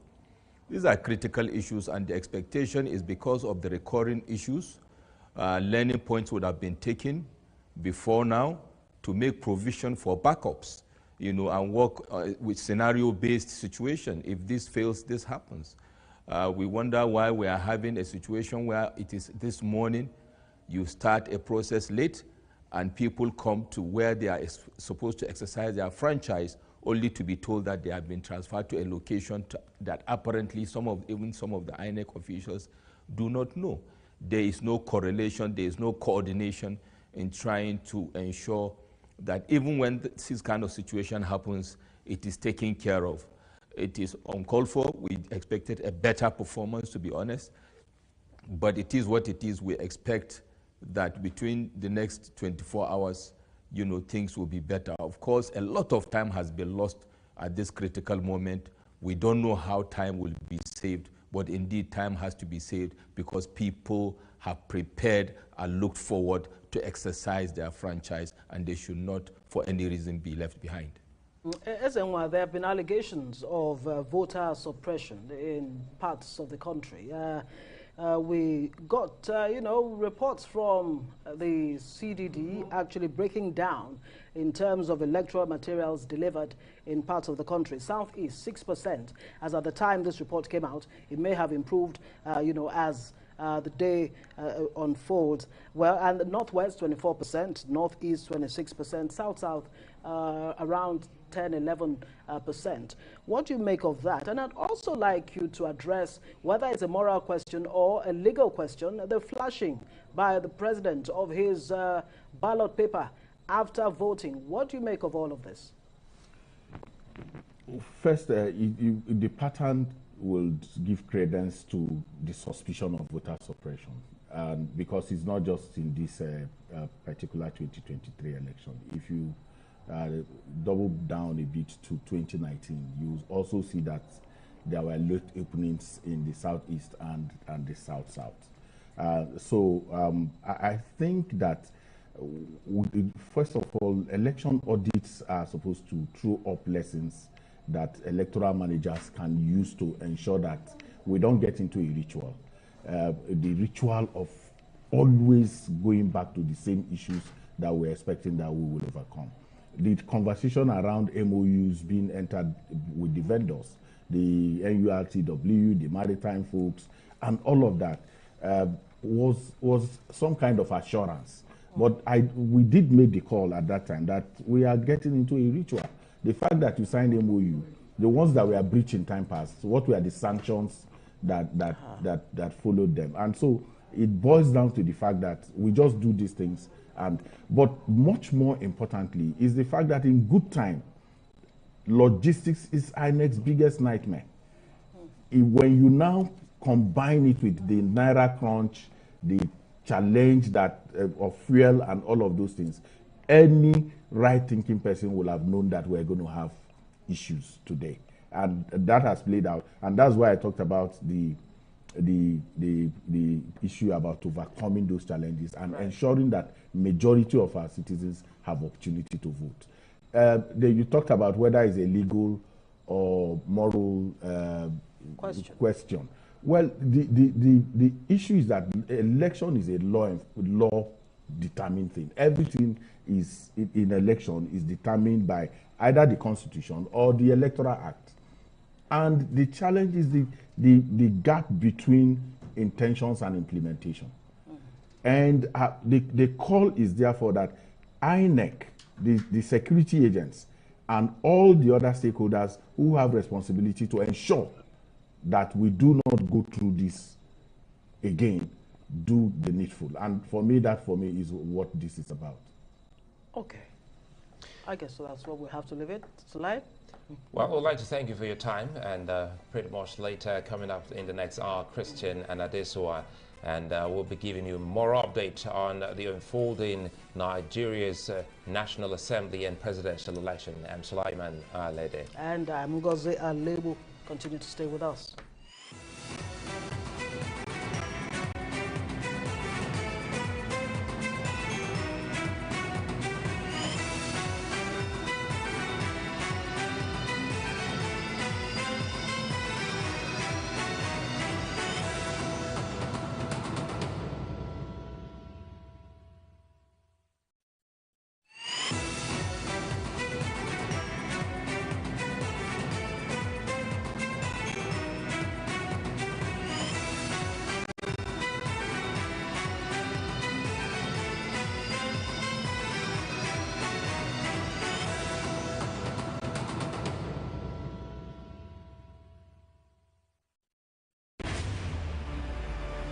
Today, the Tony Elmelu Foundation Entrepreneurship Program has trained over 1.5 million young African entrepreneurs.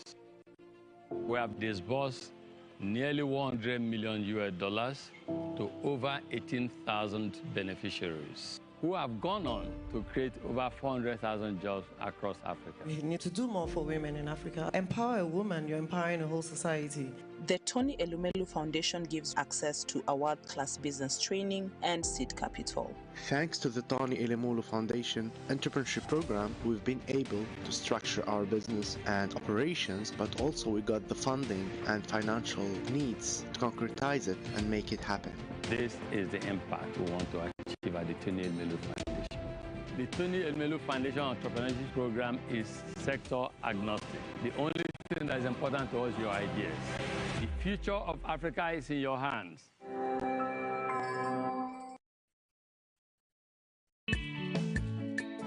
na ode sị na ọ tụrụ edu igwe na-enye ọkụ ọ dị ya nụnụ ngwa mba akwa agwagbugo m gị ọ bụrụ na ego a agafee nde naira 5 ebukwana ya abịa ebe a o buru ya jee n'ụlọ akụ gị bụ otu onye ọ bụkwa n'ụlọ ọrụ ọ gafee nde naira 10 buru ya jee ụlọ akụ ebukwana ya abịa ebe a sị gị nna ada anụ nke bife sị gị buru ya jee n'ụlọ akụ maka na ngalaba special control unit against money laundering akpọrọ school molo n'ụlọ ọrụ EFCC ekwuola ya hoo ha ego agafe ha na otu a m kwuru ya mmechi ịnọ na nsogbu n'ime gị otu a ego iwu bụ Naira 250 ụbọchị dum ịdara iwu a ma ọ bụ ụlọ ahịa gị emechie ya akwụkwọ ikikere azụmahịa gị kwanụ ejide ya nyapụ gị ya atụọrọ ọmara mana atụọrọ ofeke ofenye isi n'ọhịa si n'aka Economic and Financial Crimes Commission bụ EFCC.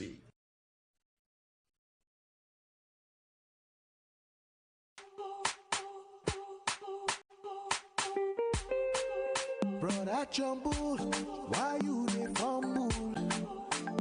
You no need to dey suffer to send money, oh. Carry phone, make you dial the number 894. Make you know they wait. 894. No need to dey stand for line. 894. It is safe and secure. 894 for me. 894 for you. 894 for Nigeria. Number that could change the whole world. 894. It no matter if you don't get data. 894. Just pick your phone and dial the number. 894 for me. 894 for you. 894 for Nigeria. Dial *894# to get started. You fast.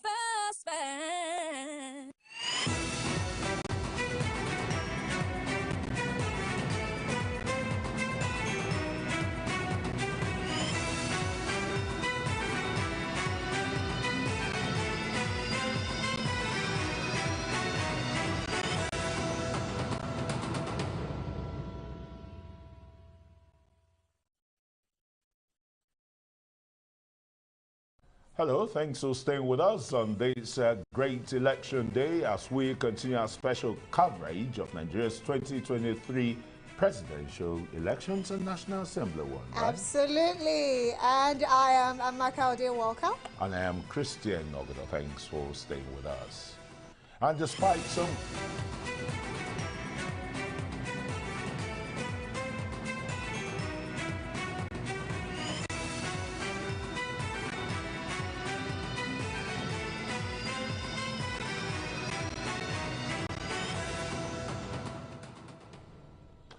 Thanks for staying with us. Despite some cases of violence and ballot box snatching witnessed in several polling stations across the country, the Inspector General of Police has described the presidential elections as largely peaceful. The IGP, who spoke during an on-the-spot assessment of security deployment within the Federal Capital Territory, says so far the security agencies have done very well. The IGP also visited the Situation Room of the National Coalition Center, where he met with INEC chairman to assess the level of security and to learn of the areas where there is need for reinforcement. We are also in a very critical period now, which is sorting and counting in most of the polling stations that we have visited. The response of people are encouraging. People are guarding their votes. They are participating in sorting and counting of votes. The provision of security is also fantastic. I think I can judge that this is one of the most peaceful and best organized election I have witnessed in my career in the police force. I've been participating in election and election security. I think we have done well so far. So we are waiting for all the presiding officers to finish collecting their result and announcing it at that place. and for them to move to the next collation center. The Inspector General of Police there, Usman Alkali Baba, and some pockets of violence characterized the presidential election as residents joined other Nigerians in making a choice of a new president and members of the federal legislature. Our rights correspondent Obadoye, who visited some of these places, especially in Lagos State, actually has this coverage for us concerning the polling units that were troubled. The moment to put all the arrangements of the past 4 years by the Independent National Electoral Commission to test. This polling unit at Alausa, Ikeja area of Lagos is where the presidential candidate of the All Progressives Congress is to vote. For more than 1 hour and a half, journalists and their battery of cameras wait anticipating the arrival of the Independent National Electoral Commission's personnel to kickstart the voting process. They finally arrive about a few minutes before 10 a.m. and straight they start the business. Shortly after, the APC presidential candidate arrives at the scene in company of his wife for accreditation and voting.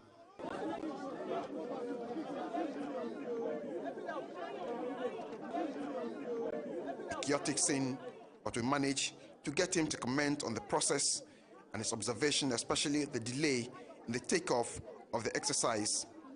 I want a very good turnout. This is expected. We need a good turnout. And that is the adoption and commitment to democracy. And the democratic process must,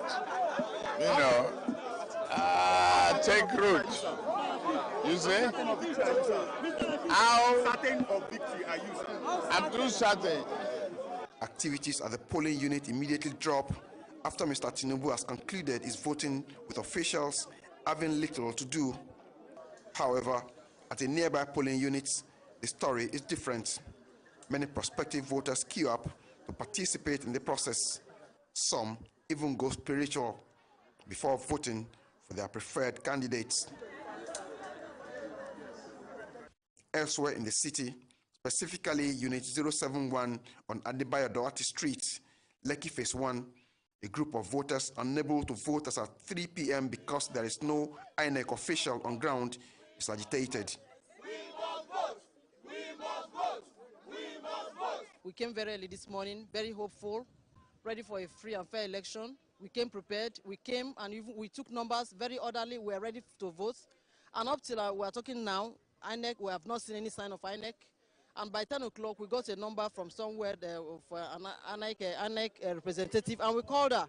And she said, sorry, we are coming. And we waited. The only sign of any INEC officials was like 2 buses came, asking if this was 079 or 073. It was the wrong polling unit, so they had to go. We've called the number on the INEC directory. The lady just said, we are coming, please bear with us, we are coming. My right to vote. I'm on vote. A mixed bag of feelings as the day comes to a close, but not before sorting of votes and announcement of results at some of the polling units where the exercise is held, while jubilation for some whose candidates have won at some of the units. Of course, it is very early in the process to determine where exactly the pendulum will swing. Many variables will still come to play in the hours and days ahead to determine who emerges the overall winner of the most coveted political office in the land. Tokumbo Oyetunji, Arise News, Lagos. All right, great euphoria there, you know, for the Nigerian people coming out to vote, and we just very hope that determined absolutely. to cast your ballots today. All right, in the northern state of Kaduna, beavers, machines, and ballot boxes were snatched at a polling unit in southern Kaduna, as according to Governor Nasir El-Rufai. The governor also decried the level of voter turnout in the state, and Arise correspondent Nisi Gabriel has this report for us. What happened is this: the box, the number they write on the box is 18090500, which is our initial polling unit. But when we open the box, we find out that the beaver that is inside is not our own polling unit. That was the misconception. And it doesn't take up to 2 minutes when we make a call. Our officer in charge, and he's here to restore it for us. Please, we are very sorry for what happened. INEC official explaining to voters why the voting process is being delayed. Meanwhile, at some polling units, electoral officials didn't show up in good time. Voters are being accredited using the Bimodal Voters Accreditation System, BVAS, and they say it's efficient. I think whoever that brought about, I can't even recall the president that brought about this BVAS, but he deserves all the credits because this, in my opinion, this is the most reliable election in my years I've come into existence in Nigeria. It's very, very credible. For these voters, this election is a defining moment for Nigeria, and regardless of the scorching sun, they are ready to wait and vote. It has actually been okay. It has been so nice. People has been voting in spite of the sun and the weather. Everybody were just calm to make sure that they cast their civic right, their responsibility. I was really impressed on it. Political leaders from Kaduna State expressed satisfaction with the voting process. Governor Nasiru El-Rufai commends INEC but expresses worry about low voter turnout in some polling units. This morning we got reports of one incident in southern Kaduna where beavers or ballot boxes were snatched, and in Soba where there was another incident of 2 ballot boxes being snatched. Of course, these are no incidents at all because whether you snatch ballot boxes or beavers or not, these days it doesn't matter. The technology has gone beyond the primitive rigging system that the political actors are used to. So I must commend INEC for these improvements. So far, everything appears orderly across the state. All the reports we are getting are positive. My only concern is low voter turnout. Been in the queue for about 45 minutes, very efficient, and everybody here is voting freely without any problem. I must commend the INEC, the security agencies. They have done very well, and I also have to commend the voters. Arise News noticed that some polling units were not orderly, and the beavers provided could not match the crowd, thereby making the voting process slow. Voters say they are impressed with INEC's performance.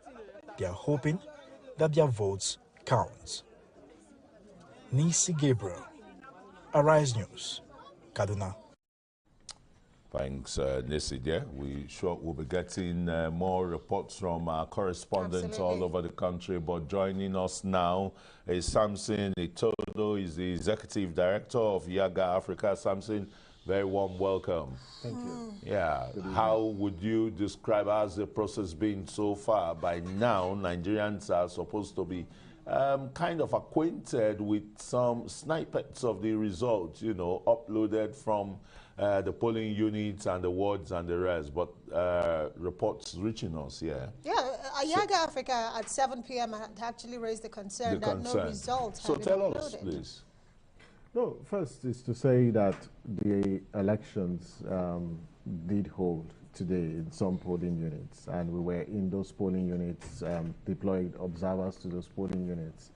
And there were several issues, and you noted this in your introductory remark about the challenge of logistics. From a Yaga Africa perspective, this morning, as at 7:30 a.m., in only 27% of polling units recorded early arrival of all over the country. Yes, based from our sample size, and because we deploy the PVT methodology, which leverages statistical principles. And so from all the sample polling units, in only 27% of them did INEC officials arrive at 7:30 a.m. And by 9:30 a.m., only 41% of polling units recorded accreditation and voting. So by 9:30 a.m., in about 41% of polling units. And that's quite sad and very poor. It's a massive shame for the preparation that INEC is done for 4 years. Again, the we foresaw this because in our pre-election statement, we did note that this election was going to be a very challenging one, and there are several reasons for that. And it's just clear that all the projections and the predictions were actually real. We talked about the election manipulation risk index, and Arise was the first TV station that actually highlighted the election manipulation risk index. The elements of voter suppression, the elements of,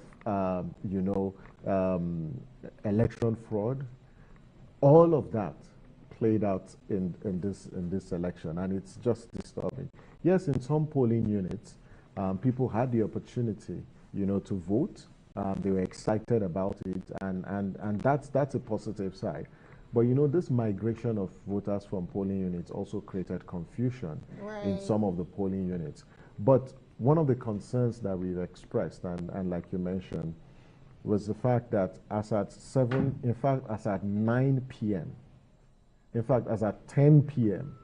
tonight, if you go to the INEC election results viewing portal, you only find results for senatorial elections and House of Reps.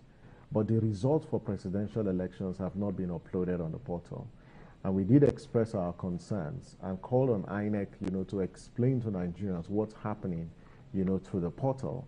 And to inspire confidence, the Commission needs to, upload those results. Well, Samson, you've just gone in the direction I was really heading to. Really, even though we have to give credit to INEC, like you have said, days, even hours into this elections, we were not sure if we're going to get that announcement, just like we did, in 2019, in 2011, and even in 2015. But that didn't happen. When the Electoral Act was passed, one of the most exciting part about it was the electronic transmission of results. Unfortunately, like you have said, 10 p.m. tonight, the IREF portal, which most Nigerians like myself have been refreshing all day, and that hasn't been uploaded just yet. Talk to us about how this casts aspersions on the integrity of the ballot and its implications, really. Well, so there are a lot of reasons. One, for some senatorial elections and House of Reps elections, there are results on the portal. But the big question is, how come presidential election results are not yet on the INEC portal? What could be the explanation? And I think that it's important to wait to hear from the Electoral Commission on what's the reason. But this entire scenario casts a lot of doubt, about this entire process. Is this situation the partial functionality of the IRF? Is it capable of casting doubt, about the results that will be eventually released? Because why is INEC every 4 years logistics problems? Every 4 years, we can't do this, we can't do that. What kind of organization, an umpire is this?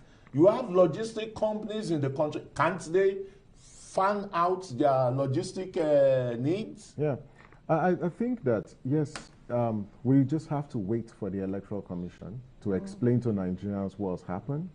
For us at Yiga Africa and like citizens, we have expressed our concerns, and there's huge responsibility and a burden on INEC to explain to Nigerians what really happened, because this portal was one that was celebrated by Nigerians. It was celebrated by people outside Nigeria. There are lots of countries and other electoral commissions, who have come to Nigeria to study the IREF. As I speak, even at Yiga Africa, we are playing host to organizations from 4 African countries who have come to also study how we're using technology. And so it's important for INEC, to explain to Nigerians what happened. And I think that this is where, when you talk about deployment of party agents, it is critical. Because at the polling unit, every party agent, is entitled to a copy of the result sheet. And so we expect, because now we're looking at how do you inspire confidence. we hope that party agents have copies of those result sheets. So if any result signed, you know, if any result emanates from anywhere at the end and it's different, you can detect it. We'll wait for that situation to play out, But, and also to wait also for mention, INEC you know, the to, law also talks about the comparison between the result sheets, which is physically before the collation officer, and what is on the on the IREF. My sense is, if there is images of the result sheets were taken at the polling units, they will still be on the BVAS. The BVAS has the capacity Right, so to it's do still that. on the So that's BVAS, why there's and a lot this is of why questions. a lot of questions need to be asked. But the and BVAS INEC can be tampered with. But well, if the results, INEC what he is saying is, if the results, because the agents, and it's a it good is- thing we've talked about polling unit agents. I do know that for observers, Yaga Africa, you sent about 4,000 observers all across the country. What are they telling you concerning, you know, the conduct of the elections, especially as it has to do with voter intimidation? Despite all the assurance, reassurance we got from the IGP and all security agents, we saw what happened with the videos circulating everywhere on social media. Talk to us about what your observers are telling you and how you think this intimidation will rub off eventually on the conduct and eventual result of this polls. Yeah, so in our pre-election statement, we highlighted critical incidents, and we verified about 41 critical incidents as it relates to the setup and the commencement of elections. There are also cases of intimidation, of not just of the voters, but also INEC officials. We also received reports where thugs, you know, abducted INEC officials. In some cases, they even beat them up. And it raises question. If you have this number of security agents who are deployed for this election, More than 400,000. how come we still have, you know, these pockets of violence and also intimidation targeted at people? What transpired in Lagos today is unacceptable. And I think the country needs to rise in condemnation of a situation where people who were exercising their constitutionally guaranteed right, you had thugs who invaded polling units, did not only snatch or destroy the materials, they even set them ablaze. And where were the security agents who were deployed to those polling units? What actually happened? Are we saying that these thugs have the capacity to the extent that they disempowered or overpowered, you know, or overwhelmed the security agents who were deployed to the station? Part of the security arrangement is that in the borders, right, across the borders and in certain access routes, you had military men, As you know, buffers. who were guarding, you know, the sort of exit and the roads. How come that these people, these particular thugs, moved from one location to another? Whereas even legitimate voters could not even get to their polling units. And it's the if same trend. too What far. happened in Lagos is not new. It happened in 2019 elections. Oh, yes. And now it's repeating itself again.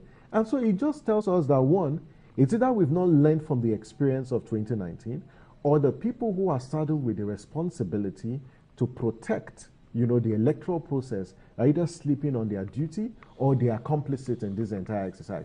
But what happened in Lagos, it's terribly bad, and it shouldn't be tolerated. And I hope that INEC will consider all these issues before it makes any form of declaration, you know, on the results that come from those places, because INEC has the power. And this is where we look forward to the action that INEC will take, because the Electoral Act vests the Commission with the power to review results declared either under duress or involuntarily, or declared in contravention of the guidelines. And I hope that INEC will rise and stand with the Nigerian We've seen a voters. postponement in about 141 polling units as announced by the INEC chairman early in the day. Still come back to your observers and your situation room, which I know you're monitoring all that is going on. With incidences that were reported, do you think more polling units should have been postponed at least beyond the 141 as announced by INEC? Yeah, the 141 are in Bielsa. Now, there are several instances within in the guidelines, INEC's guidelines, that actually call for one, either postponement or suspension of those elections. But one of the things that I actually commend INEC for was they were resilient in the course of today's election, that even places where disruptions took place, they remobilized and continued with the process. The only issue is in places where voting, started, started late, right?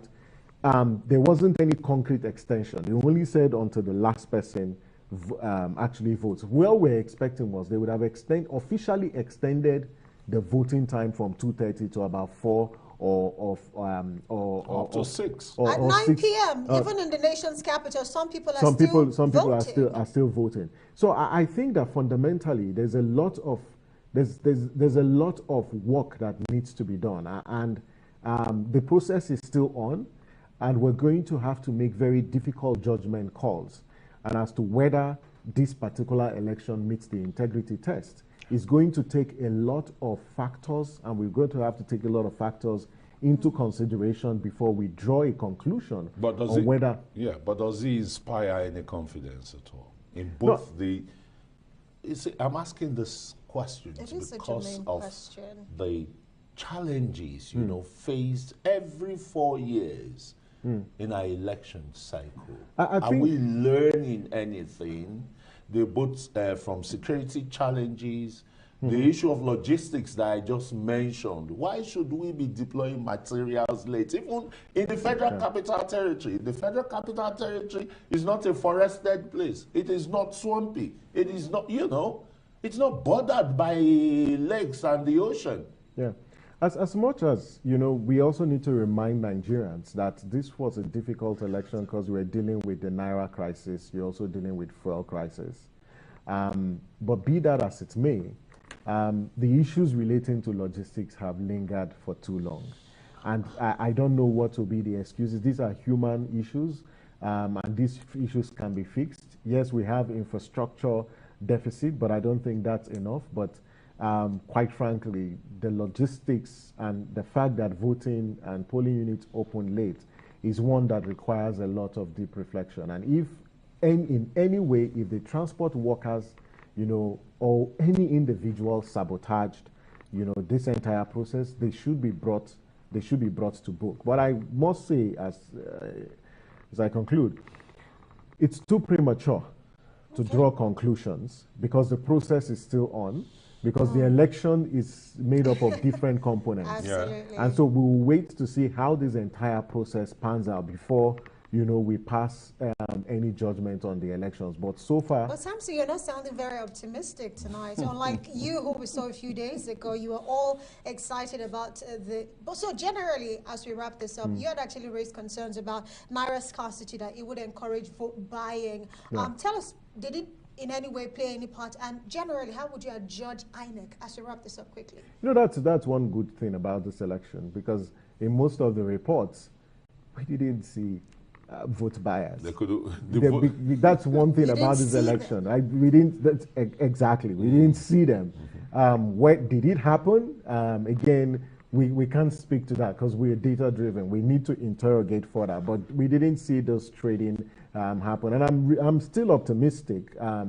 But then this process is still on, and let's wait. Let's see what's INEC explanation for the delay in uploading this result. We are still working. Our data centers are fully open, and we will make our statements in the right time. All right, thanks so very much, Samson Itodo, Executive Director of Yaga Africa. Yes. Nigerians definitely are waiting eagerly. And well done to you and your team for all that you're doing, really, and all observers who are ensuring that we stay updated. Well, time now for a quick break, but do stay with us because there's plenty more, especially as we continue to analyze the 2023 presidential and National Assembly elections. Absolutely. To stay with us.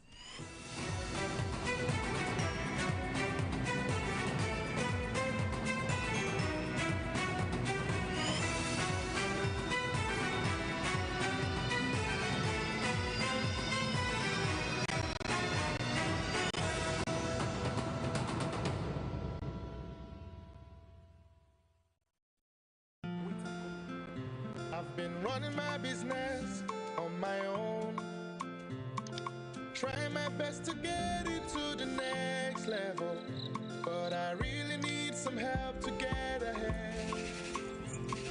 I know just what to do, I'll vote it. For my loans, overdraft, step by step to my dream business, we vote.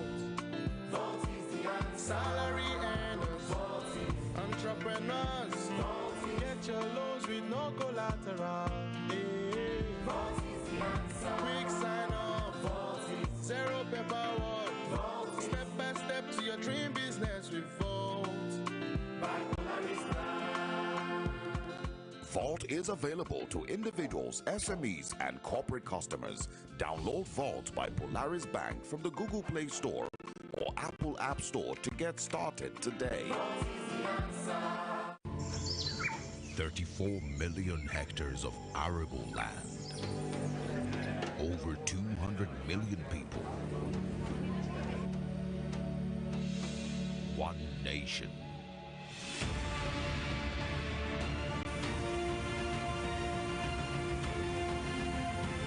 Home to Africa's fertilizer company.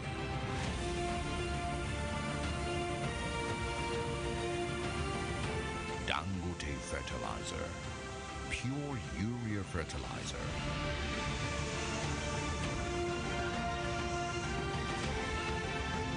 With one single-minded passion to feed Nigeria.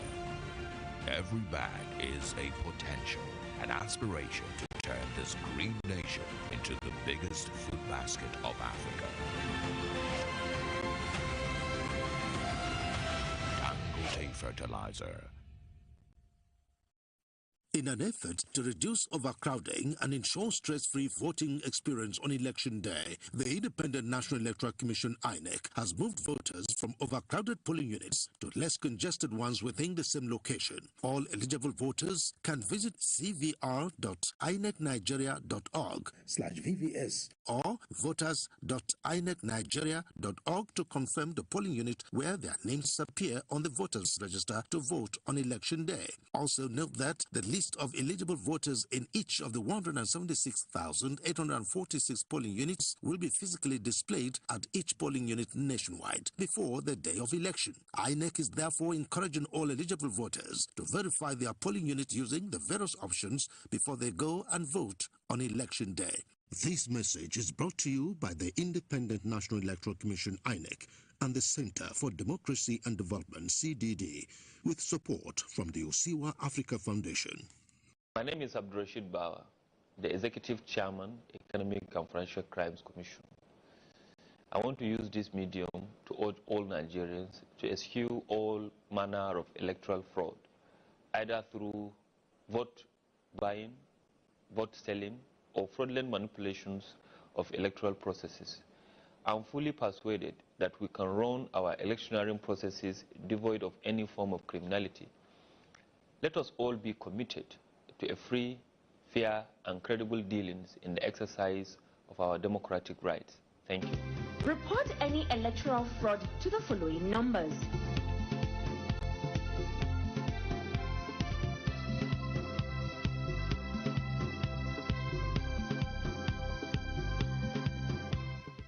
You can also send any relevant information to info@efcc.gov.ng or to all our social media platforms at official EFCC. Also, use the EFCC mobile app, the Eagle Eye, to report. Your vote is your power. Protect it. Since 2016, Horizon Estates has delivered quality homes in and around Lekki Phase 1. We've built a reputation of creating a fine balance of affordability, prime locations, and world-class quality. Horizon Estates has delivered thousands of homes at pocket-friendly prices, and today, an opportunity to own one has come knocking on your door. You can own a 3-bedroom apartment in Lekki Phase 1 with a 79.99 million naira outright payment, or a 2-bedroom apartment opposite Lekki Phase 1 at 35.99 million naira outright payment, or you can make a 19.99 million naira initial deposit, moving immediately into your 4-bedroom maisonette by Lekki Phase 1 and pay the balance across 24 months while you live in. To become a proud owner of a quality home in Lekki Phase 1, visit hzelekki.com. Foreshore Waters has delivered, and we are still delivering homes in the best locations in Lagos. Even with the current economy, we are creating affordable housing options in Banana Island, Ikoyi, and environs. Now, we are bringing you an unbelievable opportunity to own fully built homes in Osborne, Ikoyi. You can own a 3-bedroom apartment with 39.99 million naira initial deposit, or a 4-bedroom maisonette for 59.99 million naira initial deposit. All homes are fully built in Osborne. You can move in immediately after your first deposit and spread the balance while you live in. Join the League of Luxury Homeowners in Lagos today. For more details and enquiries, visit www.fwl.ng. Welcome to the Airtel side of life, where you're covered in a variety of reliable ways. Get a router for just 10,000 naira with up to 240 gigabyte, or this MiFi for 7,500 naira with up to 150 gigabyte, or this for 5,000 naira with up to 125 gigabyte bonus data. More data, more you. Reliable home broadband by Airtel, the smartphone network.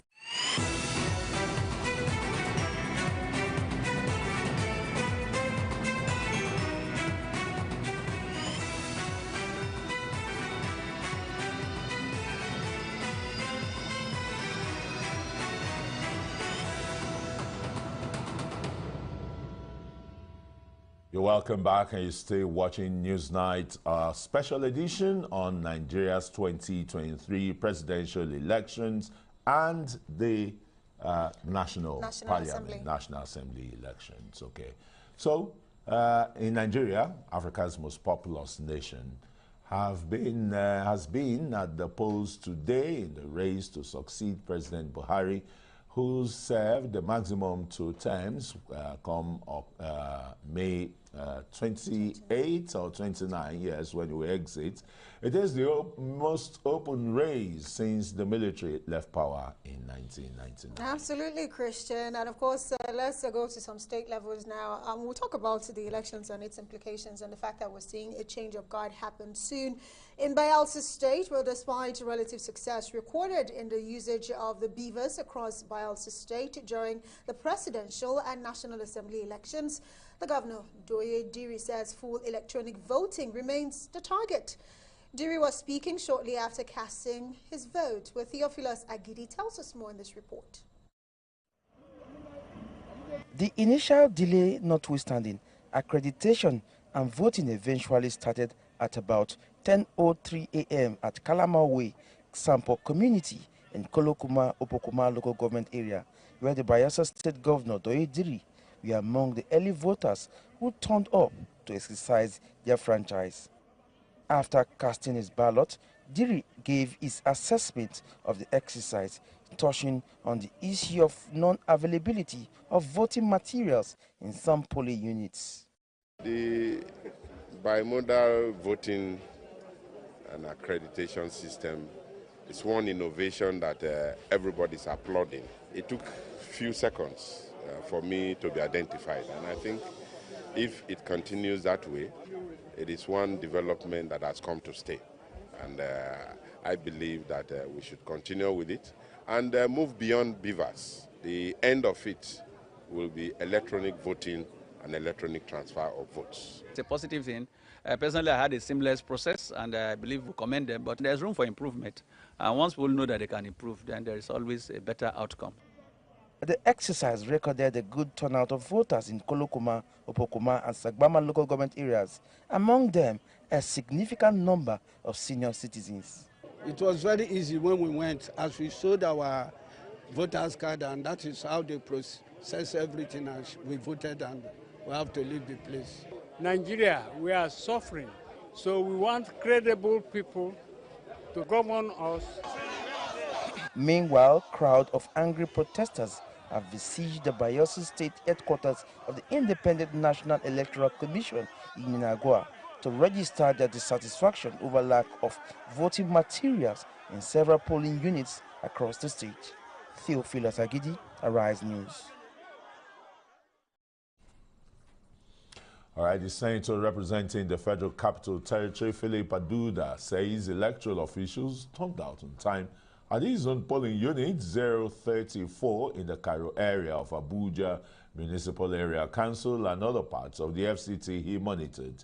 The lawmaker, who is seeking re-election, also condoled with the People's Democratic Party in the FCT over the death of its chairman on election day. Arise correspondent Olije Wapara monitored the polls.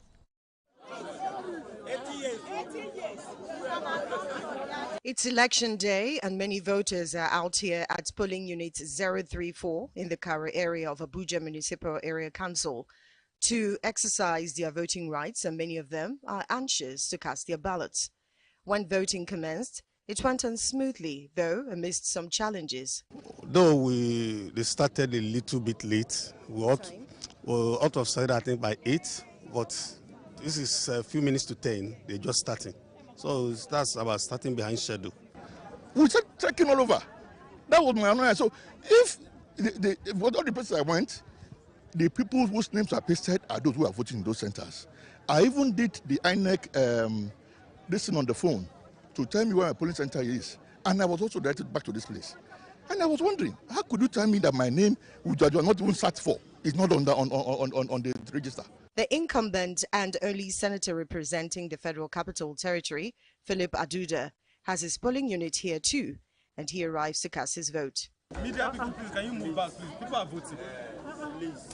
Senator Aduda, who is also the Senate Minority Leader, explains his voting experience while commending INEC for a great job. To me, because I did my accreditation, and it was quite straightforward. So I want to say that, yes, Vivas is indeed very good, and the accreditation is moving on smoothly. The opposition leader also sympathized with the People's Democratic Party over the death of the party's chairman in the FCT, Sunday Zaka, who was also his political associate. Zaka died after a car accident on his way to vote at his hometown in Kuje district. It's quite an unfortunate situation, and it is indeed very sad situation. On behalf of myself and my family and the very good people of FCT, I wish to condole the PDP family. In other areas visited by Arise News within the Nyanya, Cairo, Jukwe axis, many voters complained of delayed arrival of electoral materials and officials, while urging the Independent National Electoral Commission to improve its operations. Olije Wapera, Arise News. Well, thank you, Olije.